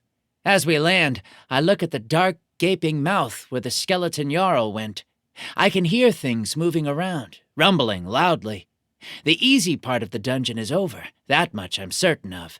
Now we face the true test, the final gauntlet, down to the boss chamber. Chapter 16. As it turns out, another power of John's is that he can basically scale sheer walls. He can't actually, but his fingernails have grown in longer and thicker since he awoke, which lets him use them like claws in order to climb things. When he gets up there, I order Garg back into the portal, and the two of us start forward into the darkness. It's starting to seem commonplace, but I still get a shiver as torches blaze to life to mark our entry into a room. This time, we find ourselves in a short cobblestone hallway with a handful of rooms branching off in all directions. John walks up to the first door, which is wooden and locked tightly. He draws his hand back and essentially high-fives it, smashing it into splinters. Slowly, the two of us peer inside and find a royal bedroom, complete with a canopied bed, mirrors, and a large variety of Norse-themed items, such as horns, axes, and shields. Interesting. John muses as he walks inside and starts rifling through things. You wouldn't expect to find something like this inside a rift, you know. Does that mean you're experienced with rifts? I remark dryly. Frankly, I'm still a little confused about this all. Fair point. John chuckles. He bends down, grabs the bed frame, and flips the thing onto its side. A mighty crash resounds through the room, and he lets out a long breath when we find nothing but dust bunnies. I'm just putting the pieces together. Dungeons seem to be fairly small, at least the low-level ones I've been through so far. This rift looks more like a collection of dungeons, a whole bunch of things all squished together. True, I muse. I turn and walk out of the room, while John starts rifling through drawers and a few small chests. What are you doing now? Looting! John beams as he comes walking out with a few handfuls of silver jewelry. I figure that if you aren't considered encumbered, you're not playing the game right. I know this isn't a game, but... He laughs and dumps the gold into his inventory, then flexes his muscles. I follow along behind him and raise an eyebrow. Is that why you're so strong? Yep, my special skill is that my strength increases in proportion to the amount of stuff in my inventory. There are a few limitations on it, but that's the general idea. Fascinating. I shake my head. We walk up to the next door, and I slide my dagger in between the wood and the stone, then slash downward, cutting through the lock. Inside we find another room, and John starts looting things once more. I always had a particular affinity for animals prior to this. I know it's considered childish, but I would go to the zoo, any zoo, at least once a month. Makes you wonder if the system administrators have profiles on us, or if the system itself can just scan that sort of thing. John flips over a bed, then yelps. Underneath is a skeleton, which starts to rise, bearing a dagger in its hand. John stomps on its head, crushing the thing, and we both glance at each other. Now, as we move forward, we're a bit more cautious. We continue to open each door, but when we find them empty of enemies, we move onward. There's no sense in walking past a door full of warriors only to get ambushed, but there's also no sense wasting time when we still don't know what we're walking into. When we reach the end of the hall, we come to yet another doorway. I'm getting sick of doors, but that's how dungeons are, I suppose. If you just put everything out there without any challenges, it would get boring. I draw my dagger and try to cut through, but I get a message instead. System notification. This door cannot be broken, picked, or damaged. Almost instantly, a flurry of comments comes roaring through the feed. Golden Shield. What? That's ridiculous. Lunar Eclipse. Has anyone seen a key? Shadow Dancer. I did, back in the third room. I glance at John, then turn and walk back to the indicated room. He waits for me, but doesn't ask any questions. I can only assume that his chat is telling him the same thing. I find the key sitting on a table, pick it up, and slowly walk back to join John. Thanks, guys, I answer as I unlock the door and step through. Truth be told, amid the battle against Harold, I had sort of forgotten that I was being watched. Big shout out to Shadow Dancer and your sharp eagle eye. My voice trails off as John and I step through into a treasure room. Maybe more like a dragon hoard. I don't know, it's hard to describe. The walls and structure of the place are all made of carved stone without any mortar to indicate that it was built above ground. Great columns and archways mark immense alcoves in the walls, dozens of them that stretch down the hundreds of feet that this great hall seems to fill. At the far end, I see 2 golden doors that lead onward, doors that seem to be made of solid gold, and that stand 100 feet tall, perfectly matching the height of the hall itself.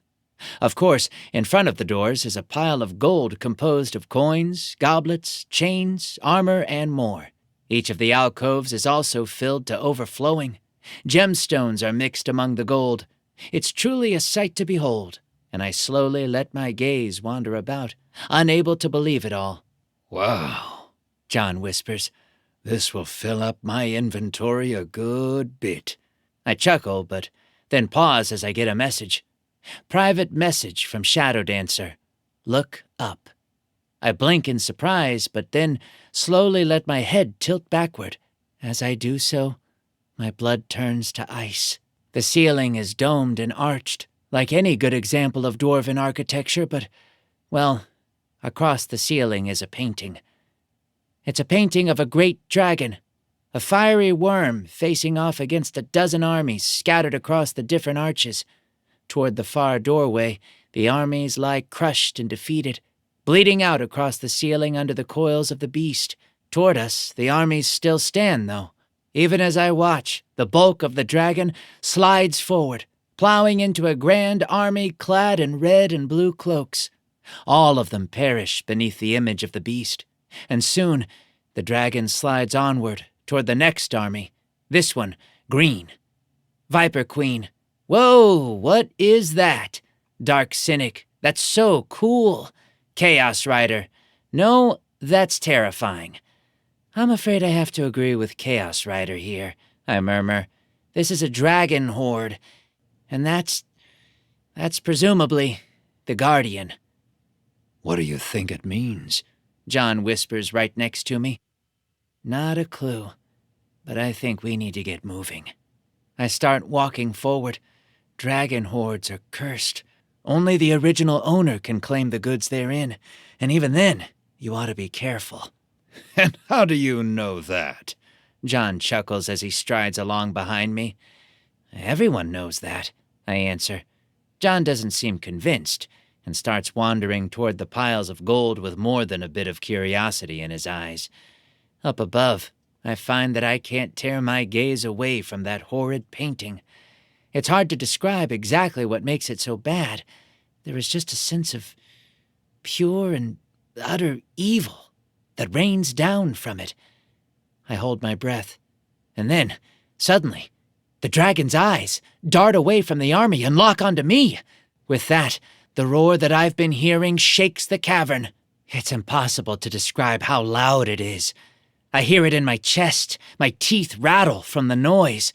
There's a sharp clatter from off to the side, and I glance over to see John stumble and fall headlong into the dragon's treasure.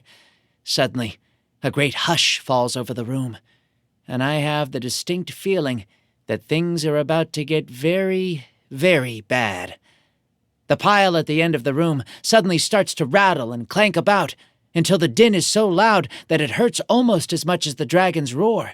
Then, with a snap, a suit of armor comes tumbling out and lands on the floor. The helmet's visor is open, allowing me to see a desiccated corpse inside.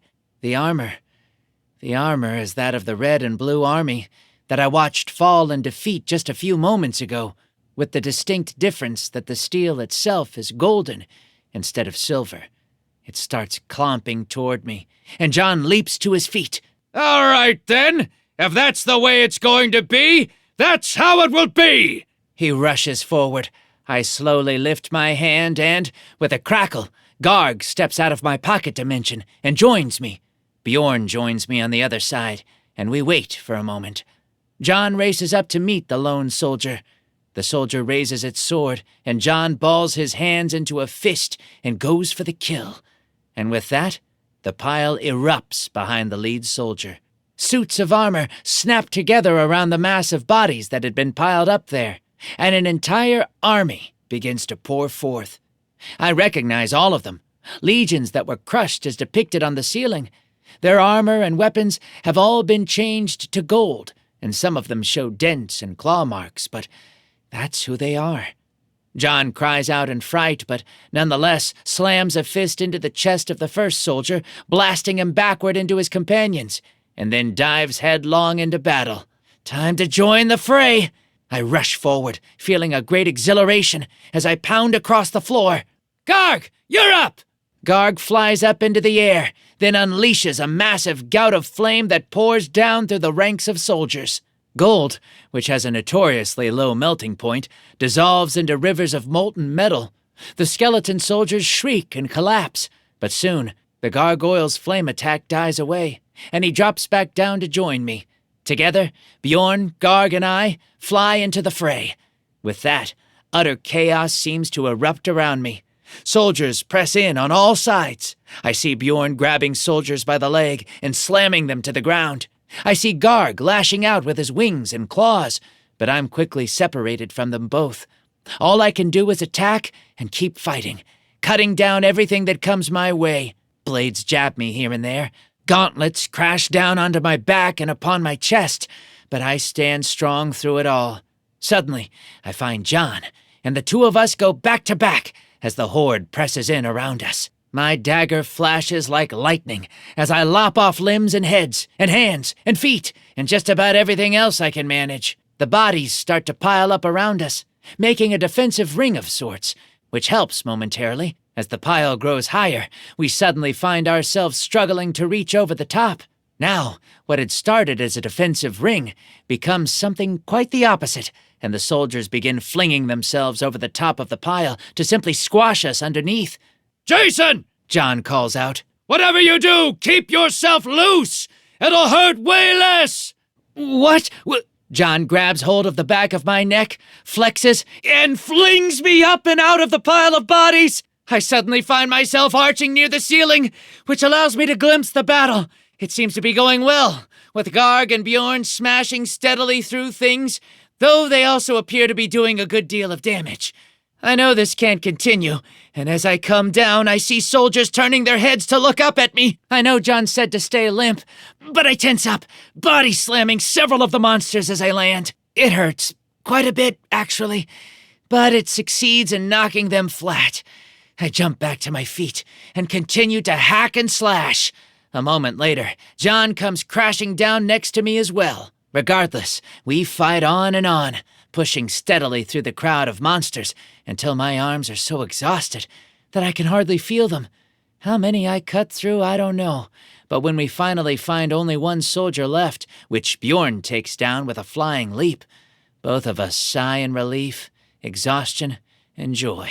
That was something else. John slowly turns and walks to the wall, where he slumps down and leans against the stone. But we're alive, at least. Yes, I agree, sitting down next to him. I have to use my left hand to peel my fingers away from the dagger's handle, as they've seemingly frozen in place. It hurts worse than any of my wounds, and I gasp as I drop my dagger back into my inventory. I don't know about you, but I need a rest before we go any farther.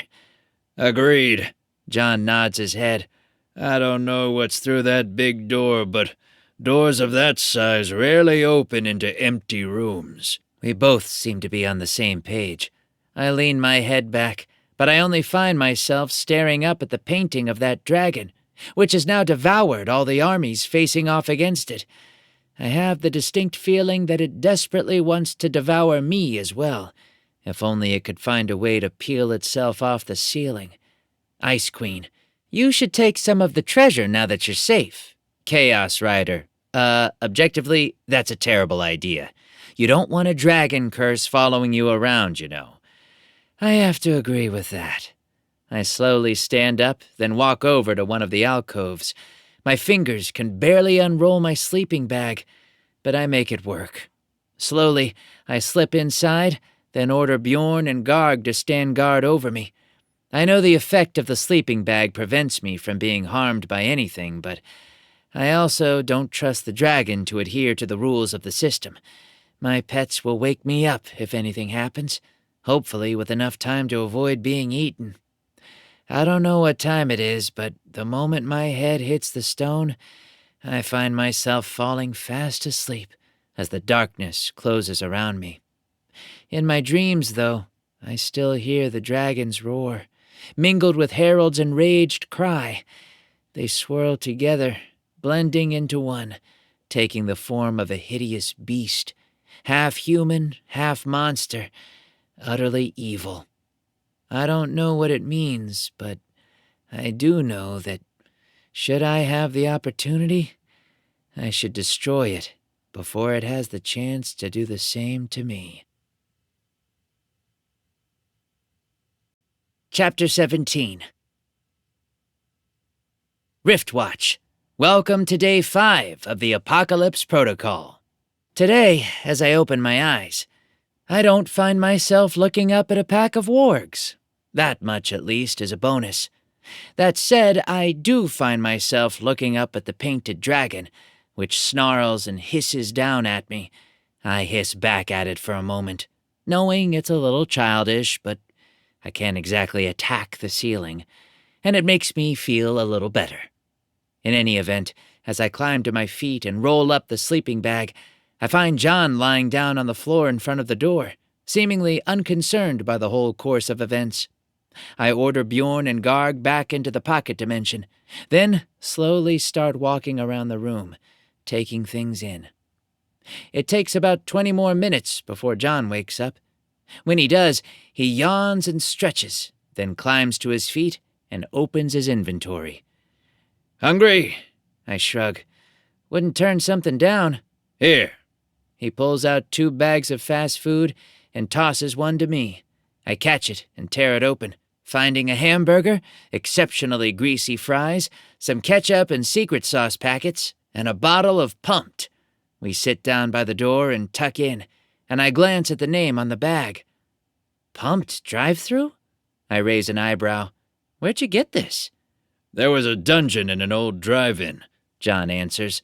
I got a whole slew of these things, along with so many bottles of that energy drink. If you want some, you're more than welcome to them. I take a quick glance at my inventory. I don't have any food, except things like uncooked rat steaks and other things from monster drops, along with 3 more Pumped bottles. I'd appreciate it. John quickly passes the food and bottles across, giving me about 10 meals worth. After I pocket them, we finish up our meals, then slowly climb back to our feet and turn to face the enormous doors. What do you think we'll find through here? I ask as we push the doors open. Right now, my audience says there's a 50% chance that it's a throne room. John chuckles. What about yours? I glance at the chat, which doesn't really seem to have warmed up for the day. I wait for answers to start rolling in, but nothing comes. So I shrug. Doesn't seem like they're awake yet. Either that or watching us eat breakfast was boring, so they switched to someone else. John laughs. We both give the doors one final push, and they lumber open to reveal a throne room. Now, I do have to admit that it's an incredibly impressive throne room. It's even larger and longer than the treasure room, with enormous archways framing stained glass windows depicting sea serpents, dragons, and other such monsters. It certainly doesn't seem like a tremendously welcoming place, though I don't see any soldiers waiting to cut us into bits and pieces.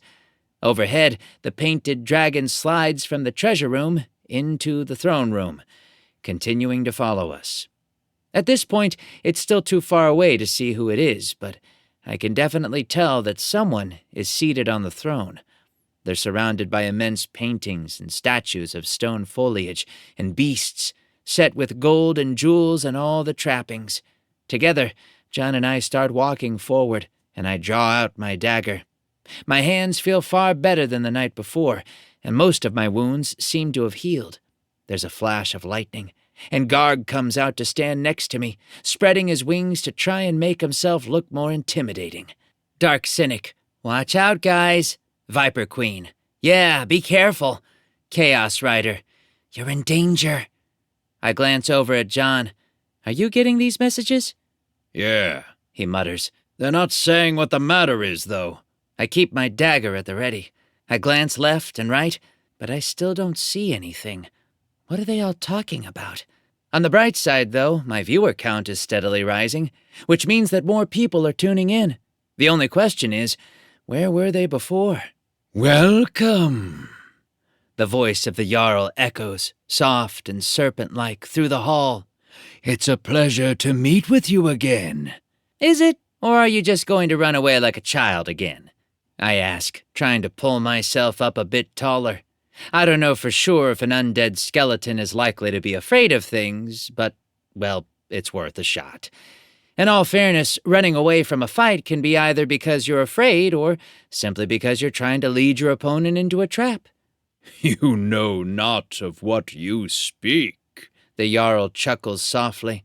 He rises from his throne and starts walking down to the floor, though he stops as he reaches the base of the stairs leading up to the chair. We both stop about 30 feet away from him, trying to maintain a respectful distance. I brought you here. I have watched your progress. Now I wish to reward you for your perseverance. We've heard that line from you before, I answer. Well, a similar line in any case. We're not accepting any rewards from you. Beside me, John's muscles tense. He doesn't say a word, and I can't tell if that's because he agrees or because he thinks I'm crazy for turning down what would almost certainly be a power boost. Power, yes, but, well, the guy I'm talking to is an undead puppet controlled by a painted dragon. I don't care if it makes me strong enough to move mountains. If I'm not the one in control of my body, I might as well be as weak as a wet noodle. Frankly, I really want to lunge forward and teach this guy a lesson, but something tells me that here, in this grand throne room, he has at least a couple tricks up his sleeve, and I don't want to blunder into any of them. So be it. The Jarl folds his hands. If you will not submit, then I shall call forth someone who will. He can teach you a lesson, I think. There's a low rumble, and the dragon overhead opens its mouth wide. Fire blossoms on the paint, and with a flash of flame, Harold is spat out of the beast's gullet. He comes crashing down onto the floor in between us, and the Jarl then groans and slowly hauls himself to his feet. You left me to die! He spits at the two of us. Not exactly. I hold up a finger. As I recall, you were promised a reward, then tried to kill us, despite there being no proof that anything would actually come of it. Harold snarled. You're a problem! You need to be removed, and if he allies with you, so does he! All I've ever done is ignore you. If that's a capital offense, consider me guilty. I hold up my dagger. Come up and try to execute the sentence. Harold's face twitches. Suddenly, I notice something. A ring. Not a large one. I can hardly see any of the details, but I can see a red gemstone.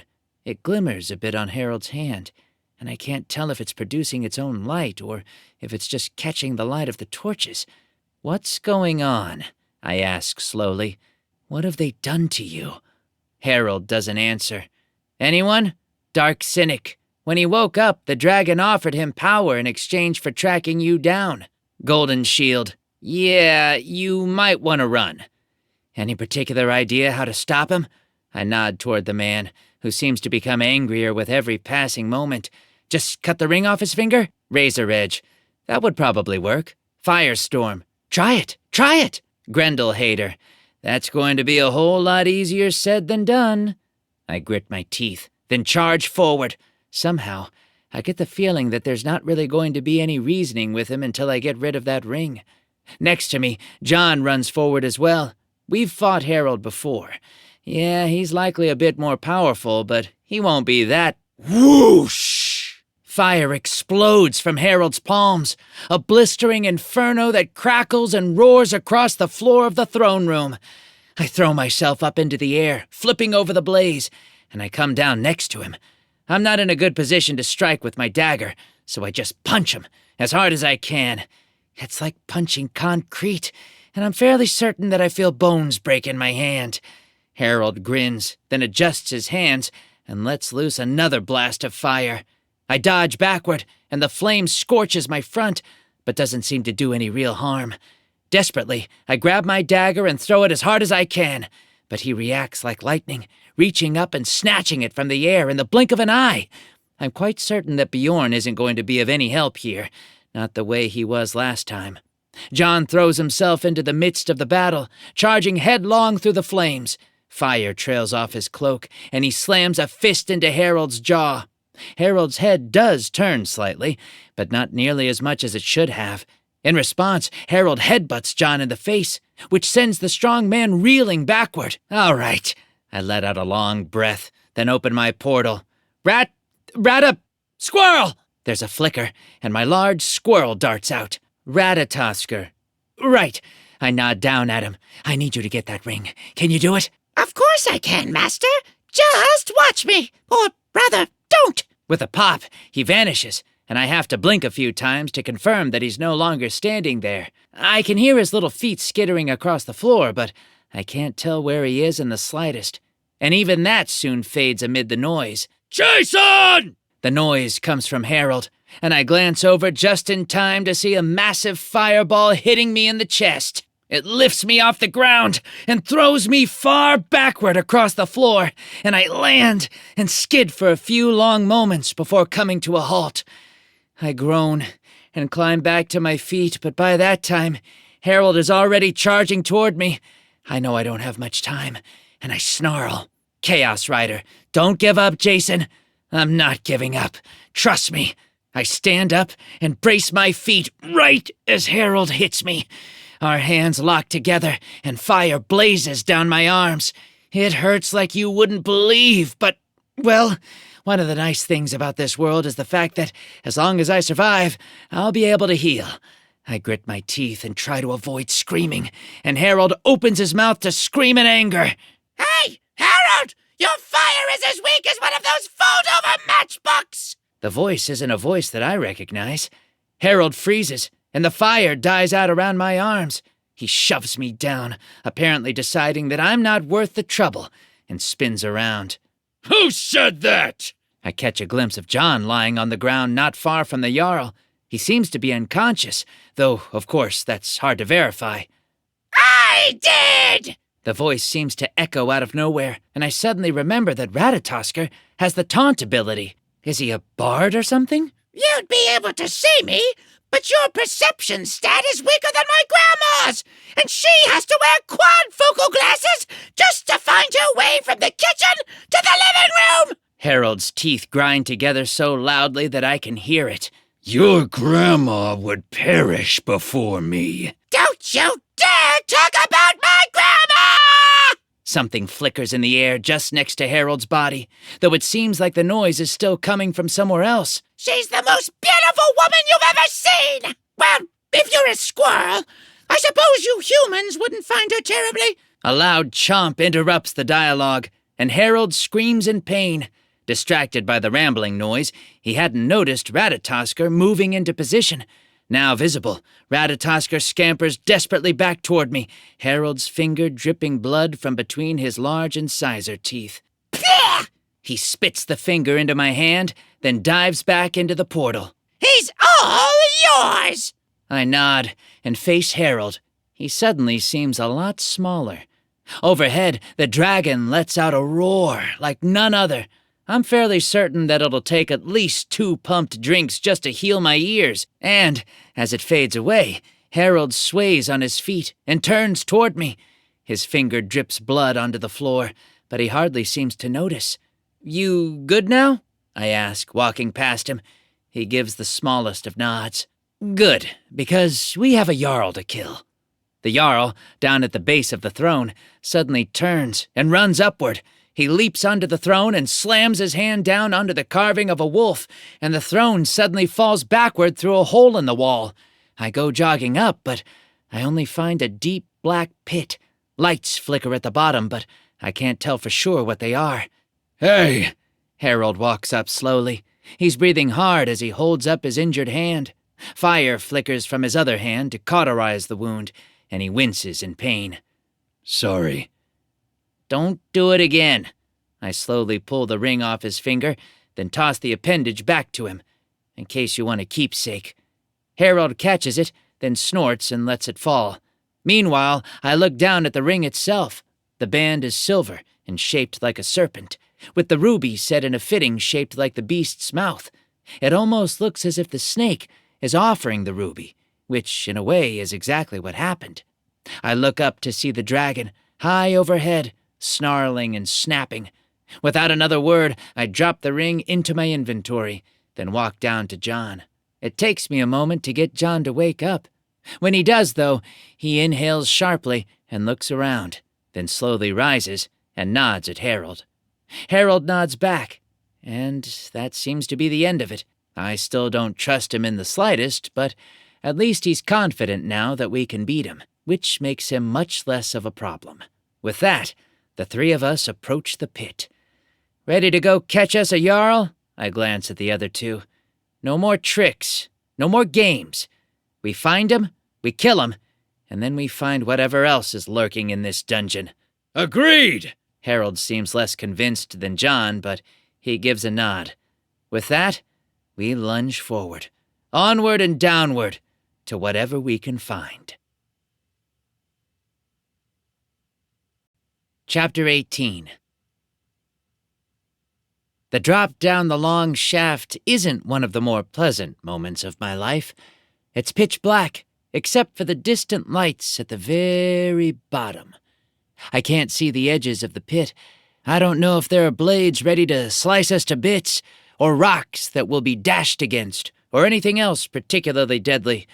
In any event, while it feels like an eternity, I soon enough come crashing down to the ground below, and I stand up to find myself on a pile of debris that was once the throne of the Jarl. Thankfully, the landing doesn't hurt, though the shockwave that erupts from John's landing isn't the most pleasant. Harold comes drifting down slowly in flight and lands just next to the two of us. Leading off from this landing point is a rough, unhewn cave, lit only by a few scattered torches on the walls.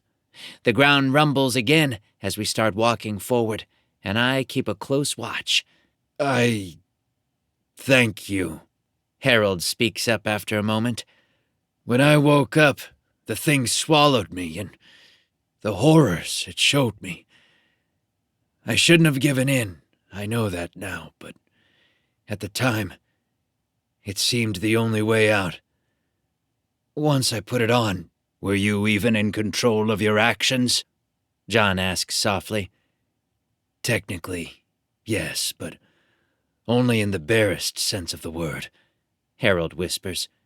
There was so much rage, raw and utter, and you two seemed just as monstrous as the dragon. More so. I had to destroy you, for the good of humanity. Well, I'm happy to have you feeling better, I remark, half sarcastically. I am happy that he's no longer a murder machine, but I'm somewhat skeptical of his story.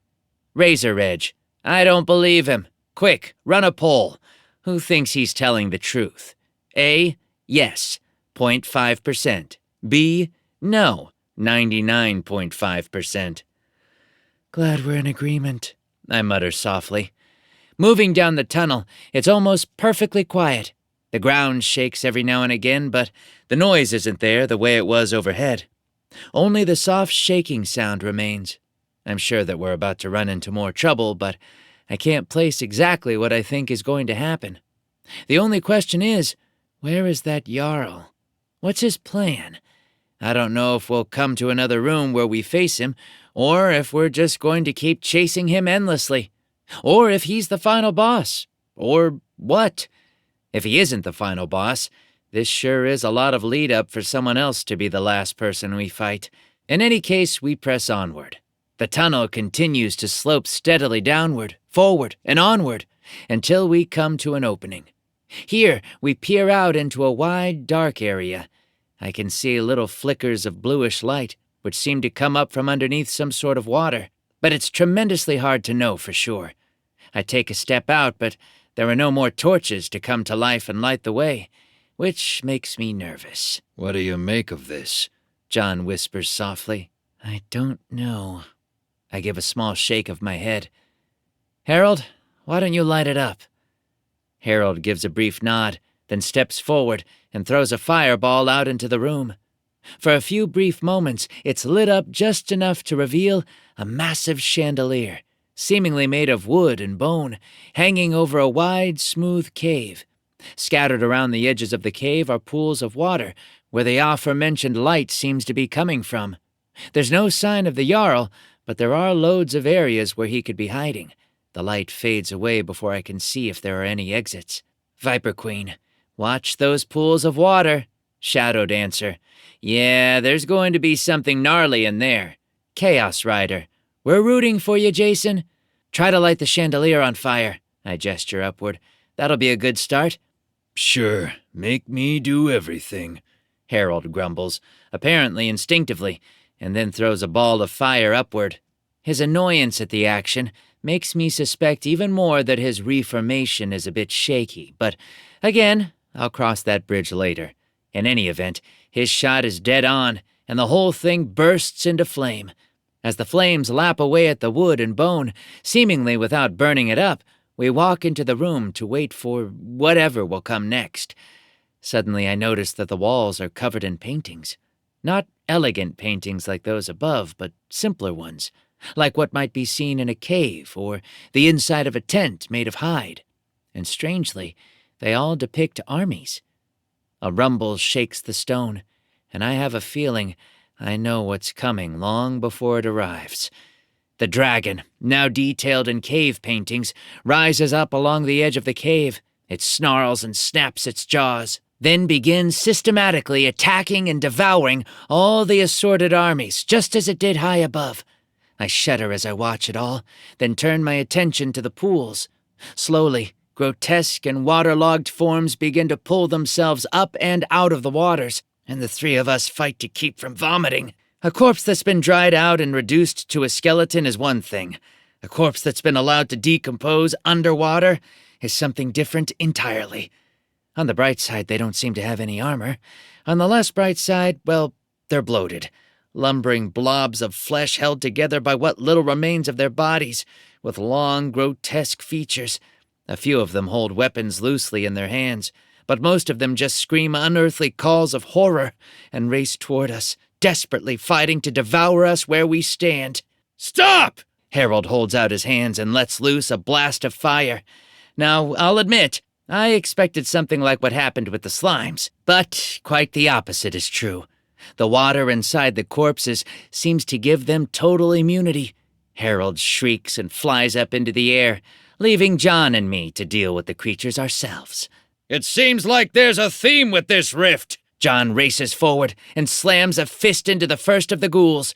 His strike goes straight through it, and he frowns before grabbing hold of the attacking corpse's head and smashing it to the side.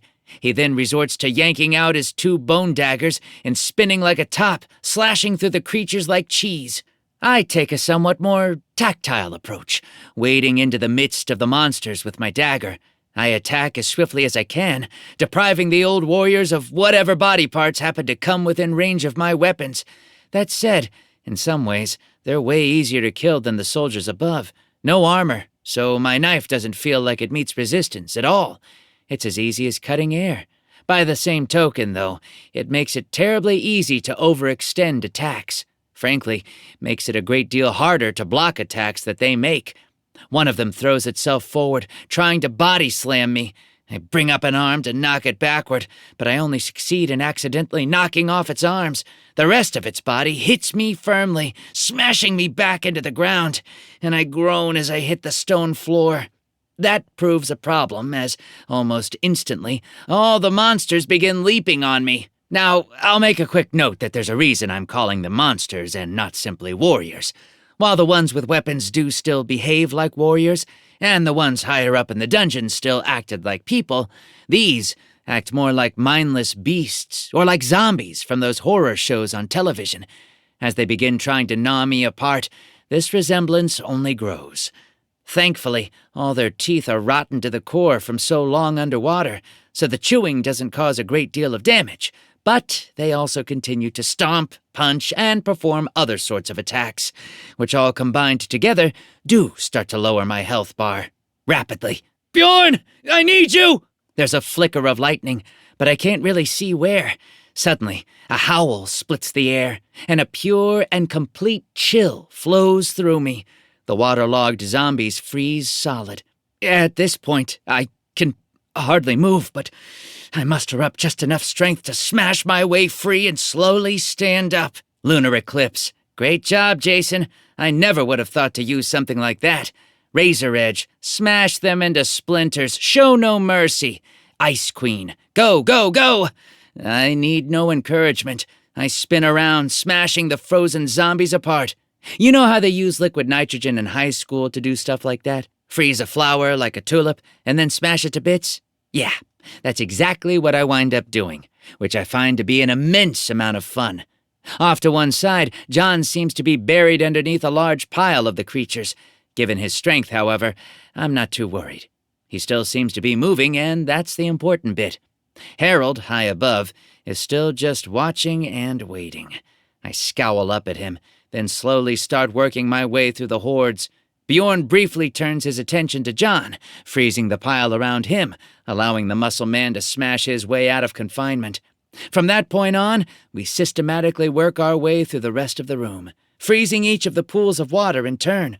Soon, there's not a single zombie left, and Harold comes slowly drifting back down to the floor. Some help you were, John mutters as we start toward the opposite side of the room, passing beneath the fiery chandelier. Thanks, really. I'm doing the best I can, Harold whines. You could kill them. I couldn't. What was I supposed to do? Something useful, I retort. I catch a glimpse of a small entrance at the rear of the cave, and I head toward it. Now come on, both of you. I think this is our way out. What makes you so sure? John comes striding up behind me. Because of the painting. I point upward at the space over the door. There, instead of an army, is a crude drawing of a king, a jarl. The dragon, upon reaching that one, instead of devouring or crushing it, slowly wraps itself around and around the jarl until the mighty ruler is little more than a speck amidst the coils of the terrible creature. Then, after the jarl has been completely encircled, the dragon gobbles him up, only to shrink down and become the image of the jarl once more. This time, though, while essentially identical to how it had looked before, there's something different about the image. I can't tell exactly what's different, but I know something is, and that's the problem. It seems darker, more menacing. The image of that jarl watches us closely as we walk through the entrance of the cave. Harold and John go first, so I'm the last one to see it. Right as I look away, I catch the barest flicker of red upon the jarl's finger, and my mind is drawn back to that ring. My hands ball into fists, and I let out a long breath. Not today, I whisper. Today, we slay you. The jarl doesn't answer, but I feel the cave rumble again. It's time to go forth, to put an end to all of this. Either that, or we'll die trying. Chapter 19. As we walk farther into the cave, it seems to grow increasingly rougher.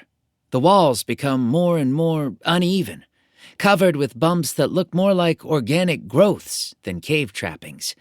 I'm more than a little uneasy, but I square my shoulders and push forward. Harold takes the lead, using his fire to light the way, seeming to gain a wave of confidence after his earlier cowardice. I glance at John, then give a nod forward. He slides up next to Harold, and I fall back just a bit.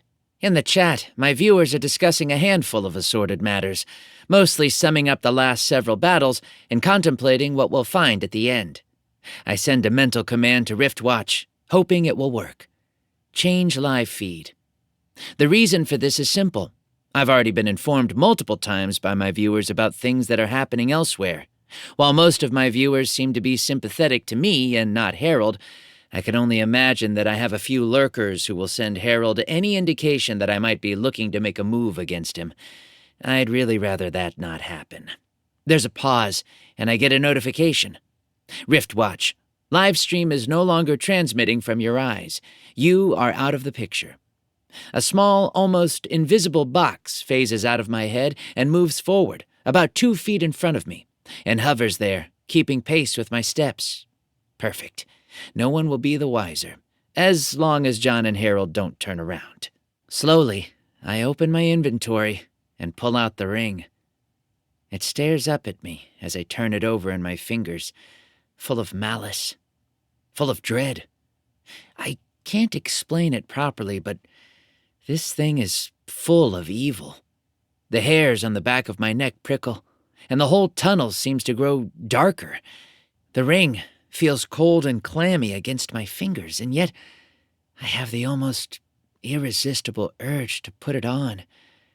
It sounds cliché, I know, but this thing, this epicenter of evil, so terrifying that I want to throw it down the passage and be rid of it forever.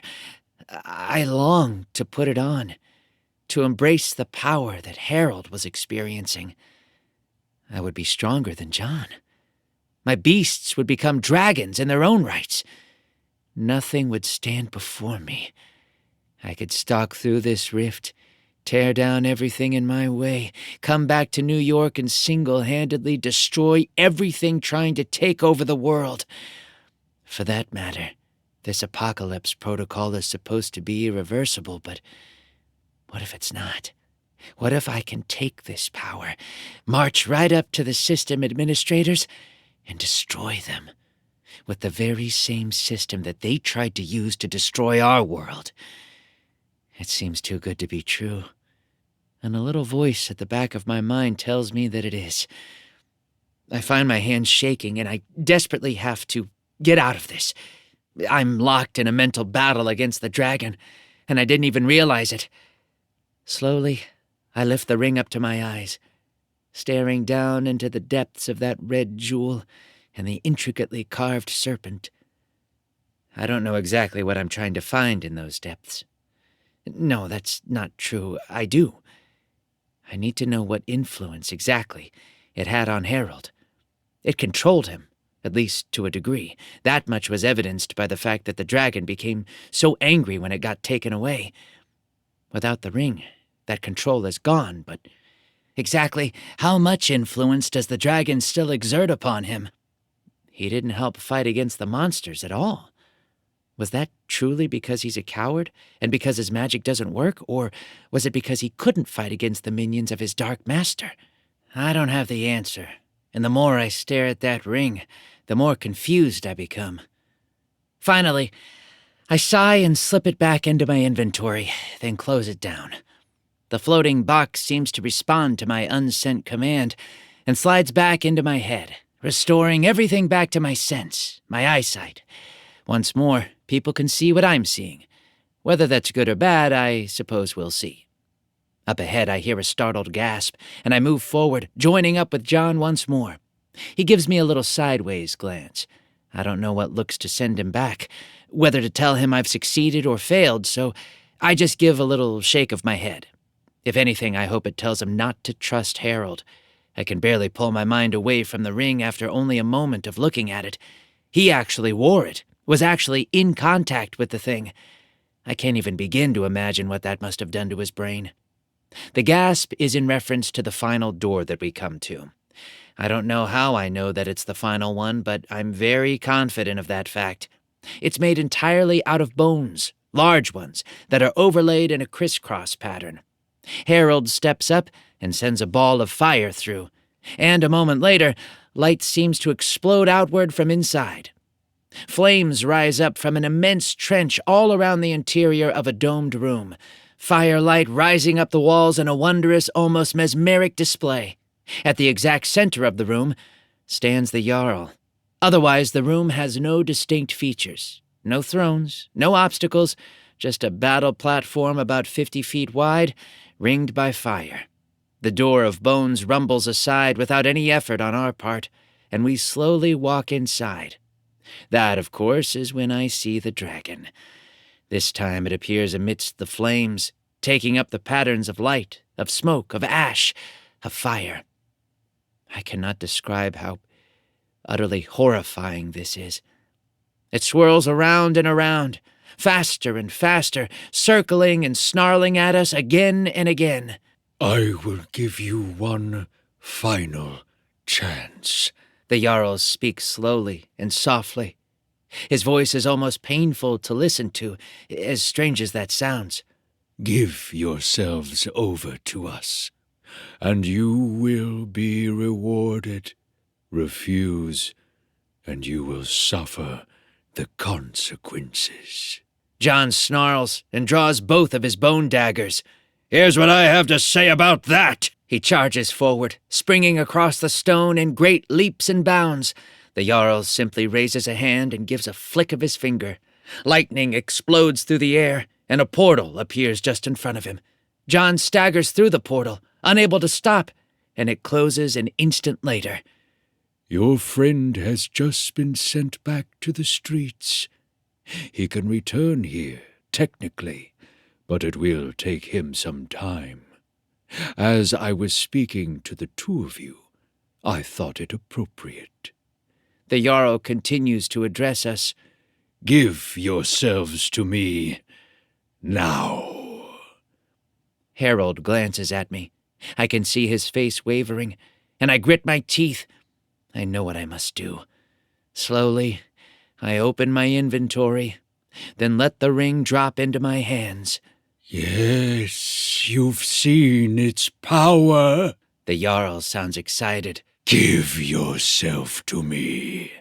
Give yourself to... How about I just give this back? With all my might, I draw back my arm and fling the ring into the flames.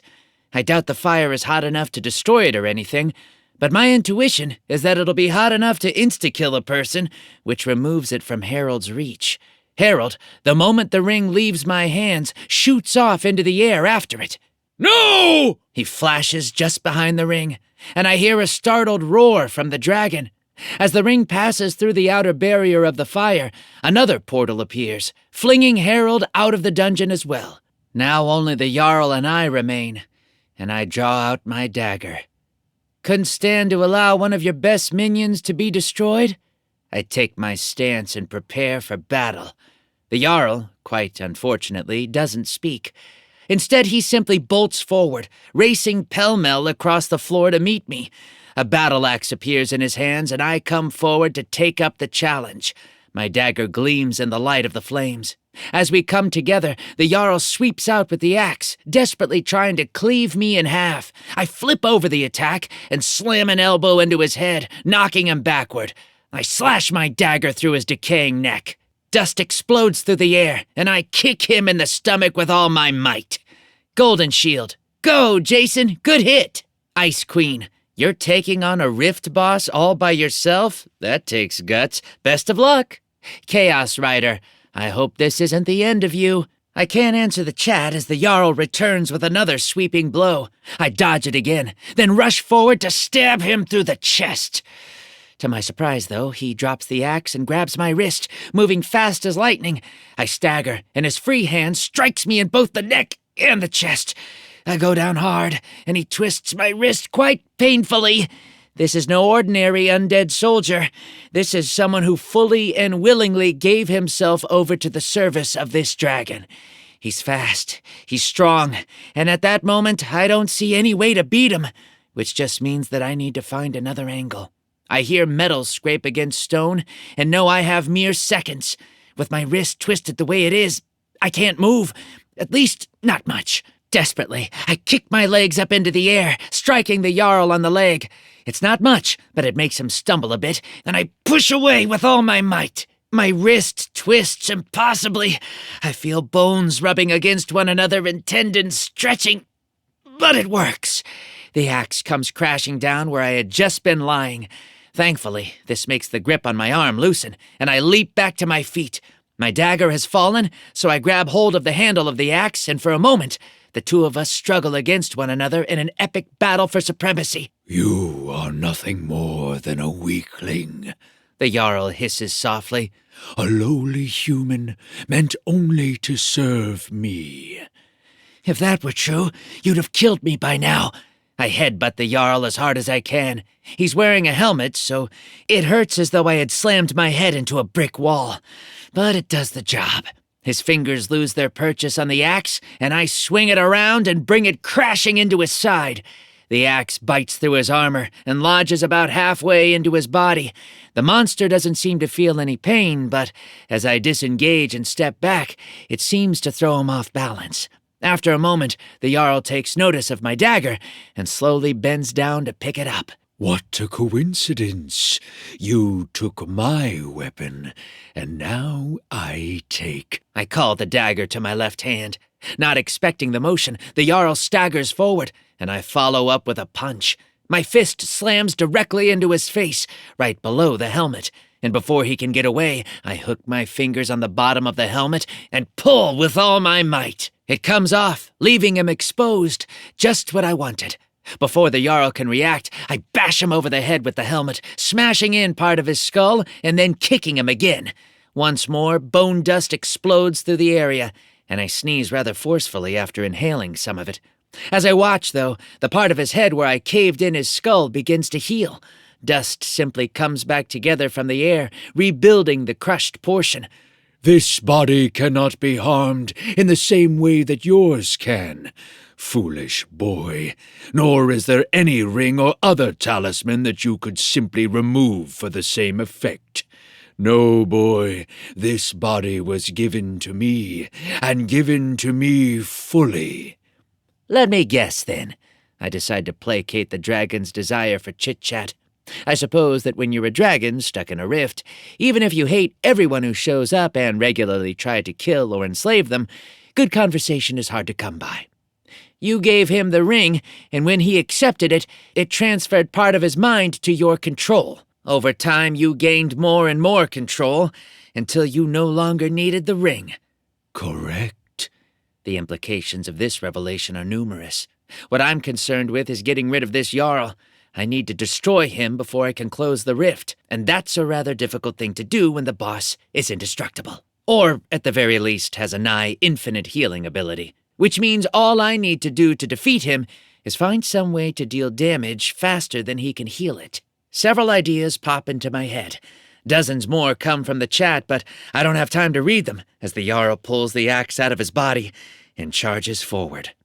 I come up to meet him, and once more the battle begins. The next several minutes are filled with frenzied attacks. He strikes, I block. Trust me, it's very, very hard to block an axe with a dagger. I strike, he blocks. I land a few hits here and there, crumbling his aging body, only for him to heal. He lands a few hits on me.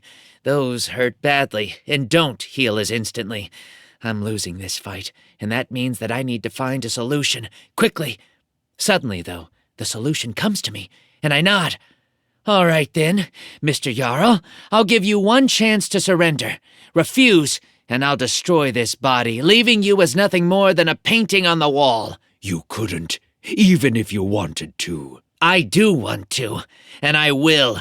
I take a deep breath, steeling myself for what's to come. The Jarl seems to sense this, and he tries to figure out what I'm doing. Then, I move. I draw back my dagger and throw it.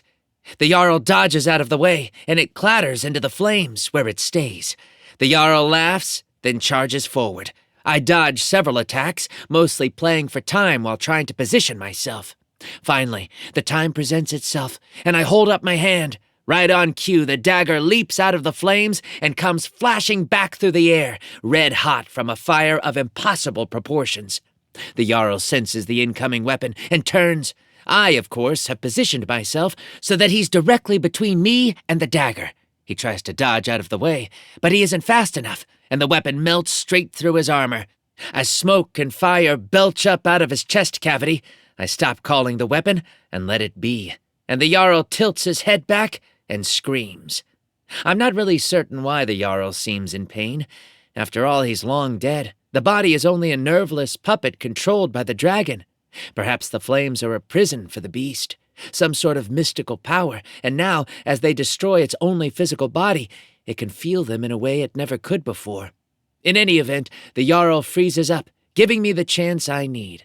I rush forward, grab hold of the thing, and sling it into the flames with all my might. The moment the body hits the fire, it explodes into thick clouds of smoke and ash. The room goes dark, and I'm plunged into pitch blackness, at least for a moment. Slowly, almost imperceptibly so, a light begins to flicker to life just above me. System notification. Congratulations, you have conquered a rift. Please accept from the following rewards. The list of rewards is really quite long, but I don't bother to glance at them just yet. Instead, I keep my eyes fixated on the light, which resolves into a portal. Unlike the other portals, though, it doesn't flicker. It doesn't rage with electricity or lightning. It's ringed by a soft border of light, and it exudes a sense of peace. I take a deep breath, then slowly step through. My feet hit solid ground, and I blink in surprise to find myself back in Times Square. Harold and John are both there, too. Around us is a crowd of people, several of whom I recognize from the Central Park settlement. The three of us look at each other, and then, as the massive rift portal slowly closes behind us, a loud cheer shakes the skyscrapers. Almost instantly, a procession forms back towards Central Park. The people around me start clapping and cheering, singing and hollering, but I can hardly focus on any of it. All around us, I can hear the telltale zapping of portals, the very ones that had closed during our foray into the dungeon. opening once more. I can sense a dark and foreboding presence watching us, and I can feel the weight of the fact that soon another rift will be opening. I can also feel, deep within my pocket, the very ring that I had cast into the flames. Harold glances sideways at me, and I see a hunger in his eyes. He knows that I still have it. Somehow he's drawn to it. All of it spells trouble. Trouble and an upcoming fight of greater proportions than ever. Chapter 20. The trip back to Central Park is a joyous one, for the most part. Like I said earlier, all around me are the rumbles of thunder and monsters, but thankfully, I also hear a good deal of fighting. Explosions echo through the streets. I look around for some sort of an explanation. There are more awakened who came into New York when the last rift opened, John explains, apparently noticing my confusion. Rift Watch called them, since it's assumed that the next rift will open soon, and they want enough people on site to be able to handle all the other dungeons, while the rift is being cleared. Interesting, I frowned in thought. What happens to the areas they were guarding? They're being covered by others, John answers. One person is taking the territory of two, and so on. Jersey doesn't have nearly the same concentration of dungeons we have here, you know, and it gets even lower farther out. I've heard of some small towns in the Central Plains that aren't even sure if they believe anything's changed in the world. Chaos Rider. That's me, middle of Kansas, bro. If I hadn't found this live stream, I'd still be going to school like normal. Dark Cynic. I'm way down south out in the country. I can hear a lot of chaos in the nearby city, but it's a long ways away. Ice Queen. Can't decide if you all are lucky or missing out. I'm in a high-rise apartment right here in New York. I've actually been able to watch a couple of these fights with my own eyes. Interesting, I muse. It's all so interesting, and so not what I expected an apocalyptic end-of-the-world scenario to be like. In any case, I'm itching to get back out and get into battle. But the people seem intent on celebrating, and it seems like John, Harold, and I are the focal points of this celebration. Though it may be the hardest thing I've done yet, I know that they need the release of tension, so I allow them to have their fun. When we arrive at Central Park, a band begins to play, and an impromptu parade takes place, wrapping around the pond there, through some of the buildings and back to where we started. There, a cake is brought out from a local bakery, and, well, we eat it. It sounds so strange, I know, but that's what we do. Dozens of people come up and congratulate me. I shake their hands and I nod in thanks, but through it all, I can't tear my mind away from that thing in my pocket. I have no idea why it's there, what it's trying to do, what Harold will do, nor if he even knows I have it. All I know is that it exists, and as long as it does, it's a liability. A great portion of me wants to just chuck it into the river, but I have a feeling that such a thing would be a short-term solution, at best. Harold seems able to sense its power, which means that the only way to keep it away from him is to keep it on my person. Thankfully, my audience doesn't have a clue about the ring, which I think is a good thing. The celebration lasts several hours, until the sun is set and bonfires crackle joyfully across the rolling landscape. I settle down next to one of them, enjoying the heat, and take a long, deep breath. Viper Queen. Hey, Jason, are you going to check out all the loot you got from that dungeon before you go to sleep? Shadow Dancer. Yeah, do it. Firestorm. Please, I have school in the morning, and I won't be able to log on until afternoon. All right. You've convinced me. I smile and nod. First off, I'm pretty sure I leveled up a few times. Let's check and see what level I am now, and if I get any rewards from that. You are now level 17. Please accept from the following rewards. 3. Level E weapon. Level E monster. Monster trainer skill. All right, folks, let's think about this. I purse my lips for a moment. A great deal of advice comes from the chat, most of which I ignore. I could really use a new weapon, something with a bit more reach. This dagger is incredible. It can cut through almost anything, but it has such a short range. There's a flash of light, and something materializes in my hands. It's another dagger. This one, unlike the dark, smooth metal of the Shadow Dagger's blade, has a shining white steel that almost glows in the darkness. I hold it in the palm of my hand, feeling as though I have a proper sword in my palm. It's heavy, in a good way. This thing can deal some damage. Weapon acquired. Photonic Dagger, level E. Razor Edge. Whoa, now you can dual wield. I'm not so sure that'll be a good idea, but to placate the audience, I take out my Shadow Dagger in my right hand, hold the Photonic Dagger in my left, and strike a stance. At least as much of one as I can manage while sitting on the ground. My audience seems to love it. Shadow Dancer. Can't wait to see this in actual combat. Chaos Rider. Go, Jason! I smile and make a couple simple attacks at the air, then put my daggers away. For my next two rewards, I think for a moment, then ask the system a question. Instead of getting a new weapon or monster, can I just upgrade one of the ones I have? System notification. That is acceptable. Good, I nod. In that case, I'd like an upgrade for Bjorn as well as for Garg. A soft twinkle of light floats through the air, letting me know that it's been done, but all the action takes place inside the pocket dimension. I suppose I'll find out what sorts of upgrades they got when they come up, but I don't want to risk it right now. They're tame, but it's dark, and I would hate for someone to mistake the monsters for a hostile mob and attack them. I lean back against my tree trunk, satisfied, and then check my last reward. With a flash of light, a loot box appears on the ground in front of me. It's not a large box, really nothing more than an ornate jewelry box, but it has a golden clasp and is studded with dozens of gemstones. I slowly reach out and place my finger on the latch, then give it a flick. Light shoots up into the sky. When it fades away, I look down at the ground and find myself in possession of a bag. I frown in confusion, then slowly reach down and pick it up. Bottomless bag of shadows. There are no indicated effects. I slowly open the bag up and peer inside, but I find only a swirling mass of darkness that likely indicates some sort of great void. I'm not really sure what it is, to be frank, and I close it up after a moment. In any case, the thing is quite small, with a mouth only a few inches across. I tuck the bag into my inventory after a moment, and my chat explodes. Razor Edge. What? No cool weapon? You should complain. Ice Queen. Yeah, you cleared a rift. That should be worth something. I'm sure it is worth something. I just have to figure out what that use is. I chuckle and slowly stand up. Besides, let's keep in mind that it was just an F-ranked rift. My guess is that the next one will be a whole lot more enticing, but if they give out everything right at the beginning, it doesn't really give you much incentive to keep going, you know? My chat seems to agree with this assessment, though begrudgingly so. I smile at them, then move a bit closer to the dying fire and pull out my sleeping bag. As I start to crawl inside, I hear footsteps, and I look over to see John approaching.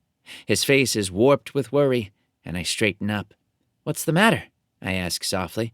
Everything okay? That depends, John murmurs. I just got word.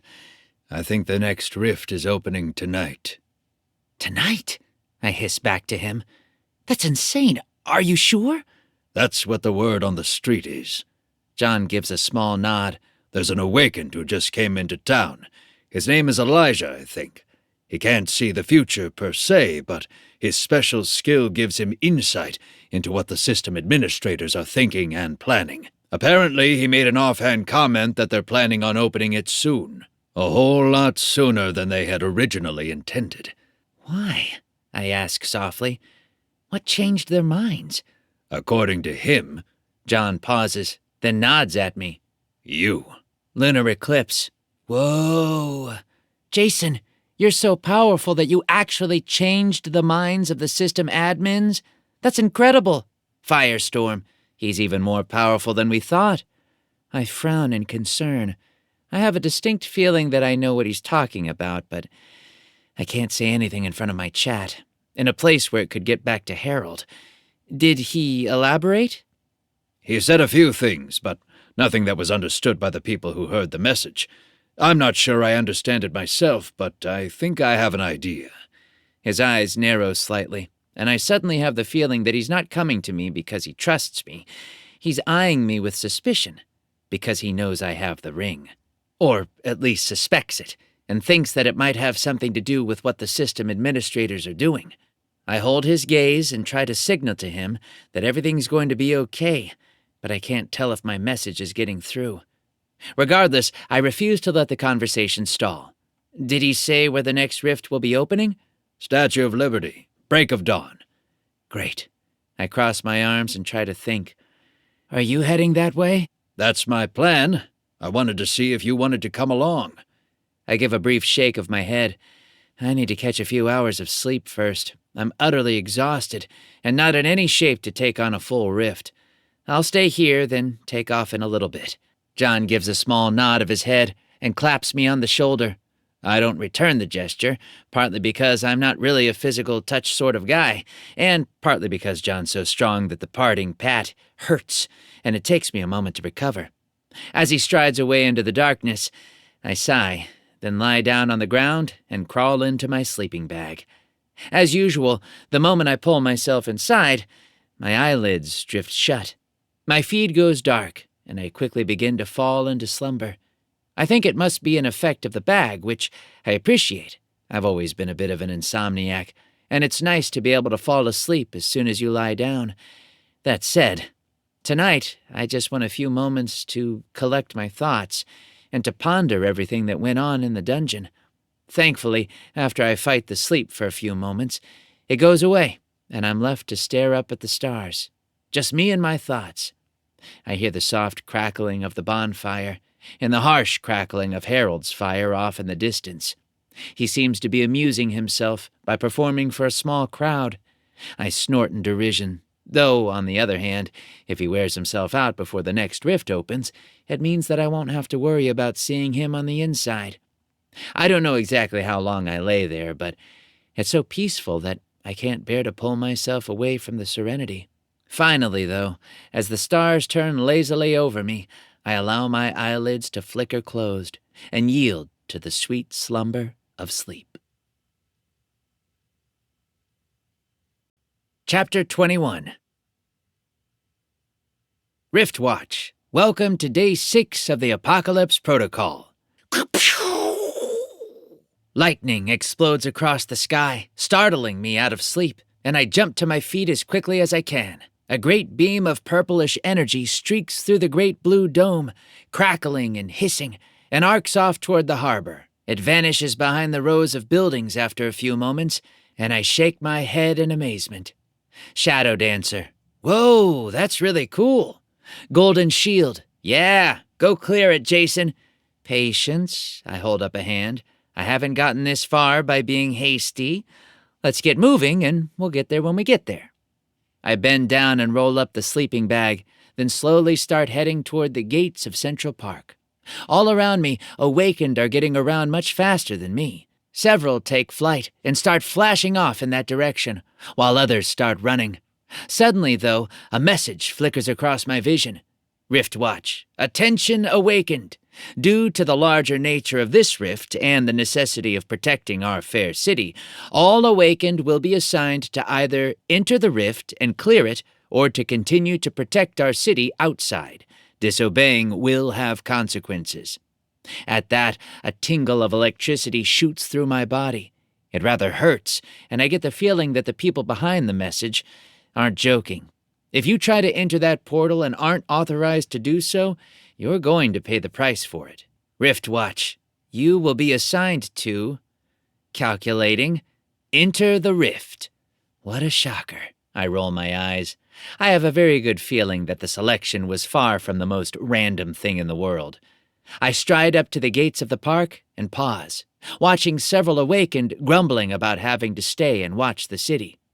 A large scorpion boss comes charging out of a portal a few streets down, though, which gives them something to do. All right, Lightfax. I open the portal and allow my noble steed to come out and join me. Let's get moving. Lightfax snorts, and I climb up onto her back.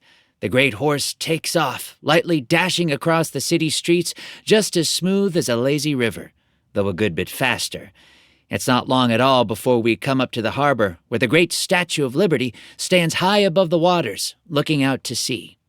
It's amazing, really, but Somehow, the structure doesn't seem to have suffered any damage from all the chaos. Prior to this, no dungeons seem to have opened on the island, and nothing has touched it from this side of the universe. It's still standing as a pillar of freedom, a beacon of hope, albeit one that's currently ringed with lightning and dark energy and all sorts of other chaos. In any event, Lightfax trots up to the docks, then pauses. A large boat, I think it's the usual Ellis Island tour boat, is chugging slowly over the choppy waters. I can see the decks crowded with awakened, several dozen at least, while more watch from the shoreline. One of them dives into the water and starts to swim, only to get struck by a bolt of lightning from above. He swims back to shore, screaming in pain, and I grimace. They weren't kidding. They want the fighters to go and the protectors to stay. Overhead, a few flight-based awakened zoom off toward the island, Harold chief among them. He leaves a long trail of brilliant flame, and I scowl. Of course, he's one of the chosen ones. I mean, maybe it's because Riftwatch recognizes that he's a danger, and is hoping he gets pasted against the walls, but I sort of doubt it. Most likely, they want another showdown between us. I continue to sit there on Lightfax for a moment longer, then tap my heels against her flanks. She leaps forward with gusto, flashing across the water as if she had wings. Her hooves dance lightly across the waves, barely seeming to touch them, and I find myself breathless. We quickly catch up with the boat and go racing past, eliciting gasps of awe. I must admit, I'm in awe myself. Lightfax is a magnificent creature, and her white mane streams out behind her. She looks like something out of a great mythic tale. We come racing up to the shore and canter onto the beach there. By now, a handful of awakened are standing before the rift, but aren't entering. I ride up to meet them, then swing down. John is already there, soaking wet from apparently having swum the distance. Harold lands as far away from us as he can, though I can see fire in his eyes as he looks at me. Soon the barge comes up, and the rest join us. There are about 20 of us, all told. System notification. This is a C-ranked rift. If warriors do not enter, it will begin discharging ferocious monsters that will devour your planet. If all warriors inside are killed, it will begin discharging ferocious monsters that will devour your planet. There are several other conditions that may cause this outcome as well. Chaos Rider, C-ranked. That's insane. Firestorm, just got in, way earlier than I thought. Whoa! Viper Queen, I don't know if even our Jason can handle this. Original Goth, I'm pretty sure he can't. I notice Original Goth's presence, but I don't say a word. Her absence was a pleasant high point of the previous rift. Now that she's apparently come back, I have a distinct feeling that it doesn't bode well for me. I swallow that, though, and try to stay focused. Well, a girl with long dark hair slowly nods at the thing. Who's going to go first? Everyone looks at one another. I sense my chance, and I step forward and square my shoulders. I will. Razor Edge. Yeah, that's our Jason. Shadow Dancer. Good luck. Ice Queen. He doesn't need luck. He's got skills. Don't wait too long to come after me. I pull out my twin daggers, then spin them around in either hand. I'd hate to kill everything and leave you guys without anything to fight. A smattering of laughter echoes from behind, diffusing some of the tension.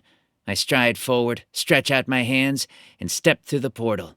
It's just as bad as last time. Maybe even a bit worse, really. Lightning erupts up and down my arms, making my limbs twitch as I come out into a large, cold area. I take a moment to catch my breath, and I look around as quickly as I can. Immediately, several things come to my attention. First, I'm in a cave, again. Second, the cave is being lit by a small hole in the center, high above my head, where a few pale beams of light shine down onto the gray slate. Third, a great deal of snow is scattered through the cave, and long icicles hang from the ceiling instead of stalactites. Not technically how things would work in the wild, I don't think, but it does look cool. This, of course, means that Bjorn likely won't be a great deal of use here, since his attacks work best on fire-type creatures. At the end of this cave, 2 dark openings stretch outward, though I can see light in both of them as well. Of course, I observe all of this in the blink of an eye. Charging headlong at me is a great snowy beast. I can't tell exactly what it's supposed to be. It has the body of a bear, but with long white hair. The head looks something like a cat, and it has long claws like a cat as well. But it has a tail that, well, maybe looks more like a dog's tail with a sharp barb at the end? Whatever the case, it looks rather hungry, and to its eyes, I'm sure I look like a nice dinner. I decide that I'm not in the mood to be eaten. Lunar eclipse. That's cool. What are we looking at? Let's name it. Shadow Dancer. How about the Frost Bear? Viper Queen. No, Frost Cat. Razor Edge. Frost Cat Bear. The debate over the monster's name continues, but as the thing jumps at me, I quit paying attention. Long claws slash down at me, and I narrowly dodge and roll out of the way. As I stand up, though, it follows me and rakes me across the front of my chest. Let me tell you, those claws sting, though they don't carve me terribly deep. I'm picked up and thrown backward against the cave wall, landing in a pile of snow. My blood drips down into the white powder, and the monster roars and comes racing at me pell-mell. I grit my teeth, take a stronger hold of my daggers, that push off the ground and leap at the thing. Its slanted eyes grow wide, and I lash out with my right arm, slicing my shadow dagger across its nose and back down across its face. It howls and spins, and I turn with it, slamming my photonic dagger into its right shoulder. The pain-filled scream of the creature echoes through the cave, rattling the icicles and making a good bit of snow drift down from the ceiling. I pull as hard as I can, drawing my dagger back from its shoulder to its hindquarters. It springs away, limping and bleeding, and we size each other up once again. For a long moment, neither of us moves, and then, suddenly, I charge at it. It takes a step back, and I know I have it on the ropes.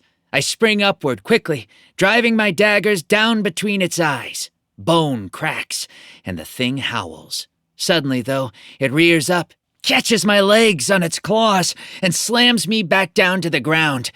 The stone shudders under my impact, and claws bite deep into my flesh. The pain is impossible to describe, and before I can move, the creature bites my torso, sinking long teeth into my gut.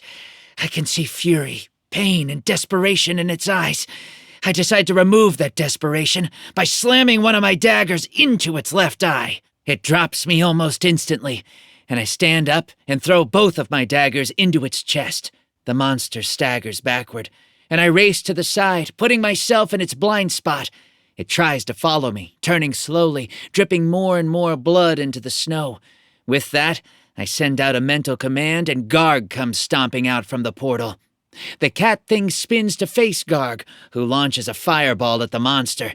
It leaps to avoid it, but now its single eye is focused upon the gargoyle, not me.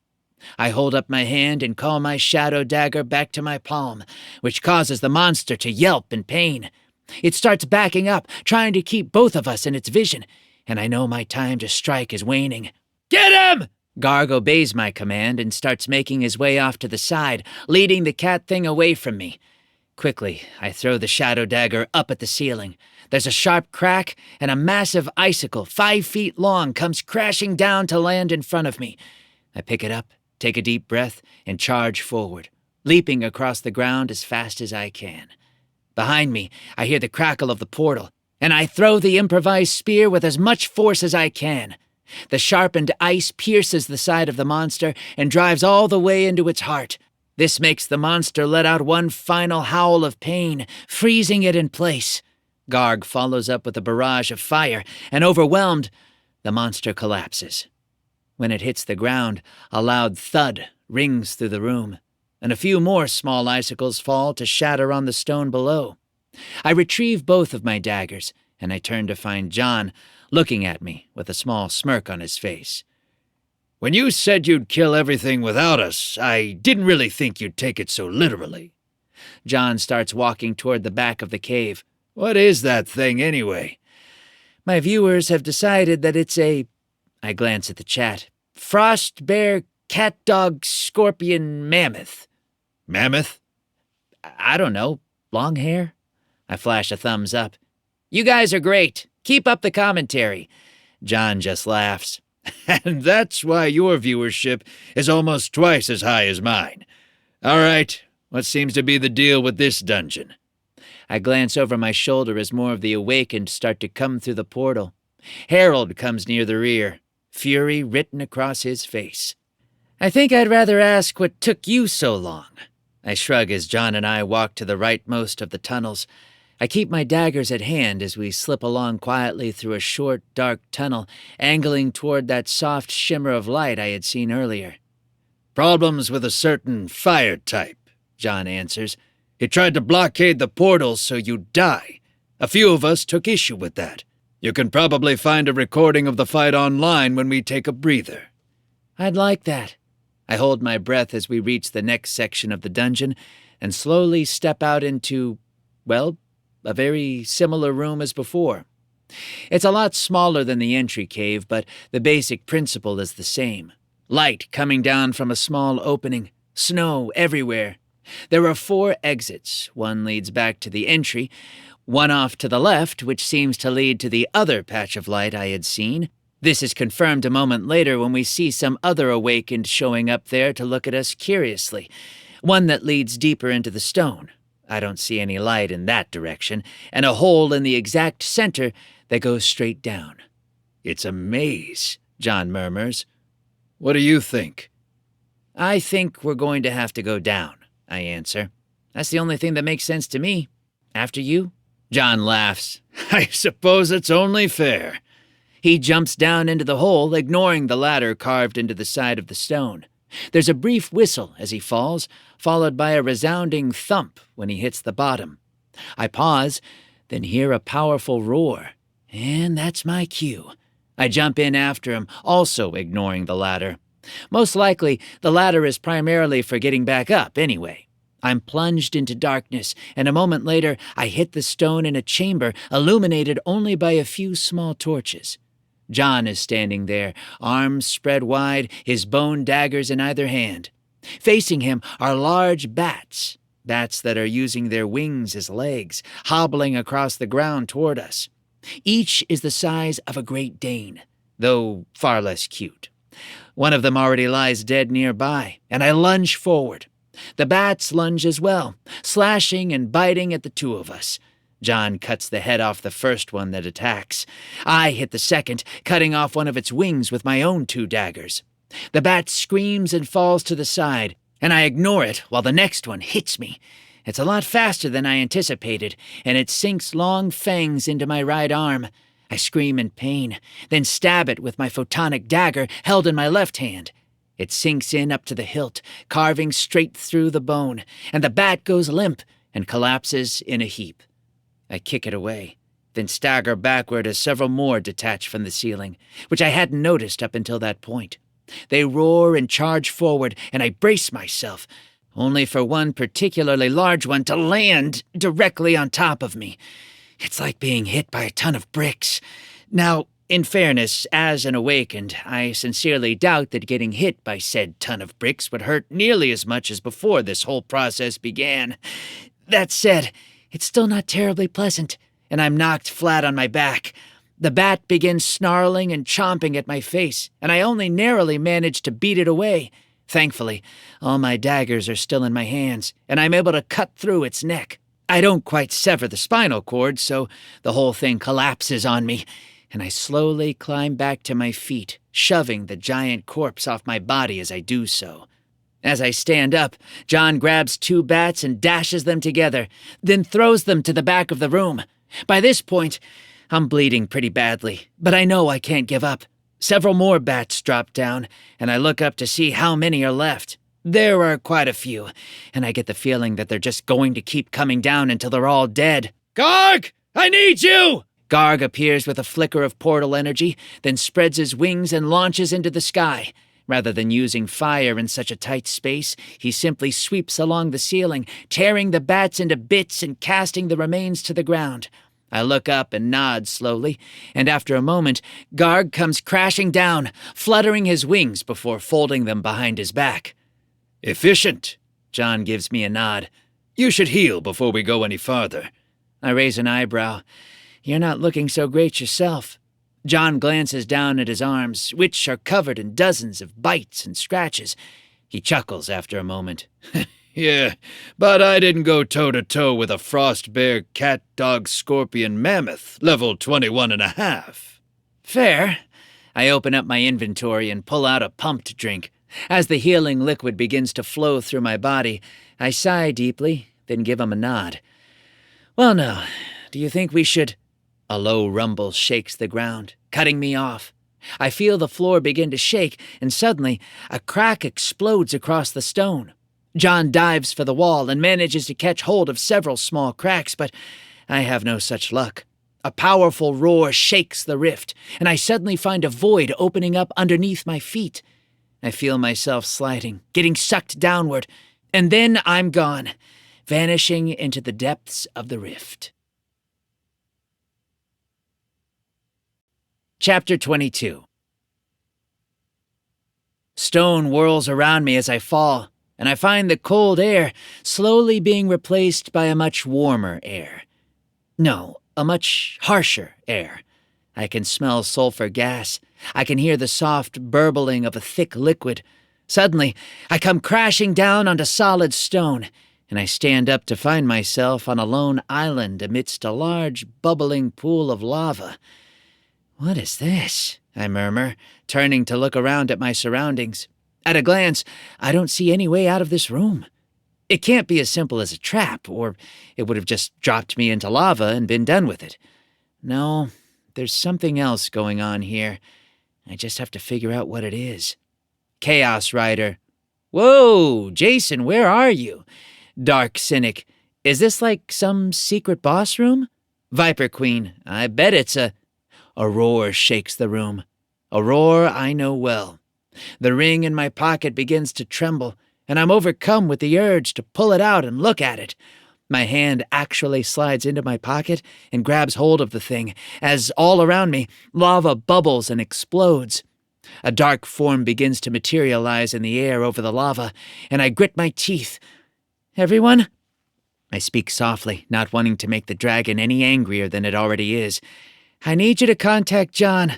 Let him know what I'm seeing, and tell me anything important that pertains to this. There's a long pause before anyone answers. Lunar eclipse. We told him. He's currently trying to get down to you, but the floor resealed after you fell. Now it just keeps telling him that it's an immortal object. I was afraid of that. I desperately try to think of a way out. Tell him to ignore me for now, then. Have him keep going through the dungeon. I'll find a way back to him. Lunar eclipse. We've got your back, Jason.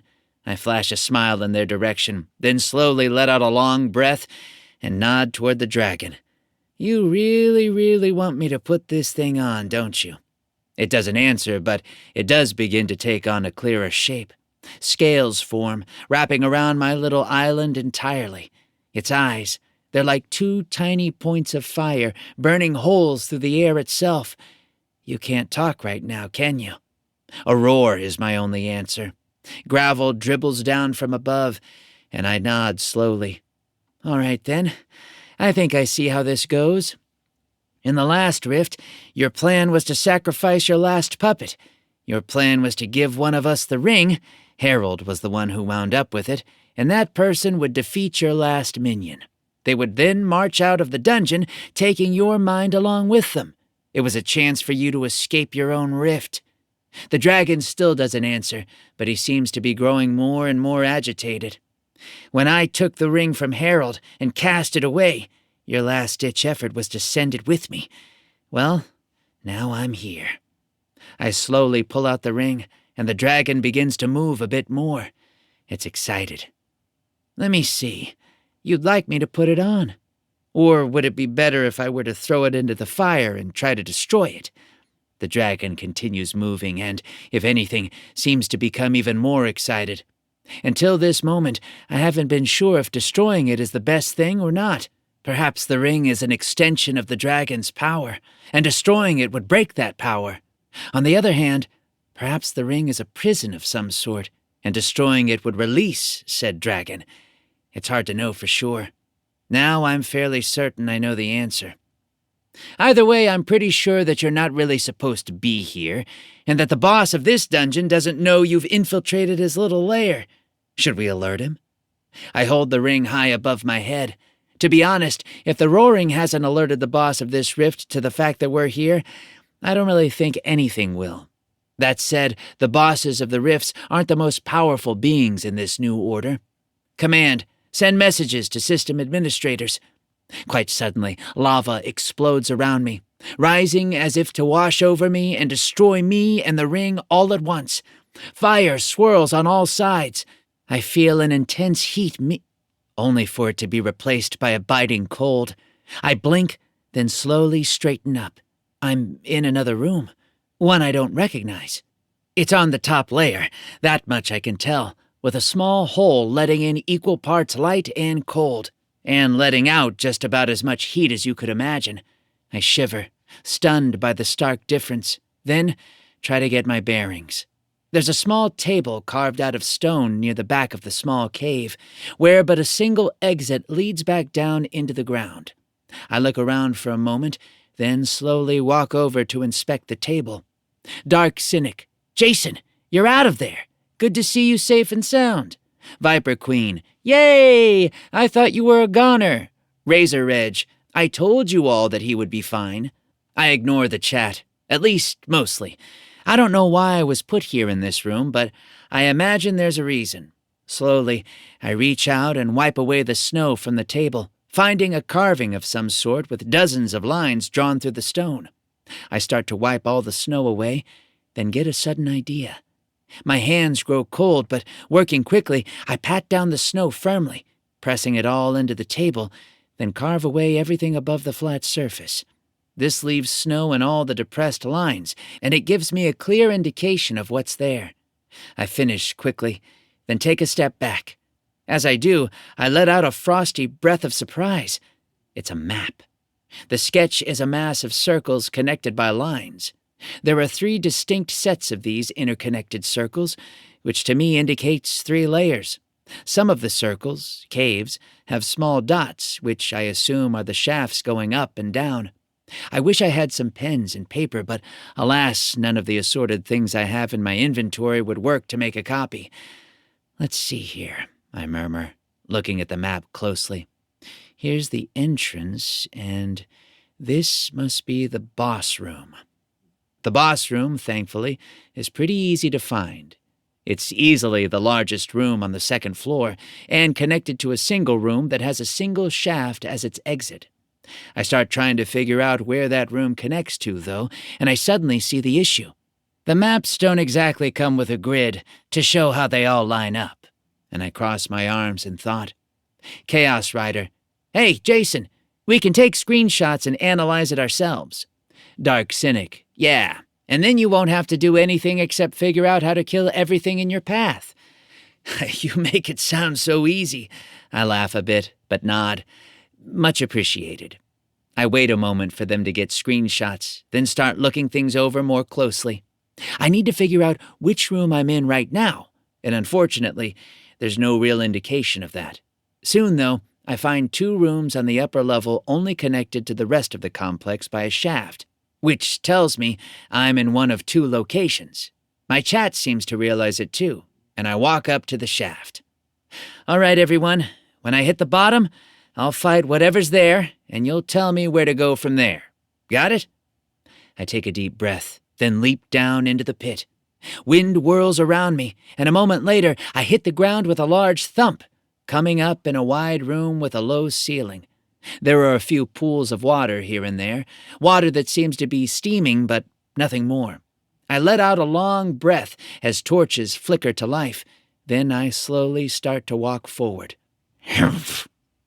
The noise is an odd one, rather like a snort, and I freeze. I glance around, but I don't see anything. I take another step, and another similar noise echoes loudly. I draw out my daggers, but I still don't see anything. And then, slowly, something pulls itself up out of the water. It's an ape of some sort, that much I can see at first glance. It has long arms and short legs, and a face as red as blood. It reminds me of a terrestrial animal I've seen in a zoo, but this one is quite obviously otherworldly. The limbs aren't the right proportions for a regular animal, and the fangs on the thing, as it opens its mouth and roars at me, aren't quite right. Monkeys can have some pretty long canine teeth, that's for sure, but these look a bit more pointed than I think most monkeys tend to have. As the roar echoes across the room, I brace myself. More monkeys begin to pull themselves up out of the pools, and with that, half a dozen charge me all at once. I take a deep breath and run forward to meet them, throwing myself into battle. Whack! The monkeys, as it turns out, are a whole lot faster than I initially gave them credit for. Something cracks under the impact as 2 or 3 fists hit me in the chest, and I'm blasted back across the room, slamming into the wall underneath the shaft leading up to the map room. For a moment I consider climbing up, but I shake my head. No, I'm here to fight, not to run. As the horde comes charging forward, I ready my daggers once again, then step forward as they arrive. As fast as lightning, I lop off the hands of the closest monkey, who howls and falls backward. I duck under another strike, then stab a knife deep into the chest of the closest.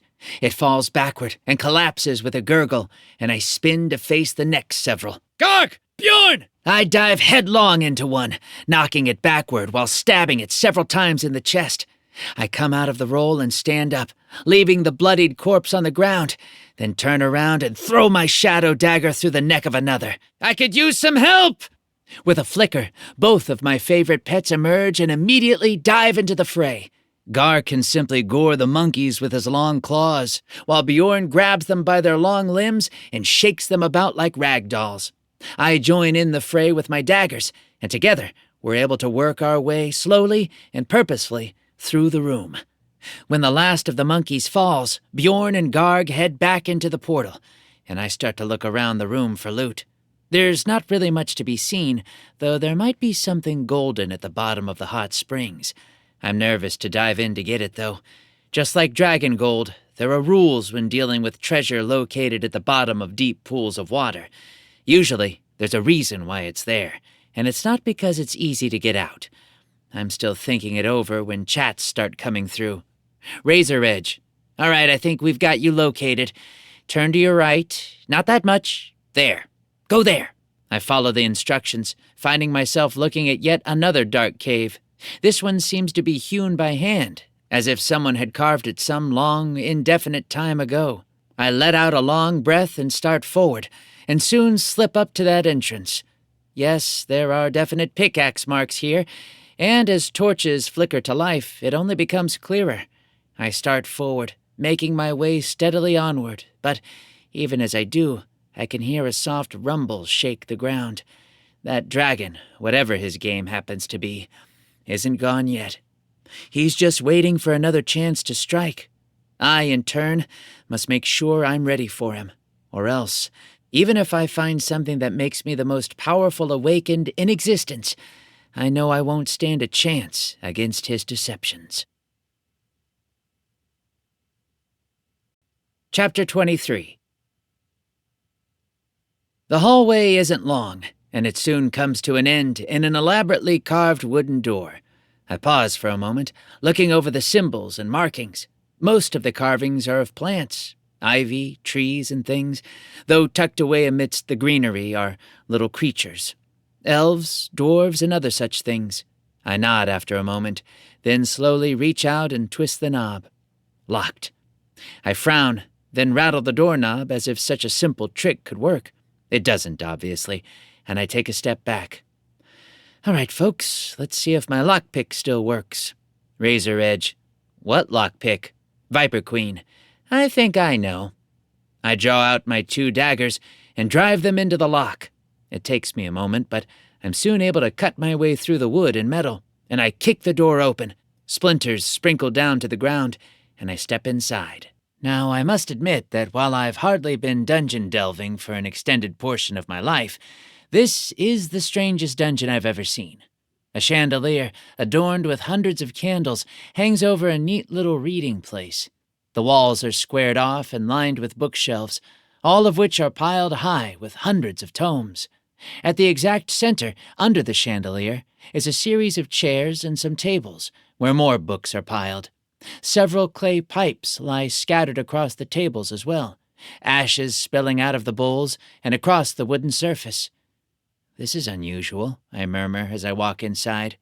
The door falls shut behind me, though it obviously can't lock, given that I carved that portion of the door away. All right, folks, any sign of an exit? Dark Cynic. Yeah, go straight. There's supposed to be one on the back wall. I frown as I reach said wall. The only thing I see is shelf upon shelf of books. Thousands of books. The first thing that comes to mind is some sort of secret door, but I can't be certain. Is there another way? I ask, taking a step back as I think. Shadow Dancer. Yeah, but it's way longer. I think this is a shortcut, and the map room was an indication of it if you knew what you were looking for. Then that's just what we'll have to work with. I order Garg to come out of the portal. Blast it open! It's almost sad to see Garg launch a massive fireball into the shelves of books. A resounding boom shakes the room, from top to bottom, knocking books off shelves even from behind us. Smoke and fire belch out from the point of impact, and I slowly step forward as the debris fades away, revealing a small, dark corridor behind the shelf. Very good. I pat Garg on the nose, then start to crawl forward. Now, let's get... Scree! It's a noise I've heard before. I've heard all sorts of variations. Some are higher pitched, some lower, but they're all the same ultimately, and they indicate only one thing: small, fast-moving monsters that can take a hit and still keep biting. Light it up! Garg unleashes another fireball, which flashes down into the tunnel. To my dismay, it goes straight down the middle, illuminating, but not killing, hundreds of imps swarming forward along the walls.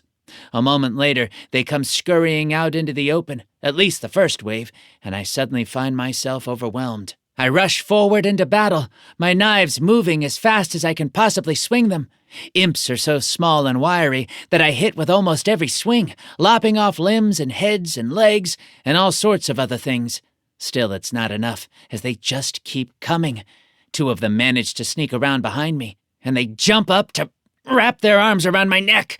Almost instantly, they tighten like a rope, and I find myself without an adequate way to breathe.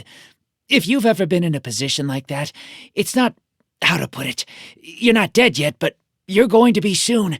You don't have a timer, so you know it won't be long, but you don't know how long you have. You just have to fight with everything you've got. It's utterly terrifying in every sense of the word, and that's all there is to it. I try to keep my head, and I throw myself backward against one of the tables. Books go crashing to the floor, and that knocks a couple of the imps away from my back, just enough for me to gasp a bit of air. I stab around behind my back a bit, and manage to nick myself a few times, but I don't kill either imp. Growing desperate, I back up more, smashing myself against the bookshelf on the far wall. That dislodges them enough for me to spin around and deprive them of their preferred method of breathing. But it still leaves a lot more. By now, imps are pouring out of the tunnel like ants out of a hill that you just poured water into. They're climbing up the bookshelves and swinging from the chandeliers. It's all quite awful. Bodies lie scattered across the ground, but more and more of them keep coming, and I know that it's only a matter of time before they overwhelm me. I need a new plan. Garg, grab one of those tables! Garg spins around and grips one of the reading tables with his claws. He's a smart gargoyle, and he immediately picks it up to bring it smashing down on the imps near him. Dozens of them are crushed under the blow, and I grab hold of the bookcase behind me. As the monsters come pouring in from in front and behind, I yank it with all my might, and hundreds of books, along with an extremely sturdy frame, come crashing down, flattening what must have been almost 50 imps. I don't have time to count them in the chaos, and I jump up onto the back of the shelf and continue to fight. Garg and I battle ever onward, carving our way through the monsters. Soon, they're growing so thick across the floor that I'm certain I'm not actually walking on the ground anymore. It smells terrible, that's for sure, and I struggle to keep my footing. Finally, after what must be close to half an hour, the last one comes limping out of the darkened tunnel, and I warily throw my dagger through its torso. It falls backward, sliding down a now empty tunnel, and I walk forward and let out a long, pained breath. We did it! I hold up a hand, which Garg high-fives. The force of the gesture almost knocks me over, and I laugh despite myself. All right, boy, let's get moving. Here, join me on my shoulder. Garg nods and teleports up onto my shoulder, shrinking down to a height of about 2 feet. After a moment, he straddles my neck, rather like a toddler, and I chuckle and start down the tunnel, slowly and surely. I hold out my hand to call back my shadow dagger, then slide it into my inventory along with my photonic dagger. Hey, Jason! I pause halfway down the darkened tunnel and turn to see John appear at the top. He lets out a whistle, then starts down to join me. Once more, I think you've taken your own words a little too literally. He laughs and shakes his head. How many have you taken down?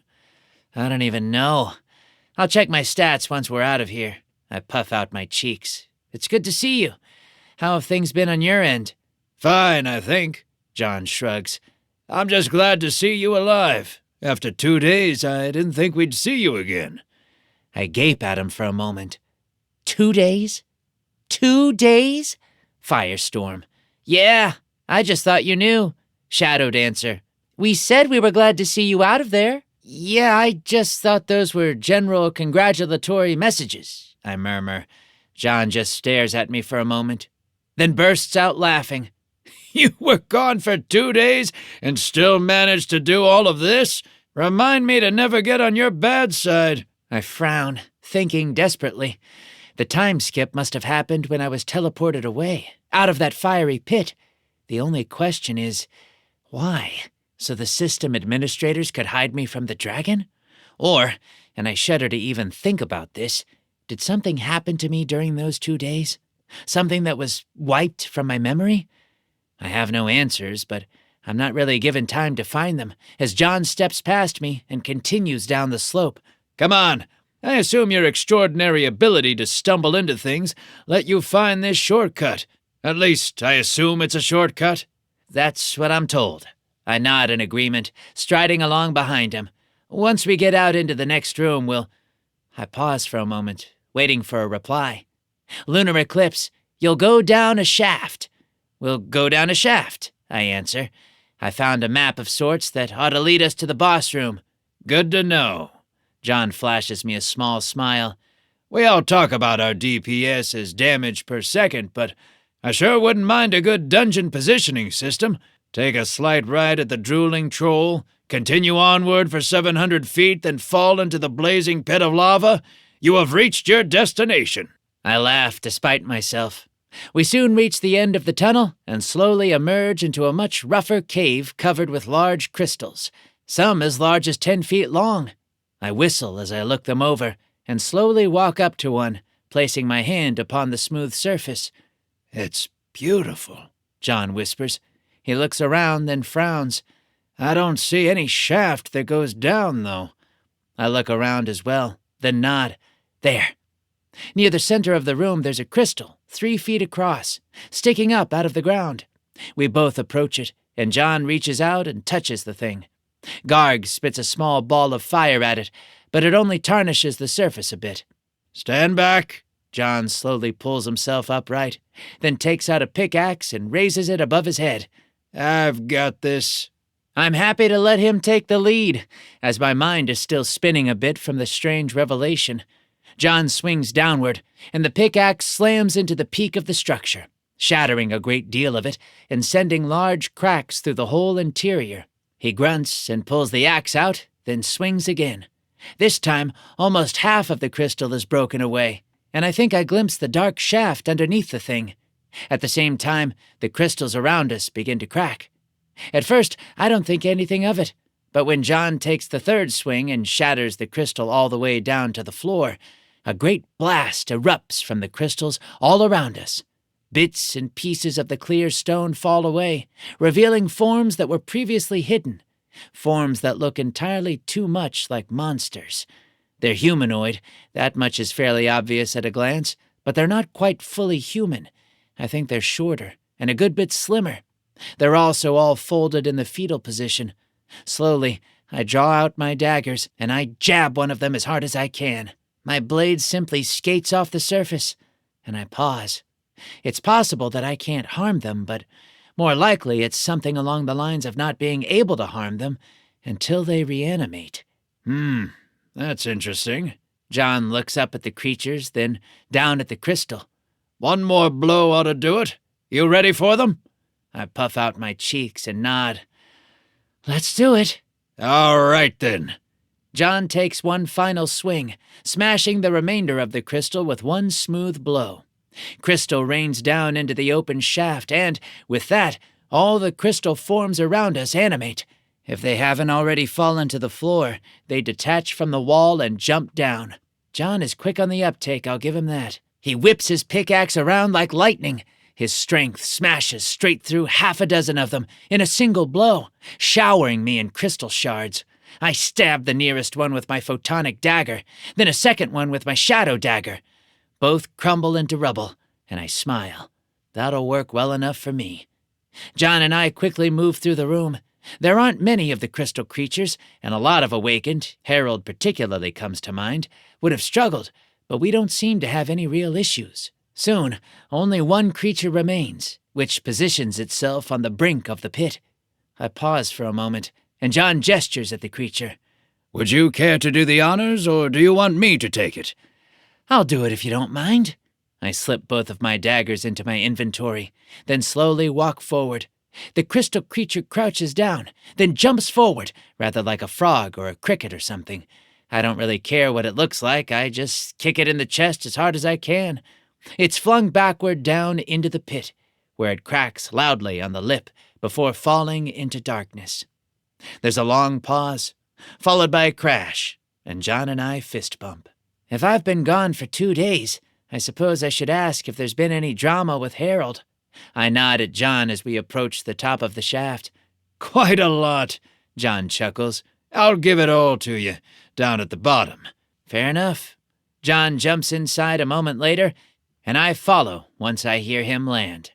As I fall, I can't be certain, but I think I catch a flash of a person standing in the darkened tunnel, the one leading from the library down to this cave. I'm gone before I can confirm it, though, and I'm simply left to wonder, is someone following us? If so, is it Harold? If so, what does he know? The questions have no answers, at least none that I have access to. I simply have to stay on my feet and stay ready. Ready for whatever comes next. Chapter 24.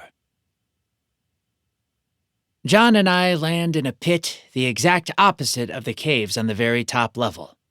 Down here, instead of light coming in through small gaps in the ceiling, dark red light drifts up through cracks in the floor. I can feel the soft burble of magma from below, and I catch a few wisps of sulfur. John shudders a bit, but frankly, this is a whole lot better than what I was expecting a few hours, or apparently days ago, so I'm not complaining too much. Lunar eclipse. All right, you're going to head through this cavern and then take the passageway on the left. That'll take you to a small shaft that goes all the way up to the top floor, and then you'll be almost there. This way, I point ahead, slowly striding forward across the cracked stone. My shadow flickers oddly on the ceiling, waxing and waning with the ebb and flow of the fire below. The ground shakes and quivers, though it isn't quite the same as the dragon rumble from the previous rift, or even from earlier in this rift.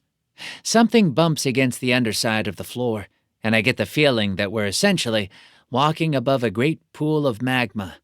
I don't like the look of this, John murmurs. There's another bump from underneath our feet. I like knowing what's trying to eat me. On the bright side, it provides an extra layer of tension, I remark, somewhat sarcastically.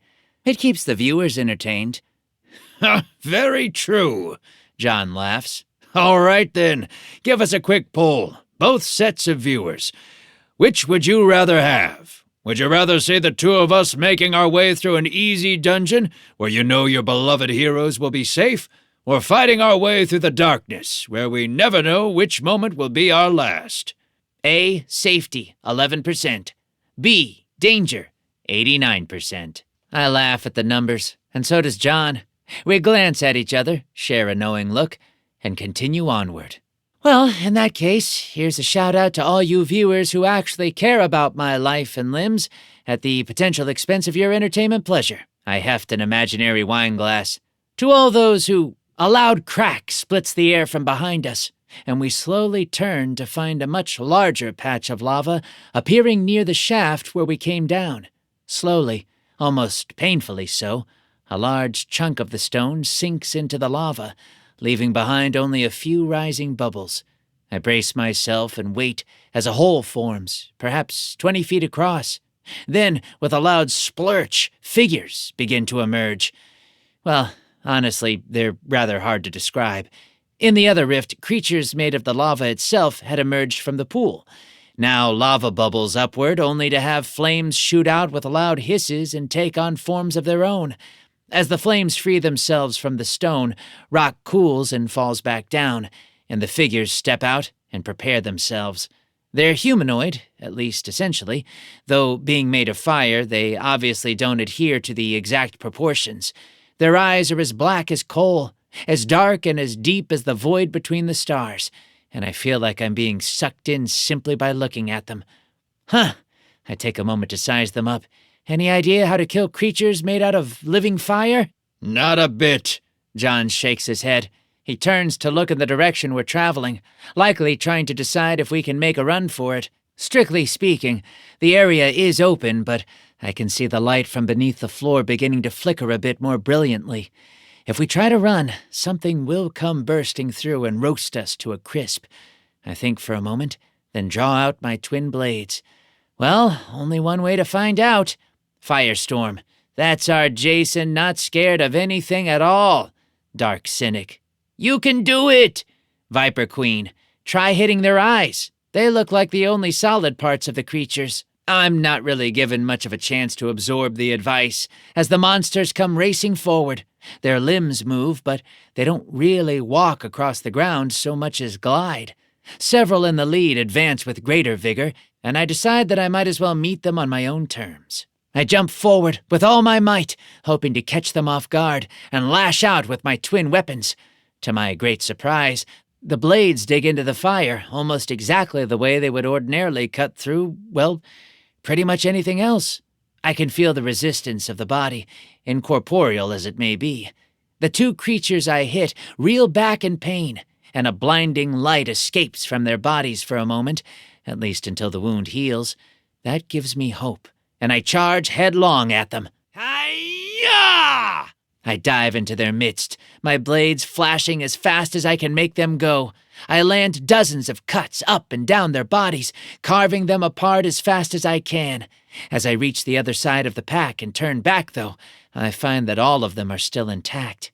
They seem injured, but far from dead, and while about half of them race at John and fling themselves upon him, the other half come right at me. I brace myself, swinging madly into their midst as we come crashing together. That, well, it doesn't go as well as I'd hoped. Flames scorch up and down my arms and legs as the creatures pile drive me down to the ground. Several of them grab hold of me, and I feel my flesh starting to blacken and char under their touch. I gasp in pain, then wrench myself free and stab my blade through the neck of the closest one. It screams and jumps backward, but once again, the wound heals after only a moment. I groan, then kick away the monsters as best I can, jump back to my feet, and fling myself headlong into their midst once again. I can see my health bar draining slowly as I take more and more damage, but at the same time, I can see them slowly waning as well. Finally, as I see one stagger backward, I lunge at it, tackling the thing to the ground. I stab both blades into its back and hold them tight, ignoring the damage that I'm taking from pressing so close to the beast. It screams and tries to pull away, but I continue to press it tightly, not allowing the blades to leave its body, so it can't heal. A long moment passes, and the creature dies, vanishing and dissolving in a puff of smoke. I gasp as I fall to the ground, and there I notice several small crystals lying on the stone where the monster had been. I frown and pick up one of the crystals. As I do, the other monsters let out a scream and come charging at me with ever greater vigor. I snarl and perform a roundhouse kick that is flawless, if I do say so myself, catching the leader in the side of the head and knocking him into several of the others. I then, rather by reflex, throw the crystal into the mass of fiery bodies charging at me. Now, if I had been given time to think about that action, I doubt I would have done it. After all, these crystals are probably the essence of the monsters, so throwing one at another monster of the same type should, by all accounts, really do nothing except make that monster more powerful. Thankfully, that's the exact opposite of what happens. The crystal hits one of the monsters, and, with a resounding bang and a flash of smoke, the monster dissolves, allowing a handful of similar such crystals to clatter across the floor. I blink in surprise, then smile. "John!" Got it! he shouts out. I risk a glance in his direction, and I see him struggling to wrestle several to the ground. He looks even more burned than I feel, but still, we both fight onward. Desperately, I dive for the rest of the crystals, scooping up the 3 from beneath my feet. The fire monsters are on me a moment later. They seem to sense their danger and throw themselves headlong upon me, raking their claws across my face, my torso, my arms and legs, anything they can touch. I stagger backward, trying to get my bearings, and then grip my hand tightly around the crystals. I hold one of them between my thumb and forefinger, throw it as hard as I can through the head of the one closest to me. Bang! The monster explodes into a thick cloud of smoke, sending out a small shockwave. Before anything else can happen, I spin and throw the last 2 crystals at 2 other nearby fire monsters. One of them dies, the other is simply wounded and thrown backward. I consider that fact to be acceptable, and I bend down to scoop up more of the crystals. By now, the other fire monsters are starting to take notice. One of them bolts for the pool of lava, and I fling another of the crystals as hard as I can. It catches the creature in the back, and the thing vanishes in a puff of smoke. The crystals continue along their trajectory and fall into the lava, which makes a resounding boom that shakes the whole cavern. Well, I should probably elaborate a bit more.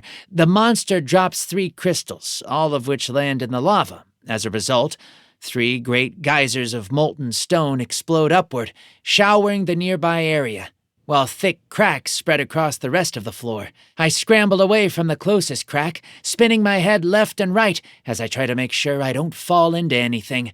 The few remaining monsters all dive back into the safety of their home, and I let out a long breath.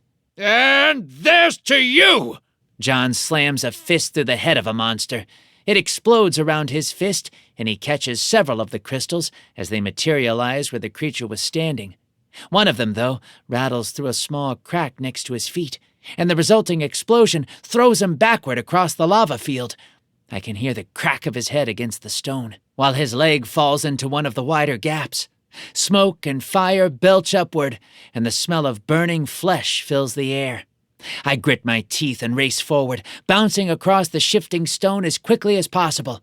As I reach him, I jump over his body, grab hold of his shoulders, and pull him up and out of the lava as fast as I can. His health bar stabilizes just a few millimeters above empty, and I take a deep breath, bend down, and haul him up onto my shoulders. By now, all the fire monsters have escaped our wrath, having descended back into the flames below.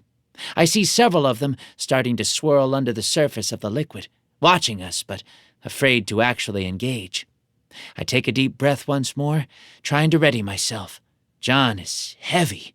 His muscle mass must make him at least 250, if I had to guess. In any case, I quickly trot forward, leaping over the small chasms that are still opening, and I soon make it to the next passageway. I find the one on the left, from which blows the faintest wisp of cool air, and I jump over the last patch of lava to safety in the hall. There, I set John down, then sit down next to him. We made it. I chuckle softly, taking a deep breath. A great exhaustion overwhelms me. I don't know how long I've been awake, but it's been quite a while. I need a rest, and so does John. We'll move on when we're ready. Until then, we simply need to recover, if we're going to have a single hope of making it to the boss. Chapter 25. Before I go to sleep, I make sure to take care of John and myself. First, I open my inventory and look for any healing items that I can apply to other people. Unfortunately, there isn't much, as most items are designed to be consumed. Chaos Rider. Jason, I have a way you can do it. Take some of those healing tabs, crush them up, mix them with a bottle of pumped, and then use the syringe to inject it straight into his veins. I laugh at that suggestion. That's the worst medical advice I've ever heard. Shadow Dancer.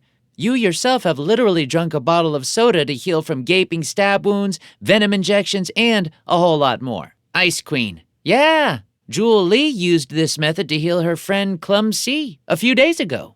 I'll give it a try then.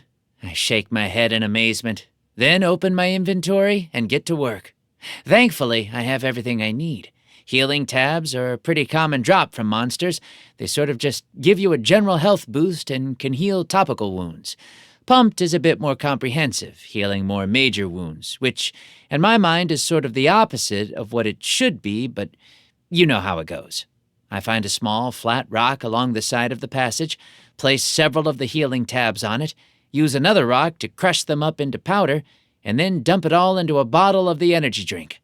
It fizzes quite strongly for a moment, then calms down, and I pull out a surgical syringe and proceed to start sucking up the liquid to inject into my friend. He winces a little bit in his slumber as I insert the needle, but not too much, and the results are near instantaneous. I repeat the process several times, adding about half the bottle, then chuck the rest of it into the lava. There's another small explosion, and I sink down next to him. I take out my sleeping bag and prepare to crawl inside. Then I pause. What kind of a friend would I be if I give myself monster protection and not John? I sigh after a moment, then nod. I unzip the bag and lay it over top of him, then sit down nearby, resting my head against the wall. I open my inventory and eat a bag of pumped fast food. Then I sigh and try to keep myself awake to keep watch. I'm fairly certain that here in the tunnel we're safe, but I don't want to bank on that fact. The hours slowly pass by. I ask my chat a few questions here and there, mostly about where the other awakened are located, and they give me a few answers that I don't really understand. The ice chopper room, for example, which was one of the locations I apparently bypassed. I keep an eye on the room we just passed through, but not a lot happens there. The rest of the floor sinks into the lava, leaving a single open space, until, almost 5 hours after we left, it starts to cool and reform itself.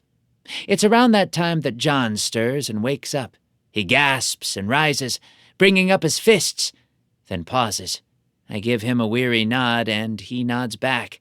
Slowly, I lie down, and he drapes the bag over me. Within seconds, I'm asleep, slumbering peacefully amid the dungeon's chaos. Riftwatch. Welcome to Day 9 of the Apocalypse Protocol. I blink as I slowly wake up and find John sitting nearby, looking out across the room. It's back to being a field of lava again, and I sit up and start to roll up the sleeping bag.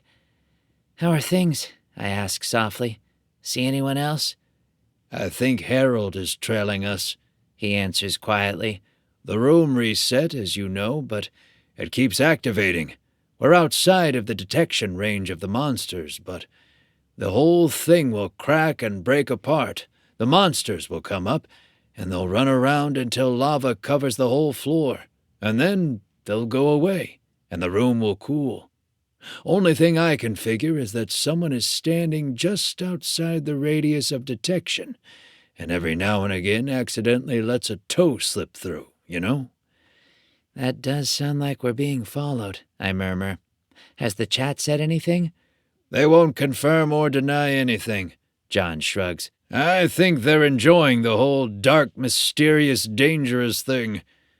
I chuckle, then slowly stand up.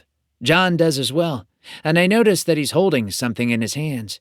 His right hand holds a steel dagger, not one of the ones he wields in combat, while his left hand holds a crudely carved wooden bear. For a moment, he leans against the wall and goes to work on it again, making several marks that sharpen the features around the legs, and then he tucks both items into his inventory. "You carve things?" I ask as we turn and start down the hallway. "Whittle, yeah," John gives a nod. "My grandfather taught it to me, years and years ago. I'm not any good at it, but it's a good stress reliever, you know?" I chuckle softly. "I don't know if I really have a stress reliever, to be honest." "Then when we get out of this dungeon, we'll have to find you one. Something that doesn't involve killing monsters." The air in the tunnel continues to blow colder, and a few moments later, we come to a small chamber, only a few feet across, really. A shaft leads straight upward, a long shaft. At the very top, I can see a flicker of sunlight, and I know that this is what my viewers were telling me about. The only problem is that the inside of the shaft is coated in icicles, long and pointed, directed down at us. I have little doubt that coming down the shaft would be incredibly easy, but getting back up it, I honestly don't know how we're going to manage. Well, no use standing around. John crouches down, then jumps upward. His claw-like fingernails smash through the outer layer of one of the lowest rings of ice, and he starts pulling himself up. Come on! I watch him for a moment. There's no way I'm going to be able to do that. An idea crosses my mind, though, and I open my pocket dimension and bring Garg out. I need a ride, boy. Garg nods, and I scramble onto his back, holding on tightly to the base of his wings.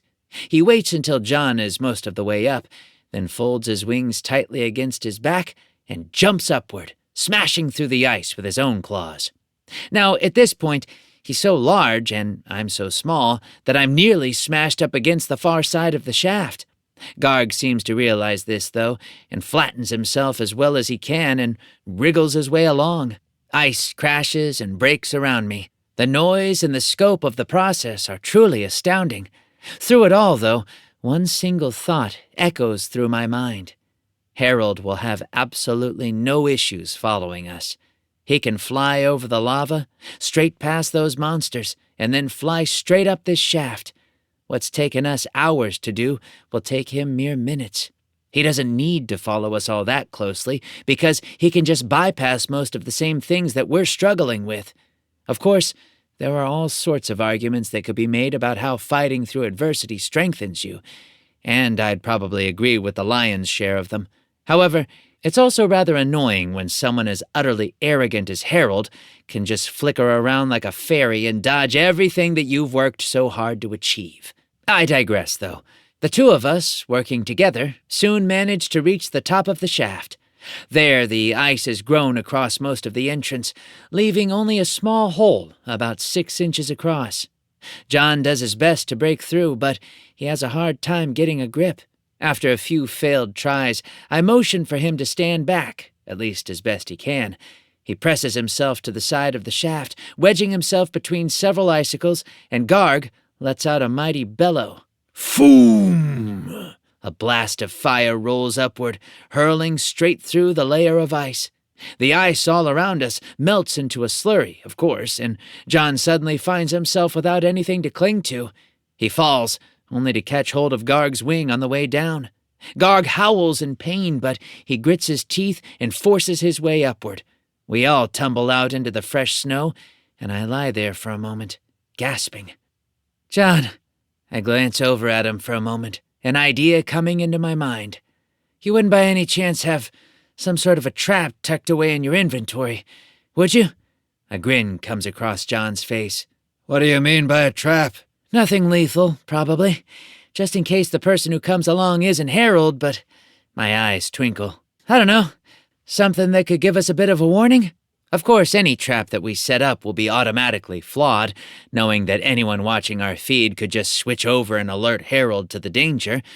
That said, putting up something could still slow him down, especially if we do it well. Now, it takes us a few moments to come up with an appropriate trap, but after a bit, we settle upon a large assortment of fireworks that John had stored away from an overturned truck he found in Chinatown.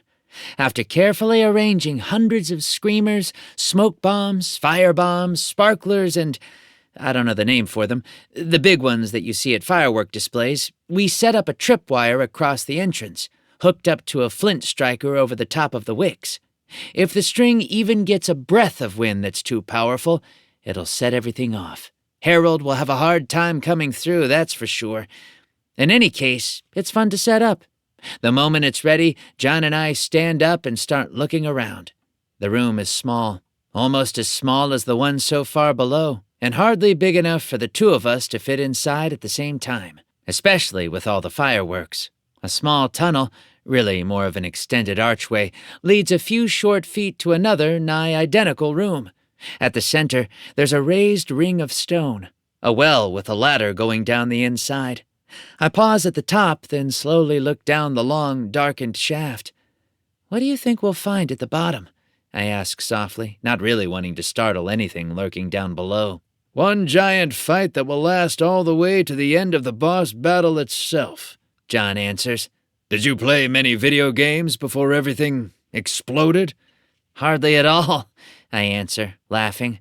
A few here and there, but I was always too busy. Well, this just has that feeling about it. One final gauntlet. John puffs out his cheeks. We go down that thing and we'll be plunged into a chaotic rumble of chaos that will lead up to the door of the boss chamber. There will be a brief pause, mostly a chance to grab any healing items we need, and then, boom. Are you ready for it? Ready as I'll ever be. Then, let's go. I swing my legs over the edge of the well, take a deep breath, and drop down, ignoring the ladder. The darkness closes in around me, and I brace myself for whatever I'll face below. I'm going to close this rift and bring an end to this particular bit of tyranny, and, hopefully, get powerful enough that I can close the next one, too. Chapter 26. When I land, I throw myself forward into a roll. John lands behind me a second later, his feet shaking the ground. Torches blaze to life all around us, and I hear a familiar roar. As I climb back to my feet, I find a frost bear, cat, dog, scorpion, mammoth coming straight at me. No, 2 of them. No, 3. I hardly even have time to glance at our battle arena. It's a cave, and I think it only has one entrance before they're upon me, and I throw myself headlong into the combat. Shadow Dancer. Hey, this is cool. Closing out the dungeon just like it opened. Viper Queen. But now there's 3 of them. We should work on the name more, since it's applicable again. Chaos Rider. What do you think about Frost, Bear, Cat, Dog, Scorpion, Mammoth thing? Dark Cynic. No. More like Frobacata Skullman. The first of the creatures, whatever it's called, leaps at me. It seems to be trying to direct me to roll underneath it, but I can see its claws at the ready. Instead, I jump upward, choosing to face the might of the thing's teeth and the brunt of its body weight. A moment later, I honestly can't decide if that was a wise thing or a terrible thing. Its head slams into my torso hard and flings me back against the stone wall. I groan and sink to the ground, and it opens its mouth wide to snap down on my gut. I stab it inside the mouth before it can, making it reel back. Without giving me a break, though, the next of the creatures darts forward, snarling and slashing at me with all its might. Several long claw marks trail down my arm and across my chest, and I grit my teeth, muscling through the pain as I stand back up. It hurts, but I dare not show even the faintest bit of weakness. As the second one lunges forward again, I step up to meet it and drive my photonic dagger into its nose. At the same time, I grab one of its ears and hold fast, digging into the monster as hard as I can. I know it won't kill the thing, but if I can wound it enough, it'll give me some wiggle room. I can see the first of them coming up at me again, and I know I only have moments. Quickly, I pull the dagger out of its nose and slash off the left whiskers, then kick the thing away and turn to face the first one again. As it lunges at me, I spin to the side and slam my blade into its shoulder.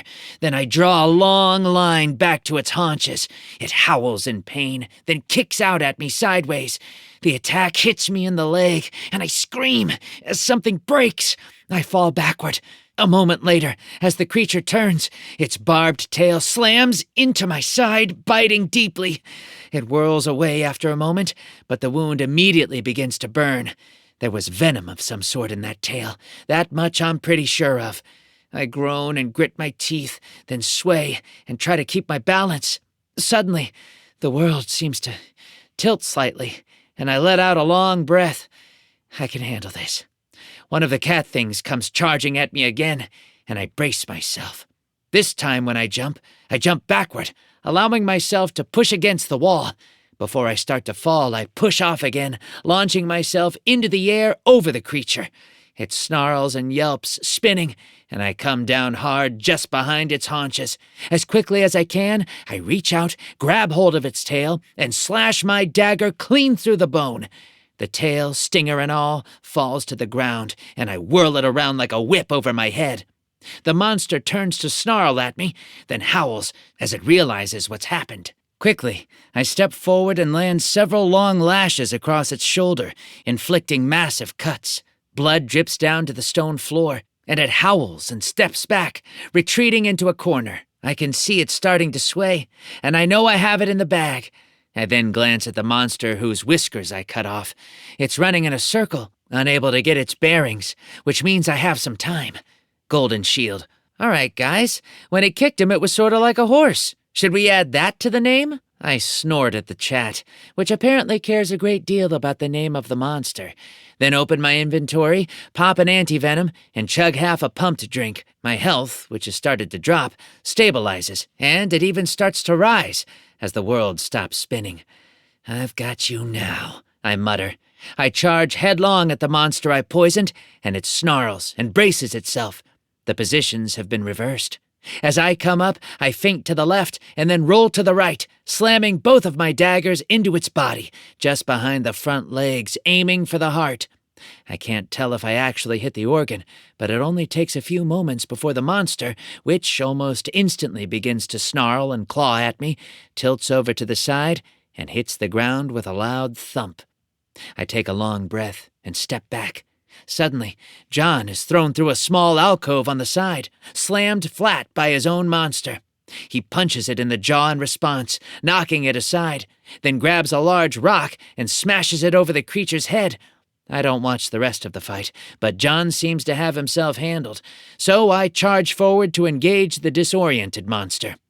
That fight is quite a bit quicker, though it still isn't a cakewalk. I approach from the left side, since that seems to be where it's the blindest. It sees me and stops spinning, managing to just get its footing. I can tell, though, that it's still skewing a bit to the right, and with triumph in my eyes, I rush forward. The monster jumps at me. Its body passes off to the right, the same direction it's been skewing, but at the same time, it seems to compensate for this fact and lashes out with its tail. That tail! I had forgotten about it entirely. And somehow, this beast seems to be intelligent enough to realize that if it can't hit me one way, it'll hit me another way. The barb flashes straight at my heart, and I bring up both daggers to block. My intention had been to score a long strike along the unprotected side. Instead, I suddenly find myself slammed to the ground, the stinger only an inch away from my chest. The only things holding it away from my body are my daggers and my strength. I gasp in pain and exertion, and the beast slowly turns around and snarls, keeping me pinned in place. Drool and venom drip from its mouth as it approaches me. All right, I gasp, trying to keep my focus. I can do this. I just need to... A thought strikes my mind, and with all my might, I lay my shadow dagger flat against my chest, allowing the stinger to rest against it. My photonic dagger keeps the barb from slipping, while the pressure on my chest becomes so great that I'm not sure I can withstand it for more than a few seconds. An ordinary person would be crushed in mere instants, that much I'm sure of. Then, slowly, I reach up with my right hand and grab hold of the tail, though I don't apply any pressure. Yet, the mouth of the creature comes up just next to me. It seems to be savoring its victory, and it opens its mouth wide to bite down on my head and end me for good. That, of course, is when I use all my effort to lift the point of the tail and shove it into the mouth of the creature. That makes it sound easy. In reality, I use my right arm to just barely lift the stinger away from the blade of my dagger, grab hold with my left hand as well, and shove it into the gaping maw of the beast. It chomps down in surprise, and I roll out of the way as it howls in pain and backs up. The tail flops around now, a stump where the pointer had once been. I don't see the barb on the floor, which means that the beast must have swallowed it. At least, that's my hope. I scoop up my daggers from the floor, then throw them both at the monster. It snarls and spins to its right as the weapons sink into its shoulder, deep into the muscle. That makes the thing howl even louder, and it starts to limp a bit. I rush forward, and it performs a similar move as before, but this time, I'm ready. As it passes by, instinct making the creature forget that the barb is missing, I catch hold of the tail and pull with all my might. We're both drawn to a halt, and I spin around. The monster spins and charges back at me, now that it knows exactly where I am, and I kick it in the face. That makes it stagger a bit, and I lunge forward and catch hold of its other whiskers. I then reach up and yank out one of my daggers, cut the last of the whiskers free, and give it a solid kick to make it stumble away. The creature sways, unsteady and weakening.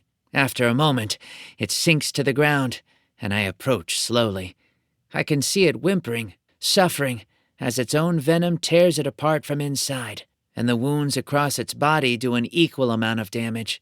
For the briefest moment, I have a flash of pity, and I open my inventory, draw out my battle axe, and chop off its head. The head rolls across the floor. An instant later, with one final heave, John slams down his own creature with one last thud. It groans and stays still, and John lets out one long breath. He, like me, is covered in cuts and bruises, but overall seems no worse for wear. "That's done," I murmur. I gather up my daggers, then chug the remainder of the pump I drank earlier in the fight. "You're just lucky I took the big one." John shrugs as we start to walk onward, deeper into the cave. "Big one," I snort. "I don't know what fight you were watching, but I had to take on 2. "Yeah, 2 little ones." John flashes me a smile, and I know he's joking. We finally have a chance to look around, and we find it to be quite small, consisting of little more than one central antechamber with a few smaller alcove-like things that really only serve to allow the fights to range a bit and not be quite so close. The final feature is an archway that opens into a much larger, well-lit room, and the two of us slowly approach it. Inside, we find a massive open room, almost the size of the entry area, with 2 golden doors at the far end. In between us and the doors is a small flat area, then a set of stairs as wide as the whole cave, that leads down to another small flat expanse, which leads up to the door itself. All told, it more or less divides the room into thirds. It's a perfect battleground, that's for sure. Wide and open, so you can move around a lot, with the smallest bit of an obstacle to allow for some variation. The only thing I don't see are any monsters. "What do you think we're fighting here?" I murmur as I step forward.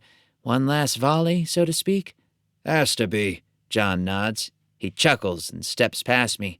"I'll go first. Wouldn't want a frail little one like you to get your clothes dirty, you know." I draw myself up. Frail little one?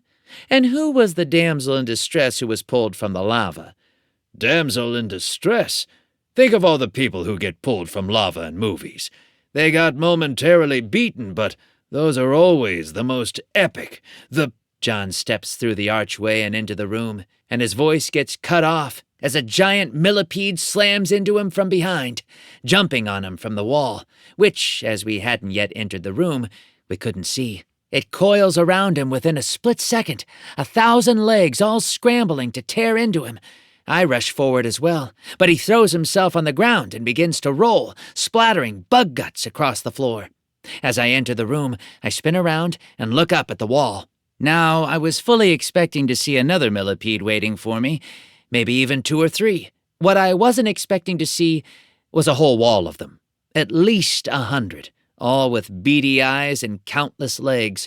One of them jumps at me an instant later, and I bring up my dagger and lash out in instinct. My weapon carves through the underside of the monster, and the bug guts explode across me as the monster hits. I'm knocked backward by the sheer force of a 200-pound anthropod landing on me, and I find myself whacking the ground with a great deal more force than I had expected. Almost instantly, the other millipedes on the wall react to the hit, and they come surging down and onto the floor to help their fallen companions. At the same time, a buzzing fills the air, and I look up to see dozens of large locusts, almost identical to the mostly forgotten locust I have hiding away in my pocket dimension. They're swarming down out of several large holes in the ceiling, alongside giant wasps, centipedes, and other massive insects. Now, I'll admit that at this point I'm rather shocked. The insects don't exactly fit with the other monsters I've been seeing in this dungeon, But I suppose that I'm not really in a position to critique the monsters charging at me. As such, I simply rush forward into the fray, trying to kill as many of them as I can before they take me down. My health is almost full, which is helpful, and I start lashing out at pretty much anything I can reach. For a moment, it's easy. The millipedes are basically just bug gunk surrounded by a thin shell, a shell that my blades can easily peel apart. I land long cuts along several of them, only for 2 of them to rear up, blocking my path. Now, they're all about 10 feet long, so as they pull themselves up to a height of about 6 feet, well, it's a lot of legs, and their pincers certainly look rather intimidating.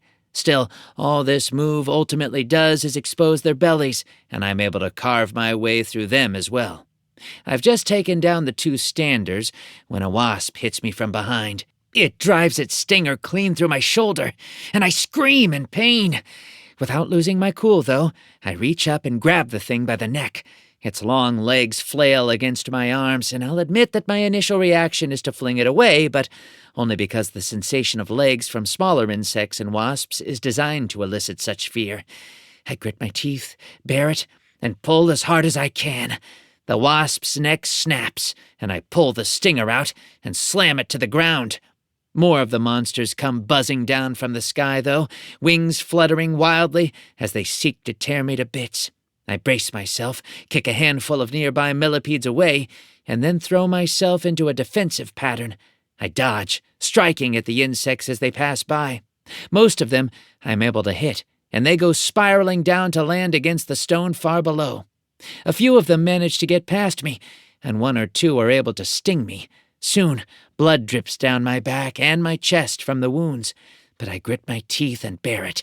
I will not fall to these beasts, no matter how hard they try. Suddenly, a centipede bellows and charges through the midst of the millipedes. Now, I should probably explain that the centipedes here are a good bit larger than the millipedes.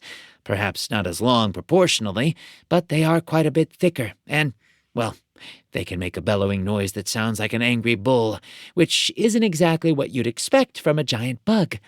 They also have much larger pincers, like something you'd see on a beetle. Anyway, the thing hits me square in the torso, and I'm knocked backward. I come down on the bug guts and slide right off the edge of the upper platform and down the stairs, which are also covered in bugs. Dozens of them snap at me as I pass, and I strike at as many of them as I can. When I come to the bottom, I climb back to my feet and brace myself. The centipede is still charging at me, and I throw my daggers as hard as I can. The blades slam into its head along its many eyes, and the whole thing comes crashing down, sliding down the stairs as well. A millipede rises just next to me, and I hear a distinctive buzzing in the air. Quickly, I grab the millipede's legs and sling it around, causing the wasps to sting and kill it instead of me. I then throw the whole thing at a locust, also trying to charge me, dive forward, and retrieve my daggers. Why don't you call out your pets? John calls to me.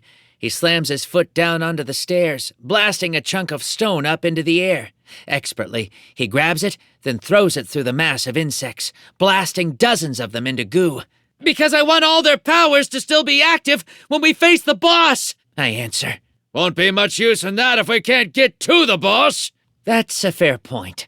I open the portal and call out Bjorn and Garg, and with that, the 4 of us charge headlong into the bugs. Even with Bjorn's frost and Garg's fire, it still takes us another half hour to clear out the last of the insects.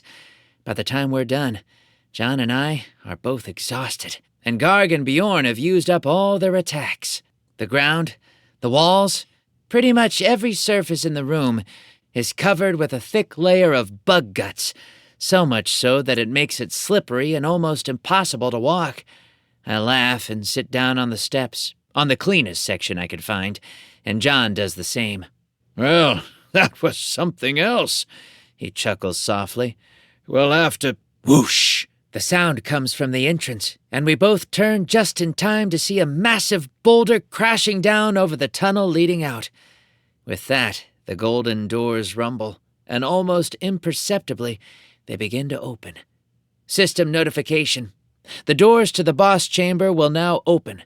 They will fully open in 10 minutes. You may, of course, enter before then. You may not leave this room again until the boss has been defeated or until you have been.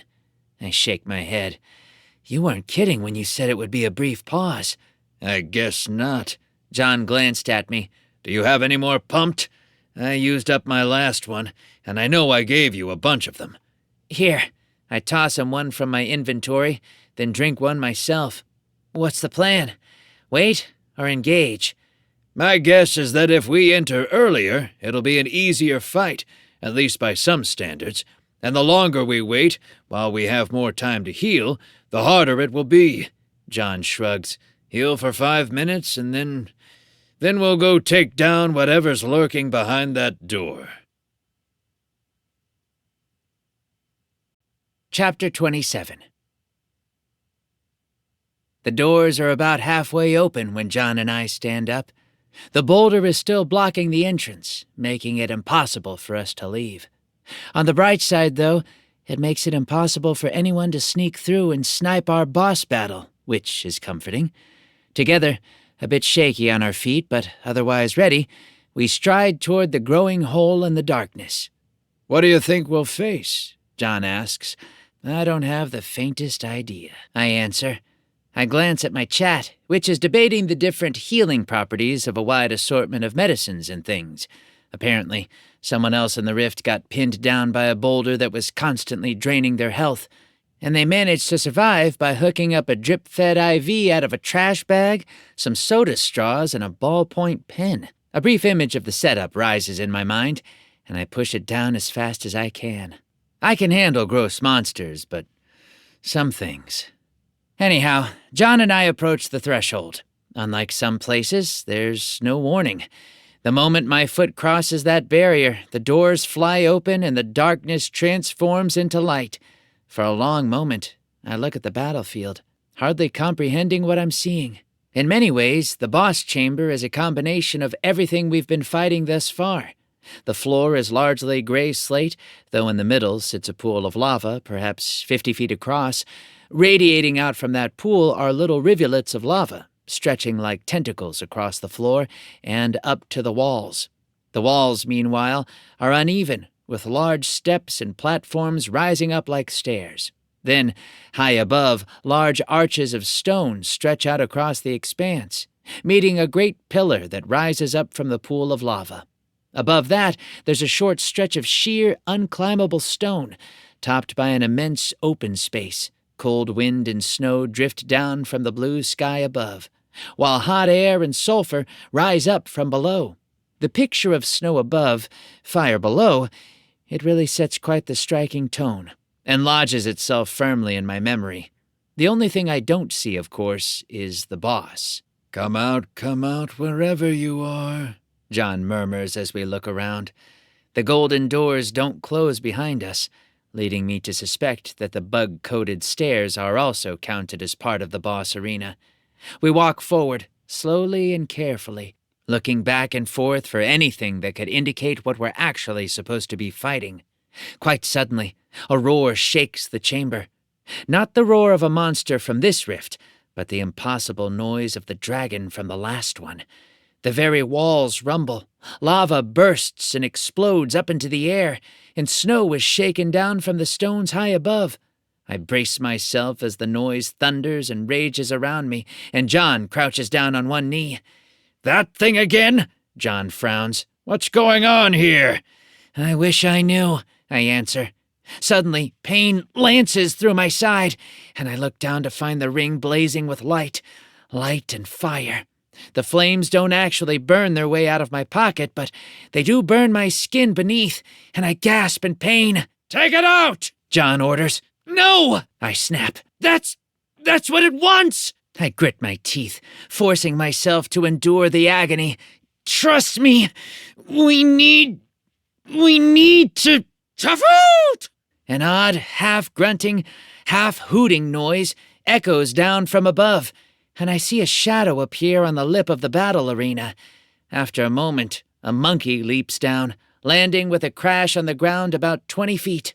It looks like the hot spring monkeys, with the distinct exception that it's a good bit taller, almost 10 feet, and a great deal more muscular.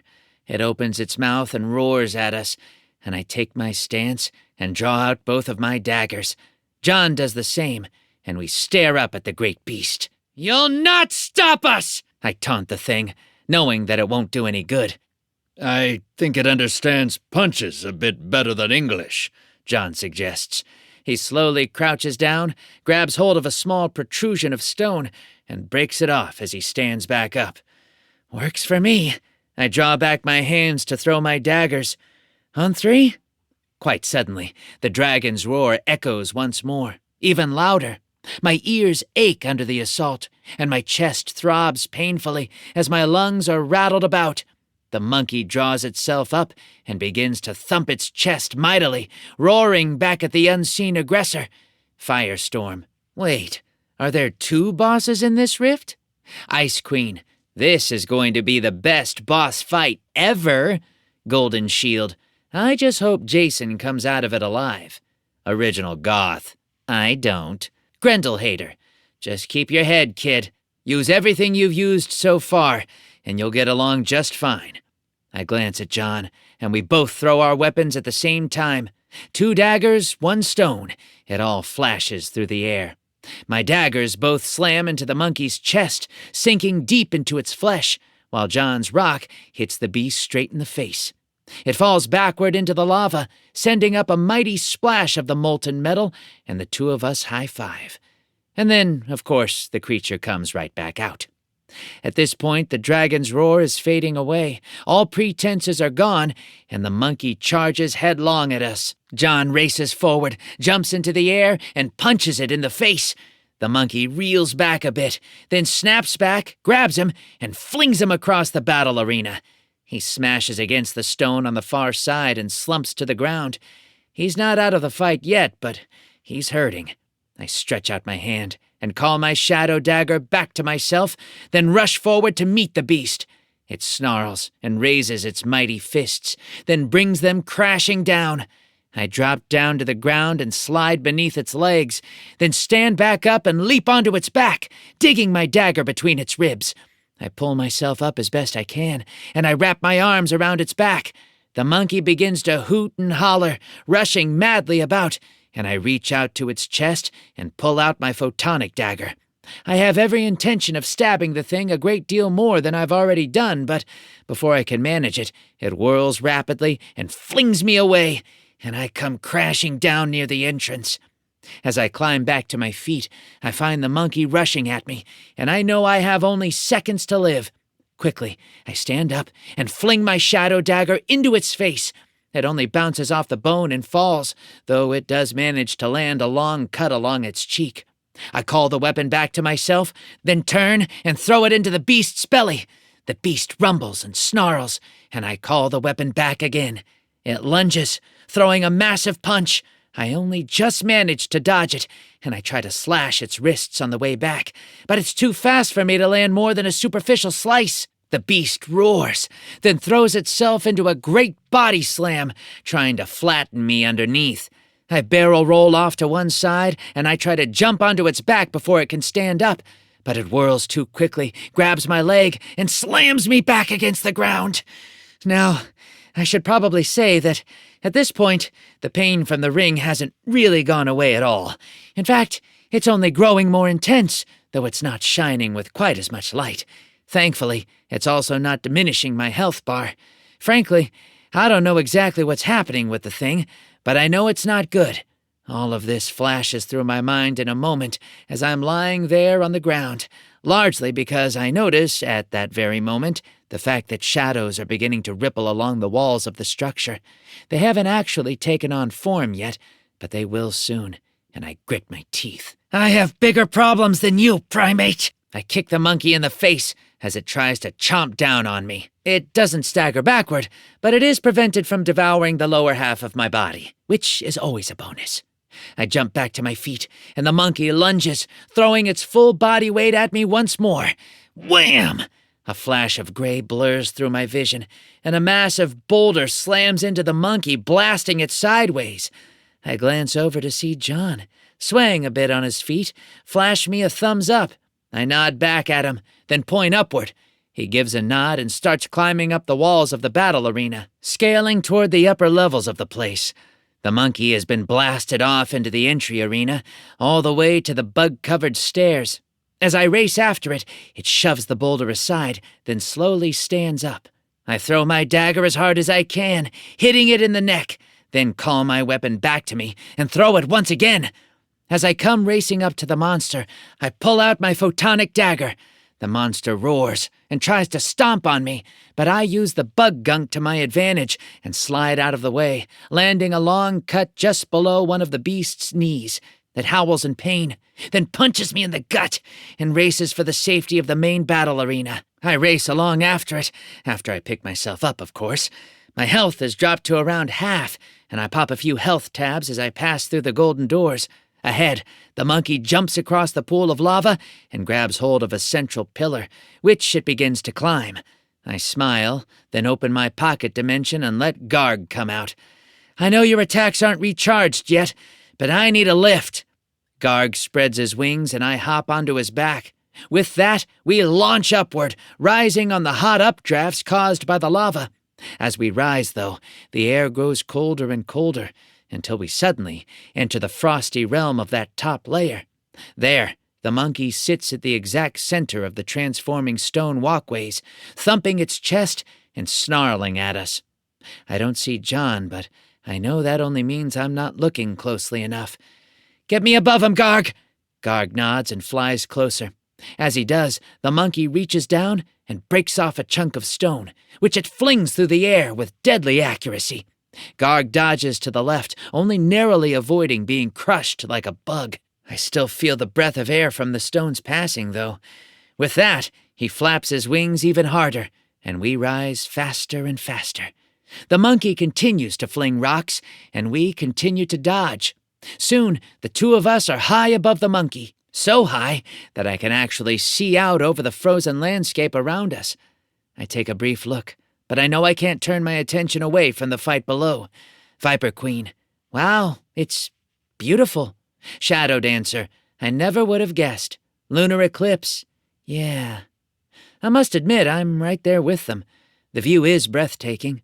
Stretching out on all sides is a vast expanse of snow, dotted with rolling hills, pillars of ice, evergreen trees, and more, all reaching out to snow-capped mountains that ring it on every side. I let out a great sigh, then get drawn back downward as the monkey roars and thumps its chest once again. All right, I stretch, then stand up. Break's over, I guess. Back to work. With that, I jump off Garg's back and plummet through the air, feeling the freezing wind swirling all around me. The monkey, whose attention was turned away from me by the appearance of John, suddenly seems to hear me. It looks up and snarls, and I strike a moment later. I'm not going to say that I hit it like a missile or anything, but when I land on its back, it's blasted into the ground, sending up a massive plume of snow. I stab it multiple times with both of my daggers, then jump free, landing on a stone platform perpendicular to where John is standing. The monkey stands back up, and John cuts loose. Stones flash through the air, straight and true, striking the beast up one side and down the other. He roars and stumbles backward, and I have an idea. "John, we need to make it fall!" John gives a nod, then rips up a particularly large boulder almost the size of his upper torso. He flings it hard, and it tears through the air so fast I can hardly keep track of it. I throw my dagger at the same time, hitting the monster in the knee. The monster roars and staggers, off balance, and John's stone hits it a moment later. The great beast is picked up and thrown backward, clean off the pillar and down to the fire below. It slams into the shore just next to the flames, thankfully, and I see stone crack and break under its impact. It doesn't move for a long moment, and John and I walk up to stand on the top of the pillar, looking down at it. "The bigger they are," John murmurs. "Want to finish him together?" I flash a grin at him. If we both jump together... "I wouldn't have it any other." At that very moment, the dragon chooses to roar once more, shaking the arena so powerfully that even the rocks themselves crack under my feet. The column sways and shakes, then crumbles. We find ourselves falling, not quite according to our plan. The lava flashes below me, and I know we only have seconds before we hit. How high is my heat resistance? I have no idea, but unless I figure out something within the next several seconds, I'm going to find out firsthand. Chapter 28. My mind whirls. Thankfully, my gargoyle has been watching, and, unlike me, hasn't forgotten that he exists. He comes swooping down, grabbing both me and John, and throws us onto the ground. Stone comes raining down around us as we land and roll, coming up to our feet. We look at the monkey, which is now struggling back to its feet, and I groan. Oh, well, John shrugs. more fighting. I don't know about you, but I can always use the exercise. The monkey roars and starts thumping forward, only to be hit by a massive blast of flame right in the chest. It's launched back into the pool of lava, and I see something streak overhead. My jaw sets, and I slowly look up as a familiar figure drifts down out of the sky and lands where the monkey was just standing. Harold. I grimace and prepare my weapons. Garg lands just behind me, spreading his wings to appear more menacing. And here I thought extra guests couldn't get inside. I sneaked in right before the door closed, Harold snorts. I almost thought I'd been caught, but then the boulder fell and you both just assumed that you'd heard it instead. What are you doing? I slowly take out a bottle of pumped and take a quick swig. Harold likes to talk, and I won't turn down the opportunity to heal a bit. You know why I'm here, Harold snarls. I'm removing a menace from the world. Coming from the person who's been sneaking around behind our backs? Of the two of us, which one has been fighting monsters? Harold snarls. It's all just a clever ploy. I know what you have in your pocket. Hand it to me, and hand it to me now. John looks over at me. What's he talking about? This. I take a deep breath, then reach into my pocket and pull out the ring. It burns my fingers now, not my leg. It gleams in the light, and we all look down at the little symbols etched in metal. That serpent, coiled in a circle, devouring the small ruby. Devouring, or perhaps offering it to those who would take it. Give it to me, Harold snarls. That ring holds true power. If you put it on, you'll become corrupted. And you won't? I snort. I've seen the inside of the beast, Harold snaps back. I've seen the horrors the dragon can hold. You haven't. I'm the one who can withstand its advances. I'm the one who won't succumb to its temptations. It calls to you, I know it. The dragon calls to you. One of these days you'll put it on, and you'll become a mouthpiece for that monster. If I put it on, though, I'll be able to control it. You're insane if you think so, I answer him. Harold only shakes his head. I'm not the insane one. Now, I should say that through all of this, John and I are communicating as best we can with our eyes. We both know he is crazy, and John isn't fooled for a moment by Harold's claims of my ineptitude. I don't know exactly what we are planning to do, but we realize that it doesn't matter as the monkey comes roaring up out of the lava. Molten stone pours off its fur as it lunges forward, grabbing Harold from behind. Harold yelps and spins around, blasting it in the face with flame. That allows the monkey to let him go free, and he flies up into the air. The great beast snarls and slowly pulls itself up, and I take a bow. How about this? We form a temporary truce until this thing is dead, and then we beat each other up? No deal. Harold laughs. When that boss dies, the rift will close. I'm not stupid. I think I'm going to make a truce with the monkey. When you two are dead, I'll take the ring from your corpse, and then I'll be powerful enough to protect our world, using the weapon of the enemy against the enemy. Dark cynic. I don't think that's how that works. Ice Queen. This is nuts. Golden Shield. Who will win? Harold snarls, then falls to the ground, unleashing a blast of fire as he does so. John and I both charge toward him, even as the monkey thunders toward us as well. Now, at this point, I think the monkey is a little confused, but it can see Harold fighting us, so it ignores him for the moment. As we all come together, Harold opens his inventory, and I suddenly see a flash of sparks. So, you remember those fireworks that John and I had been so proud of? Turns out Harold simply gathered them all up. Streaks of fire, multicolored lights, smoke, flame, and a great deal more all come streaking out. My eyes are dazzled as hundreds of explosions go off in front of my face. Sparks scorch my clothes and skin, but I largely just ignore them and push onward. Little stings from sparks I can live with. As I come through the barrage of fireworks, though, I find that Harold isn't where he had once been. I've fallen for a trap that I myself have used countless times. A blast of fire hits me from behind, and I'm thrown forward, sliding up toward the lava. The monkey jumps from the side, bringing both fists crashing down upon me. I only narrowly roll out of the way, though the shockwave still picks me up and flings me to the side. As I climb back to my feet, the dragon roars again, and the shadows on the wall begin to take on a familiar serpent-like form. I grit my teeth and rush onward. This is not how I intended things to go. I jump up at the monkey, stabbing it several times, only for Harold to swoop through the air and catch hold of my arm. I'm launched high into the sky, where I whistle sharply. Garg appears out of nowhere, hitting Harold firmly. The two of them zing down to the far side of the arena, where a great blast of rubble explodes up into the air as they land. I come crashing down on a snowy outcropping high above, and I stagger back to my feet as Harold and Garg both rise. They tussle briefly, then step back. Flames flicker in Harold's hands, and Garg opens his mouth. With a mighty blast, fire erupts from both, meeting in the middle in a great display of fortitude. I've seen this same display, dual energies raging against one another, countless times in movies and television, but this time it's personal. I can see Garg's narrowed eyes, his intense concentration, and I can see Harold's hate. I draw out my dagger to throw it, but I know I don't have the range.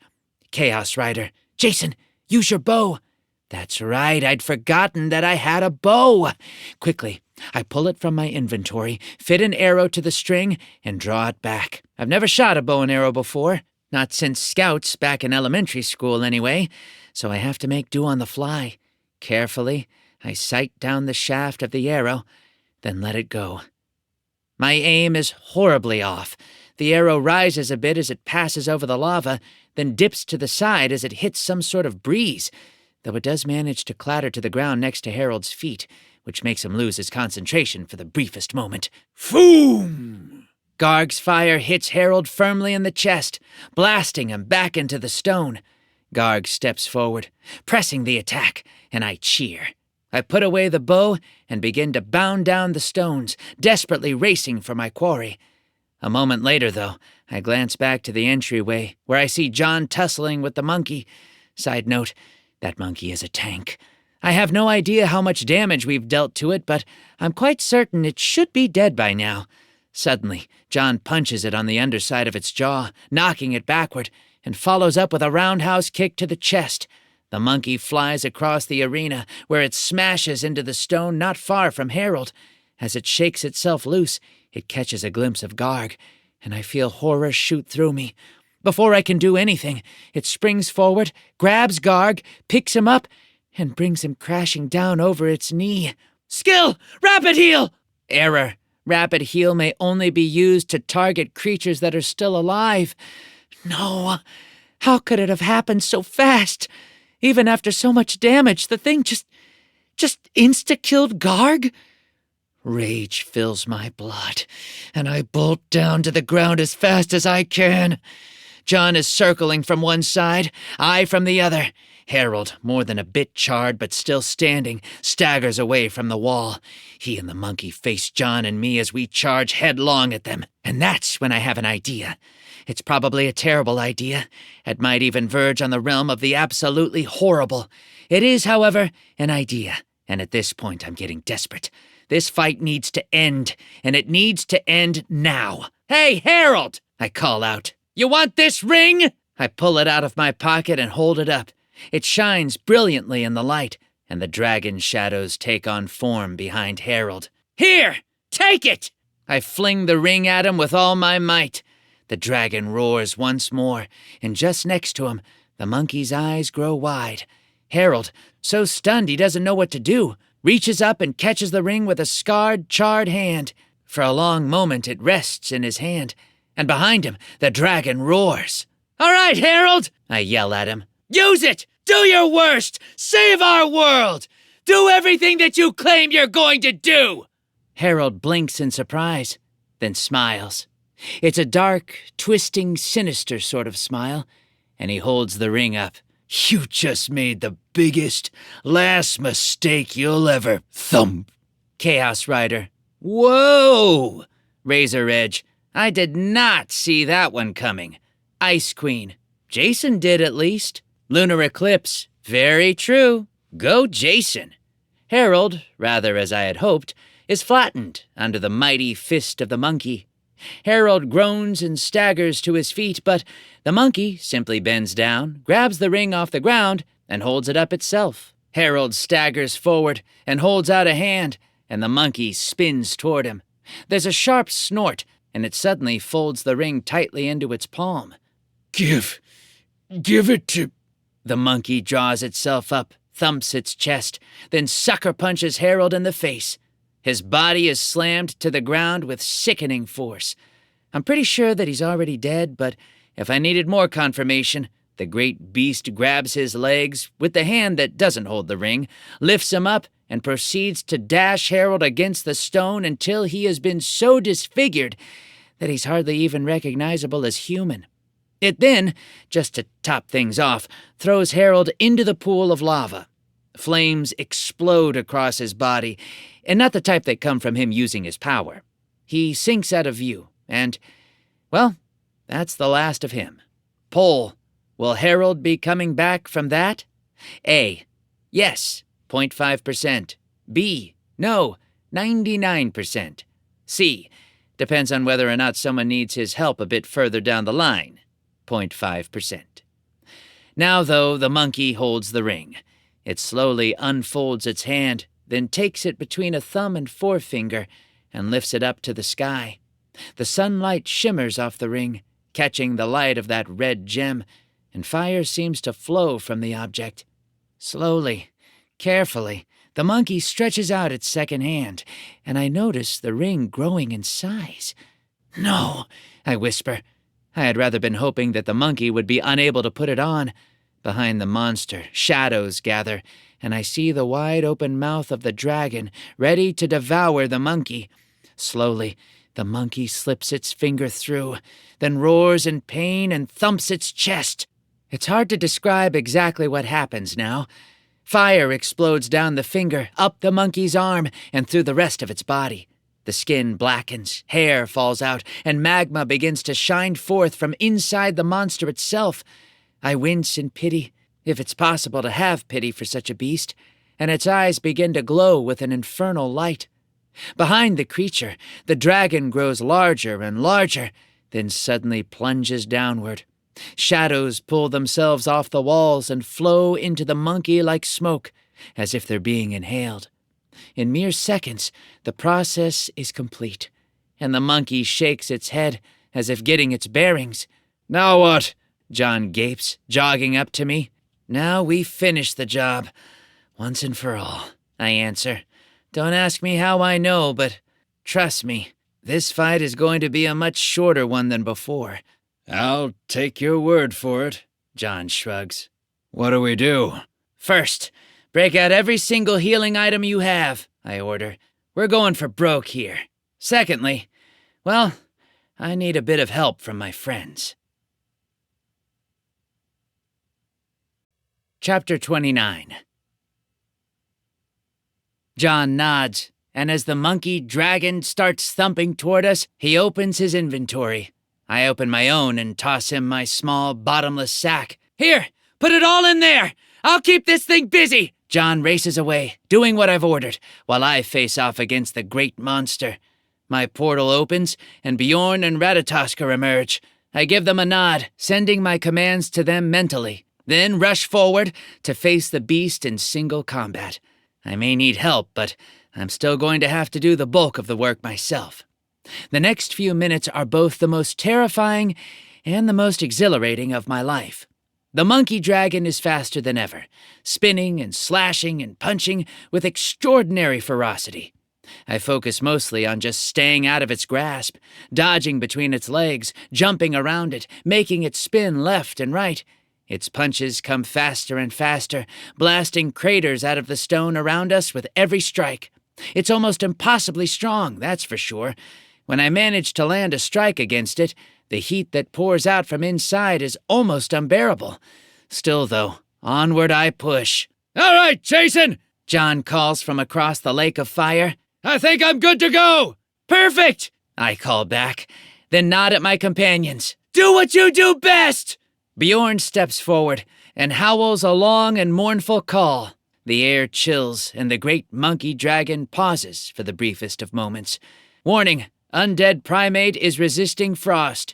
Yeah, I kind of counted on that, but at least it slowed it down. I answer as I race away, mostly for the benefit of my viewers.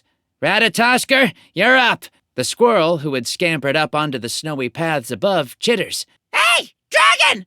I've seen level 1 worms that were scarier than you! The monkey dragon snarls and spins, then jumps forward and smashes itself into the cliff just beneath Ratatoskr. The squirrel nimbly leaps to safety as his perch crumbles into nothingness, calls down once more. Is that the hardest you can hit? I was going to stay safely out of reach, but with a punch that weak, I might just come down and shake your hand. No, best not. I might hurt your wrist. The monkey dragon actually lets fire roll out of its mouth, and it jumps upward and starts scrambling up the side of the cliff face. Stone and rock explode all around it as it climbs, and Ratatoskr races away as fast as he can go. A moment later, I arrive at John, and he hands me the bag. What should I do? Just keep him busy, I nod. That's all you can do. Stay out of his reach. He's dangerous. And just what are you going to do with all of our healing items? John scowls at me. Take them all? Turn yourself into some sort of super soldier to combat him? I give him a wink. Just you watch. John shrugs, then picks up a boulder and throws it at the monster. He moves to the side of Ratatoskr, and between the two of them, they start pulling the monkey dragon back and forth, first taunting it one direction, then the other. Meanwhile, I retreat to the open doors, sit down, and dump out all of John's healing items.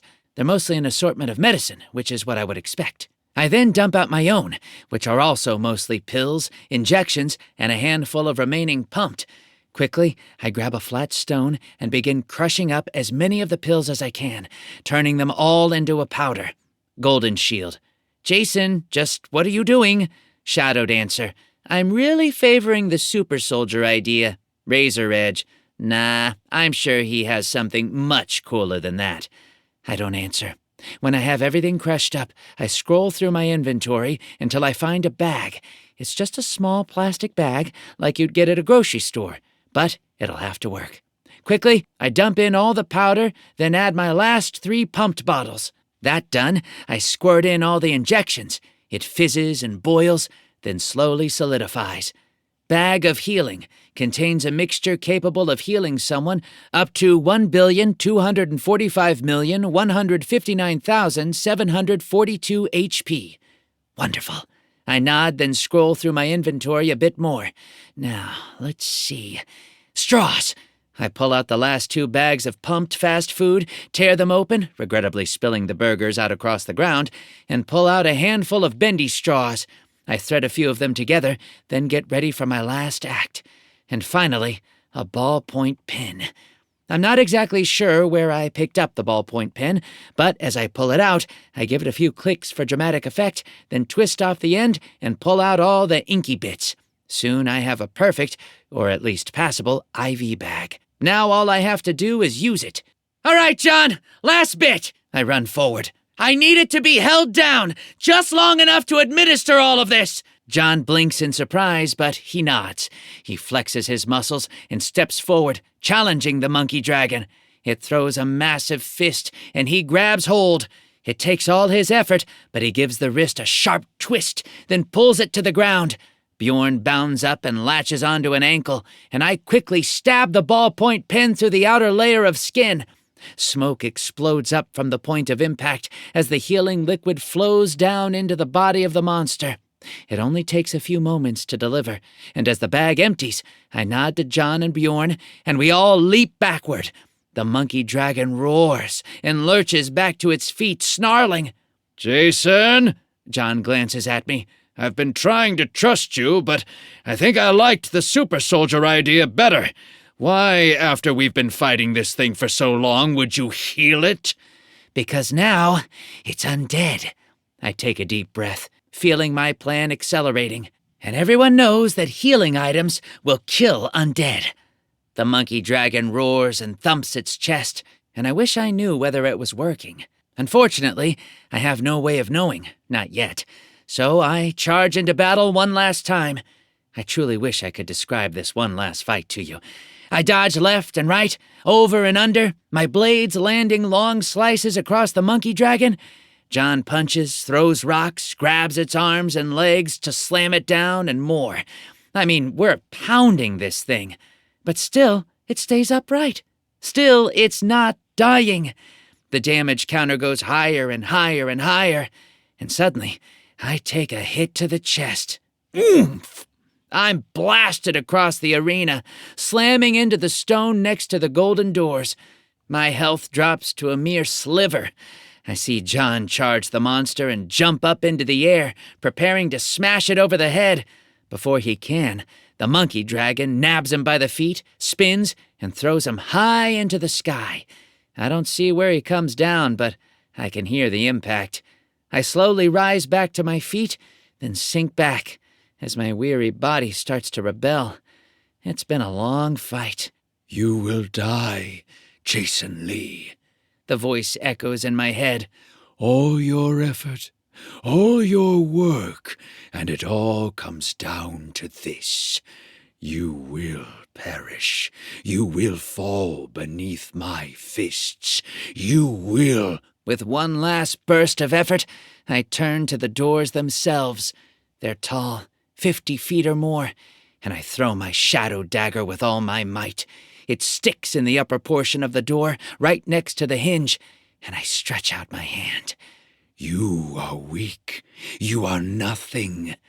Taunt me all you want. I take a deep breath. Words don't work on me.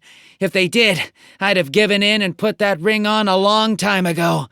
I stare it down, and I feel a great sense of something swell up inside of me. True power doesn't come from yourself, but that's the only power you have. I have thick skin, so go ahead, taunt me all you want. You're bleeding. Your skin isn't that thick. The monkey dragon steps right up to me, thicker than yours. I call the blade back to my hand.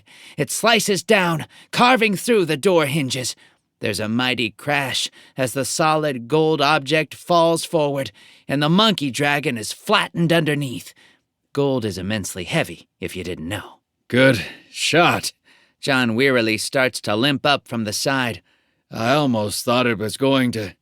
The gold suddenly melts, at least in the spot directly above the monkey dragon, and the creature slowly rises. Molten gold drips from its body, its eyes glowing like twin suns, and it snarls.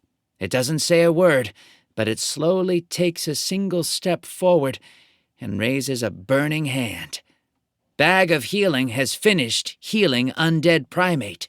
System notification. Congratulations, you have defeated a rift. The monkey dragon sways, then slowly falls backward with a resounding bang. Its body relaxes, then dissolves, turning into smoke that swirls up into the sky. A rumble flows through the ground, but it's not the rumble of the dragon. No, it's the rumble that indicates that the rift has been defeated and will soon be crumbling into nothingness. As the last of the monster fades away, John walks up and holds out his hand. I shake it firmly, and he lets out a whistle. You actually did it. I can't figure out how, but you actually did it. I shrug as something lying at the door catches my eye. The ring. I bend down to pick it up as a portal of light appears just a few feet away. You know, I shrug, bit of luck, bit of teamwork. A whole lot of brains and a whole lot of brawn. John laughs and shakes his head.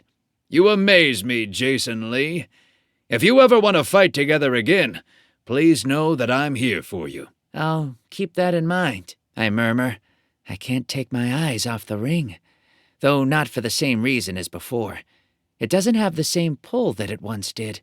Do I need to beat you up and take that from you now? John asks. His voice is light, but I can tell he's not joking.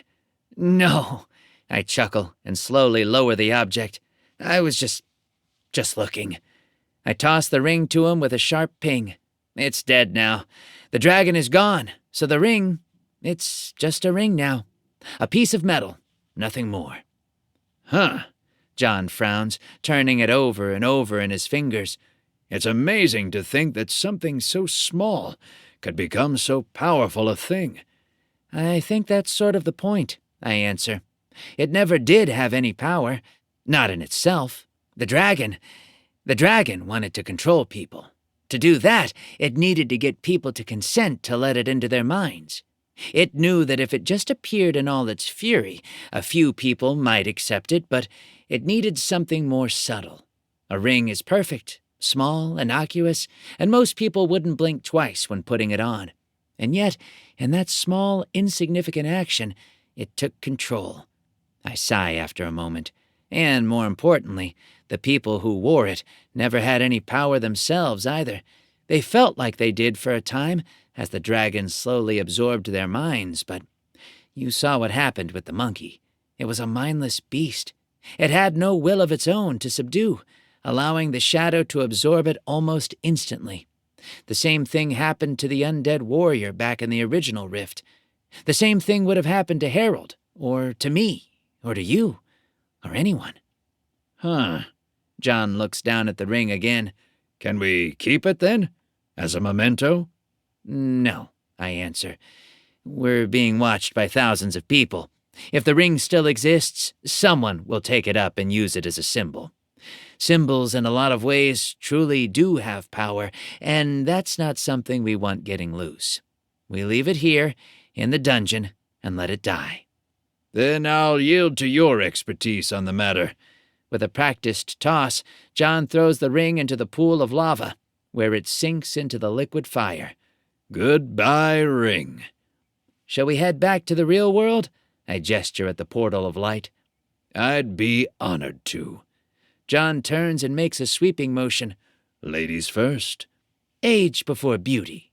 At that, John snorts. You're like 30 years old. Doesn't take much to be older than you, so that's not exactly an insult.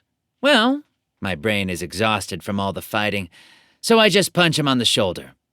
Let's get out of here. Across the rift, portals flicker to life as the assorted awakened are told that the dungeon has been cleared and that they can proceed back to the streets. I step through, followed by John, and with that, we return to the world of man. Chapter 30. Light flares around me, and I'm sucked across the interdimensional divide that separates the rift from Earth. With a thud, I fall out the other side, staggering a bit. The weariness from the battle is starting to take its toll on me, that's for sure. All the other awakened, at least those who have survived, appear around me. Then, with a crackle, the giant portal before the Statue of Liberty fades away, leaving us alone on the island amidst choppy waters. This time there are no crowds to greet us. This time there's no welcome procession back to Central Park. And once we arrive, there's no party. I'm getting ahead of myself, though. The group of us slowly walks down to the boat, which has taken some light damage from sea monsters, but is still floating. We all chug back to the mainland, battered, bruised, but victorious. When we come chugging into the docks, the sound of combat echoes off the walls of the New York skyscrapers. But it's not as bad as when we left. As we walk up to the street, we even hear a horn, and a yellow taxicab comes rumbling around the corner. He pulls up, and the window rolls down to reveal a grizzled man with a stubbly beard. Sorry I'm late. We saw the portal vanish and figured you all could use a ride. I blink in surprise, then gesture at the other awakened. Let's see, it looks like you can fit 3, maybe 4, and... Don't worry about spacing. We've got more coming. More taxicabs roll around the corner, and soon a whole fleet has come. John and I step into one together. It's at that point that we realize how much we've grown physically as we leveled up, as the two of us can barely squeeze inside. The cab rocks on its shock absorbers, but soon enough rumbles off, and we roll down the windows and look out. Monsters are still running about, but the city is healing. People are walking down the sidewalk, going to stores, waving at one another, and calling in friendly voices. It almost feels like we're in a Midwest town instead of New York. Everyone seems far happier than usual even. Funny what the apocalypse will do. When the cabs come rumbling back up to Central Park, John and I climb out, and the taxicab driver leans over. Let's see. That'll be $15. What? I scowl. That seems expensive. You know how inflation is, the driver shrugs. Sorry, but I've got to pay the bills. I was hopeful all of that would go out the window with this apocalypse, but the Federal Reserve got back on its feet while you were in there, so taxes are taxes and rent's due. And everyone rejected my idea to use bottle caps for currency instead of money, so I'll pay. John opens his inventory, then takes out several solid gold goblets, which he tosses to the cab driver. That ought to do it. I raise an eyebrow as the taxi pulls away, and he shrugs. What? Yeah, dragon curses and all that, but the dragon's dead now. Besides, it just sort of accidentally fell into my inventory earlier. Uh-huh. I roll my eyes. Come on, I need some rest. You can go where you want. John pauses. I'm going to head back to Jersey, at least for a bit. I have a sister who lives there, and now that things are starting to come back together, I'd really like to check on her. I'll be back in a few days. I nod, then hold out my hand. He clasps it, and we pull each other into a bro hug, thumping one another on the back. As we pull apart, he flashes a thumbs up, and I puff out my cheeks and turn to the park. There were fewer tents now than there were before. I stagger forward, looking for a good place to rest, but don't really see anything that looks quite right. Finally, I find myself at the makeshift museum where the Starry Night is being held. The guard recognizes me and lets me inside, and I sit down in a chair opposite it.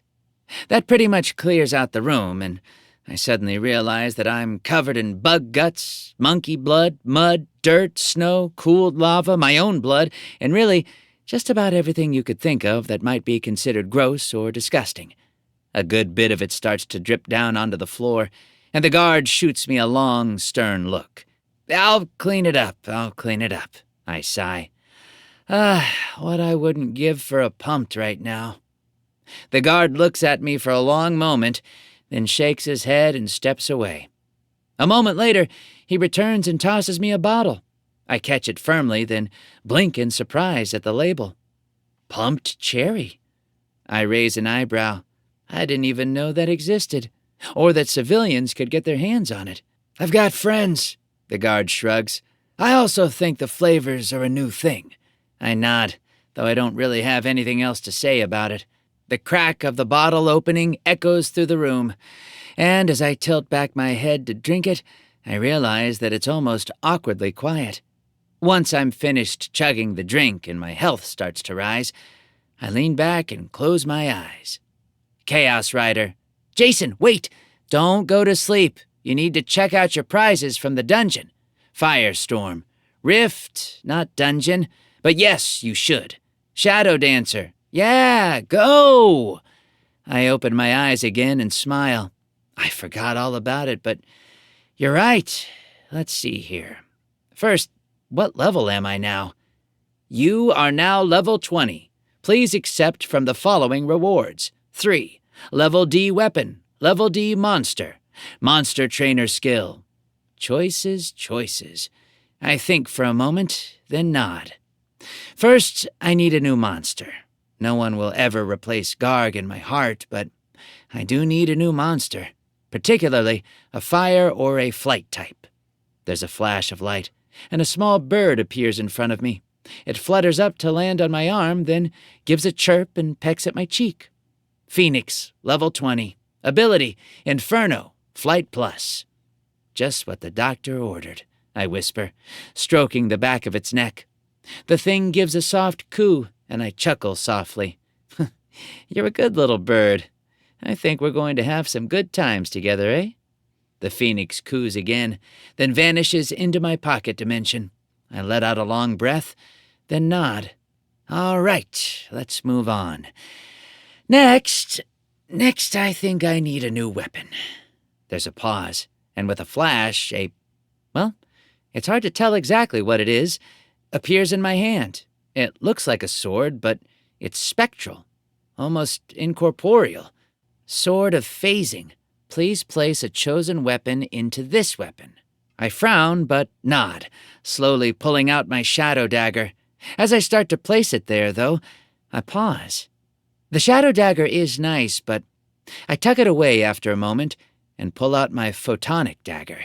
The blade shines brilliantly in the small room, and I place it within the spectral sword. With a flicker of light, it suddenly grows to fill the space of the spectral sword, becoming a sword of light. I gasp, holding it up as it becomes a proper beacon, driving the shadows from every corner of the room. At a command, it shrinks back into a dagger, then grows into a sword. I can now adapt my fighting style as needed. It's the answer to a great deal of the questions I've been facing. I tuck the dagger away, then choose the last one. A skill. Skill acquired. Brief acquisition. Gain temporary control over a hostile mob. The duration of this will depend on the strength of the monster, as well as your level compared to its level. You can tame higher-level monsters with this skill than with your basic Tame Monster skill. Lunar Eclipse. Now that's cool. How do you think you'll use it? Ice Queen. Do you think you'll go get your own undead legions? Dark Cynic. This will be epic. I laugh softly, then cross my arms and lean back in my chair. It makes me a lot more powerful, that's for sure, but it doesn't mean that I'll suddenly be able to take on S-ranked rifts or anything. That will come with time. But for now, I shrug, let me get a good night's sleep, and I'll go out and run some tests in the morning. How's that sound? Chaos Rider. I can't wait. Firestorm. Don't do too much before I can log on. Original Goth. This will be interesting. I laugh a bit at the replies, then sigh and look up at the intricate swirls of the starry night. I'm still looking at it when a black robe flickers in the doorway, and Father Brown pokes his head inside. Ah, I was told that I could find you here. I give him a nod. What can I do for you? Need me to make another run to your church? Actually, that's been mostly taken care of. Father Brown shakes his head. He sits down next to me and crosses his arms, ignoring the mess and the stench. I watched a good bit of your fight against the monster. It was your advice that got me through, I shrug. You cautioned me to avoid, well, you know what you told me to do. I appreciate it in any case. I'm happy to have been some help, and to have contributed, in some small way, to the saving of our fair city. Father Brown sits in silence for a moment, then glances at me. I wanted to ask you something. When I was watching you, that moment when you threw the ring to Harold, I saw the pain on your face, and I don't think it was the physical damage that the ring was causing. How did that feel in the moment? I shudder as I think back over it. It was the worst pain I've ever felt. Giving it away? The dragon wanted me more than it wanted anyone else. Harold would have been nice, but he was too willing to give himself. The same thing with John. How do you know? It's just imprinted on my mind. I glance over at the man. That beast, that thing, it was impossibly strong. Not physically, certainly, but I've never seen something that could overwhelm a mind so intensely. It finally settled on the monkey because that was the only thing that would take it. It was almost impossible to beat in the physical realm, even given how weak it was. If Harold had taken it, I imagine that the effect would have been similar, perhaps a bit stronger. But if you had succumbed, Father Brown smiles, I thought as much. The dragon, much like John's strength, grew stronger the greater the resistance that was given. That, though, was his weakness. He desired strength beyond all else, but to get that, he had to seek out the people most willing to resist him. The moment they gave in, like the skeleton you fought down in the first rift, he abandoned them, as in that act of submission they gave up something he so ardently desired. Exactly, I nod. When I cast the thing away, I felt like my entire mind was being ripped asunder, as if my soul was being torn from my body. And your ability to endure that, more so than your ability to endure any of the physical punishment you went through, is what shows your true strength.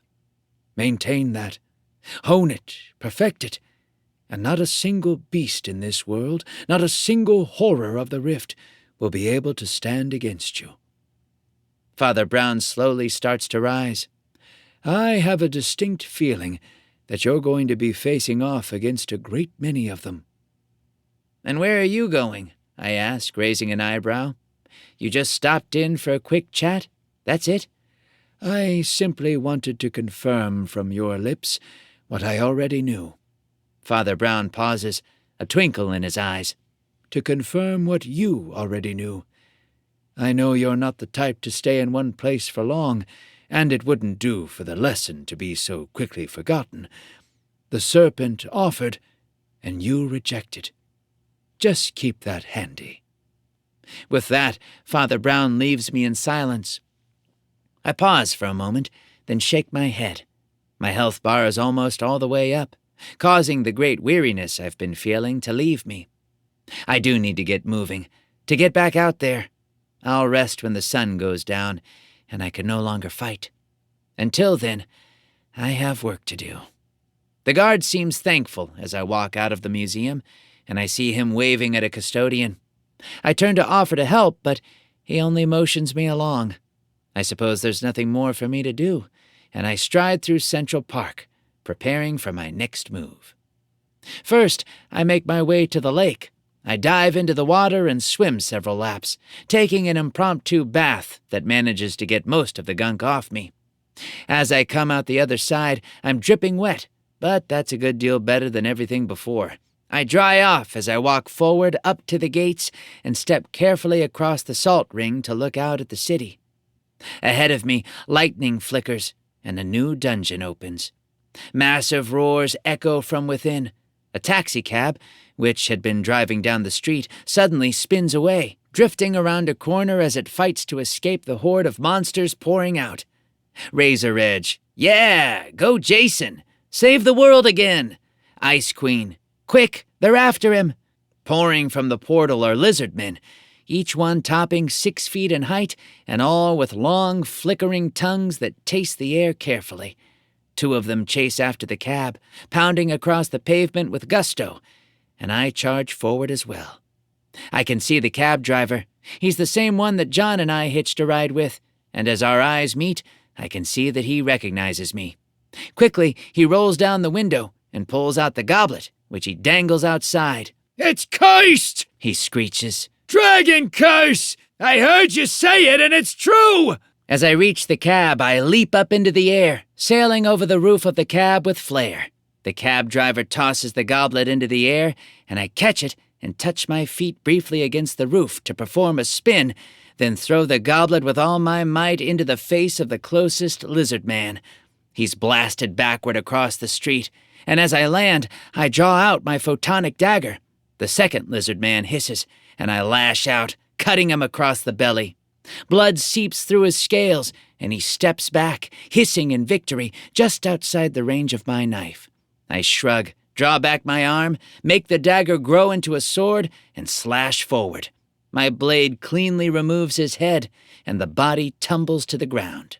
Unbidden, my phoenix flashes out of my pocket dimension, flames trailing off his red and golden wings. Foom! Fire explodes across the pavement, incinerating 3 more of the monsters, and the bird floats down to land on my shoulder. There are half a dozen of the lizardmen left, and they all pause, then form a defensive ring around the portal, which continues to crackle and blaze with an ethereal energy. I take my stance, while my phoenix spreads his wings wide. Fire explodes on either side of me, crackling and raging. Better run while you still have the chance, I order them. Back into the portal, now! The lizardmen all look at one another.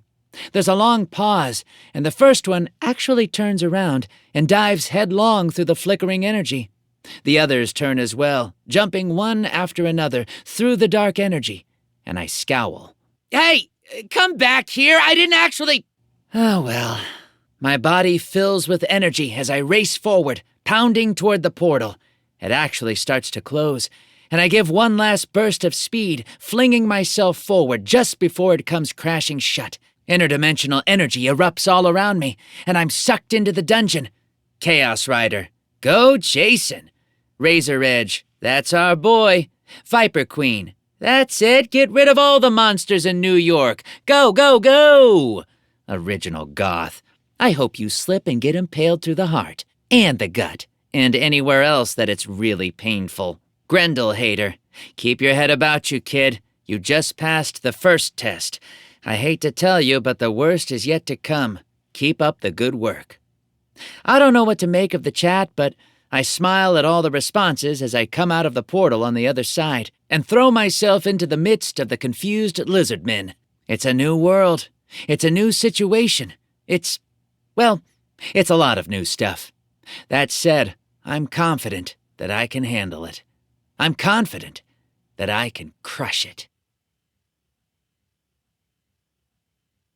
This is the end of Rise of the Strongest Sovereign, a Podium audio production. If you enjoyed this audiobook, we would love for you to rate and review it.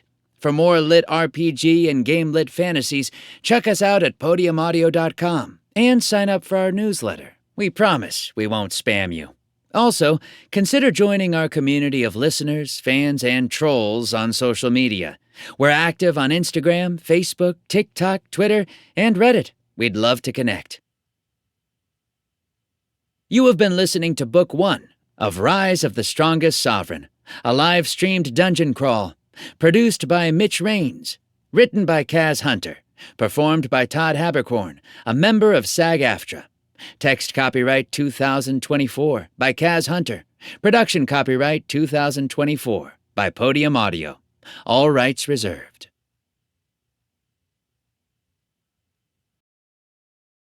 Audible hopes you have enjoyed this program.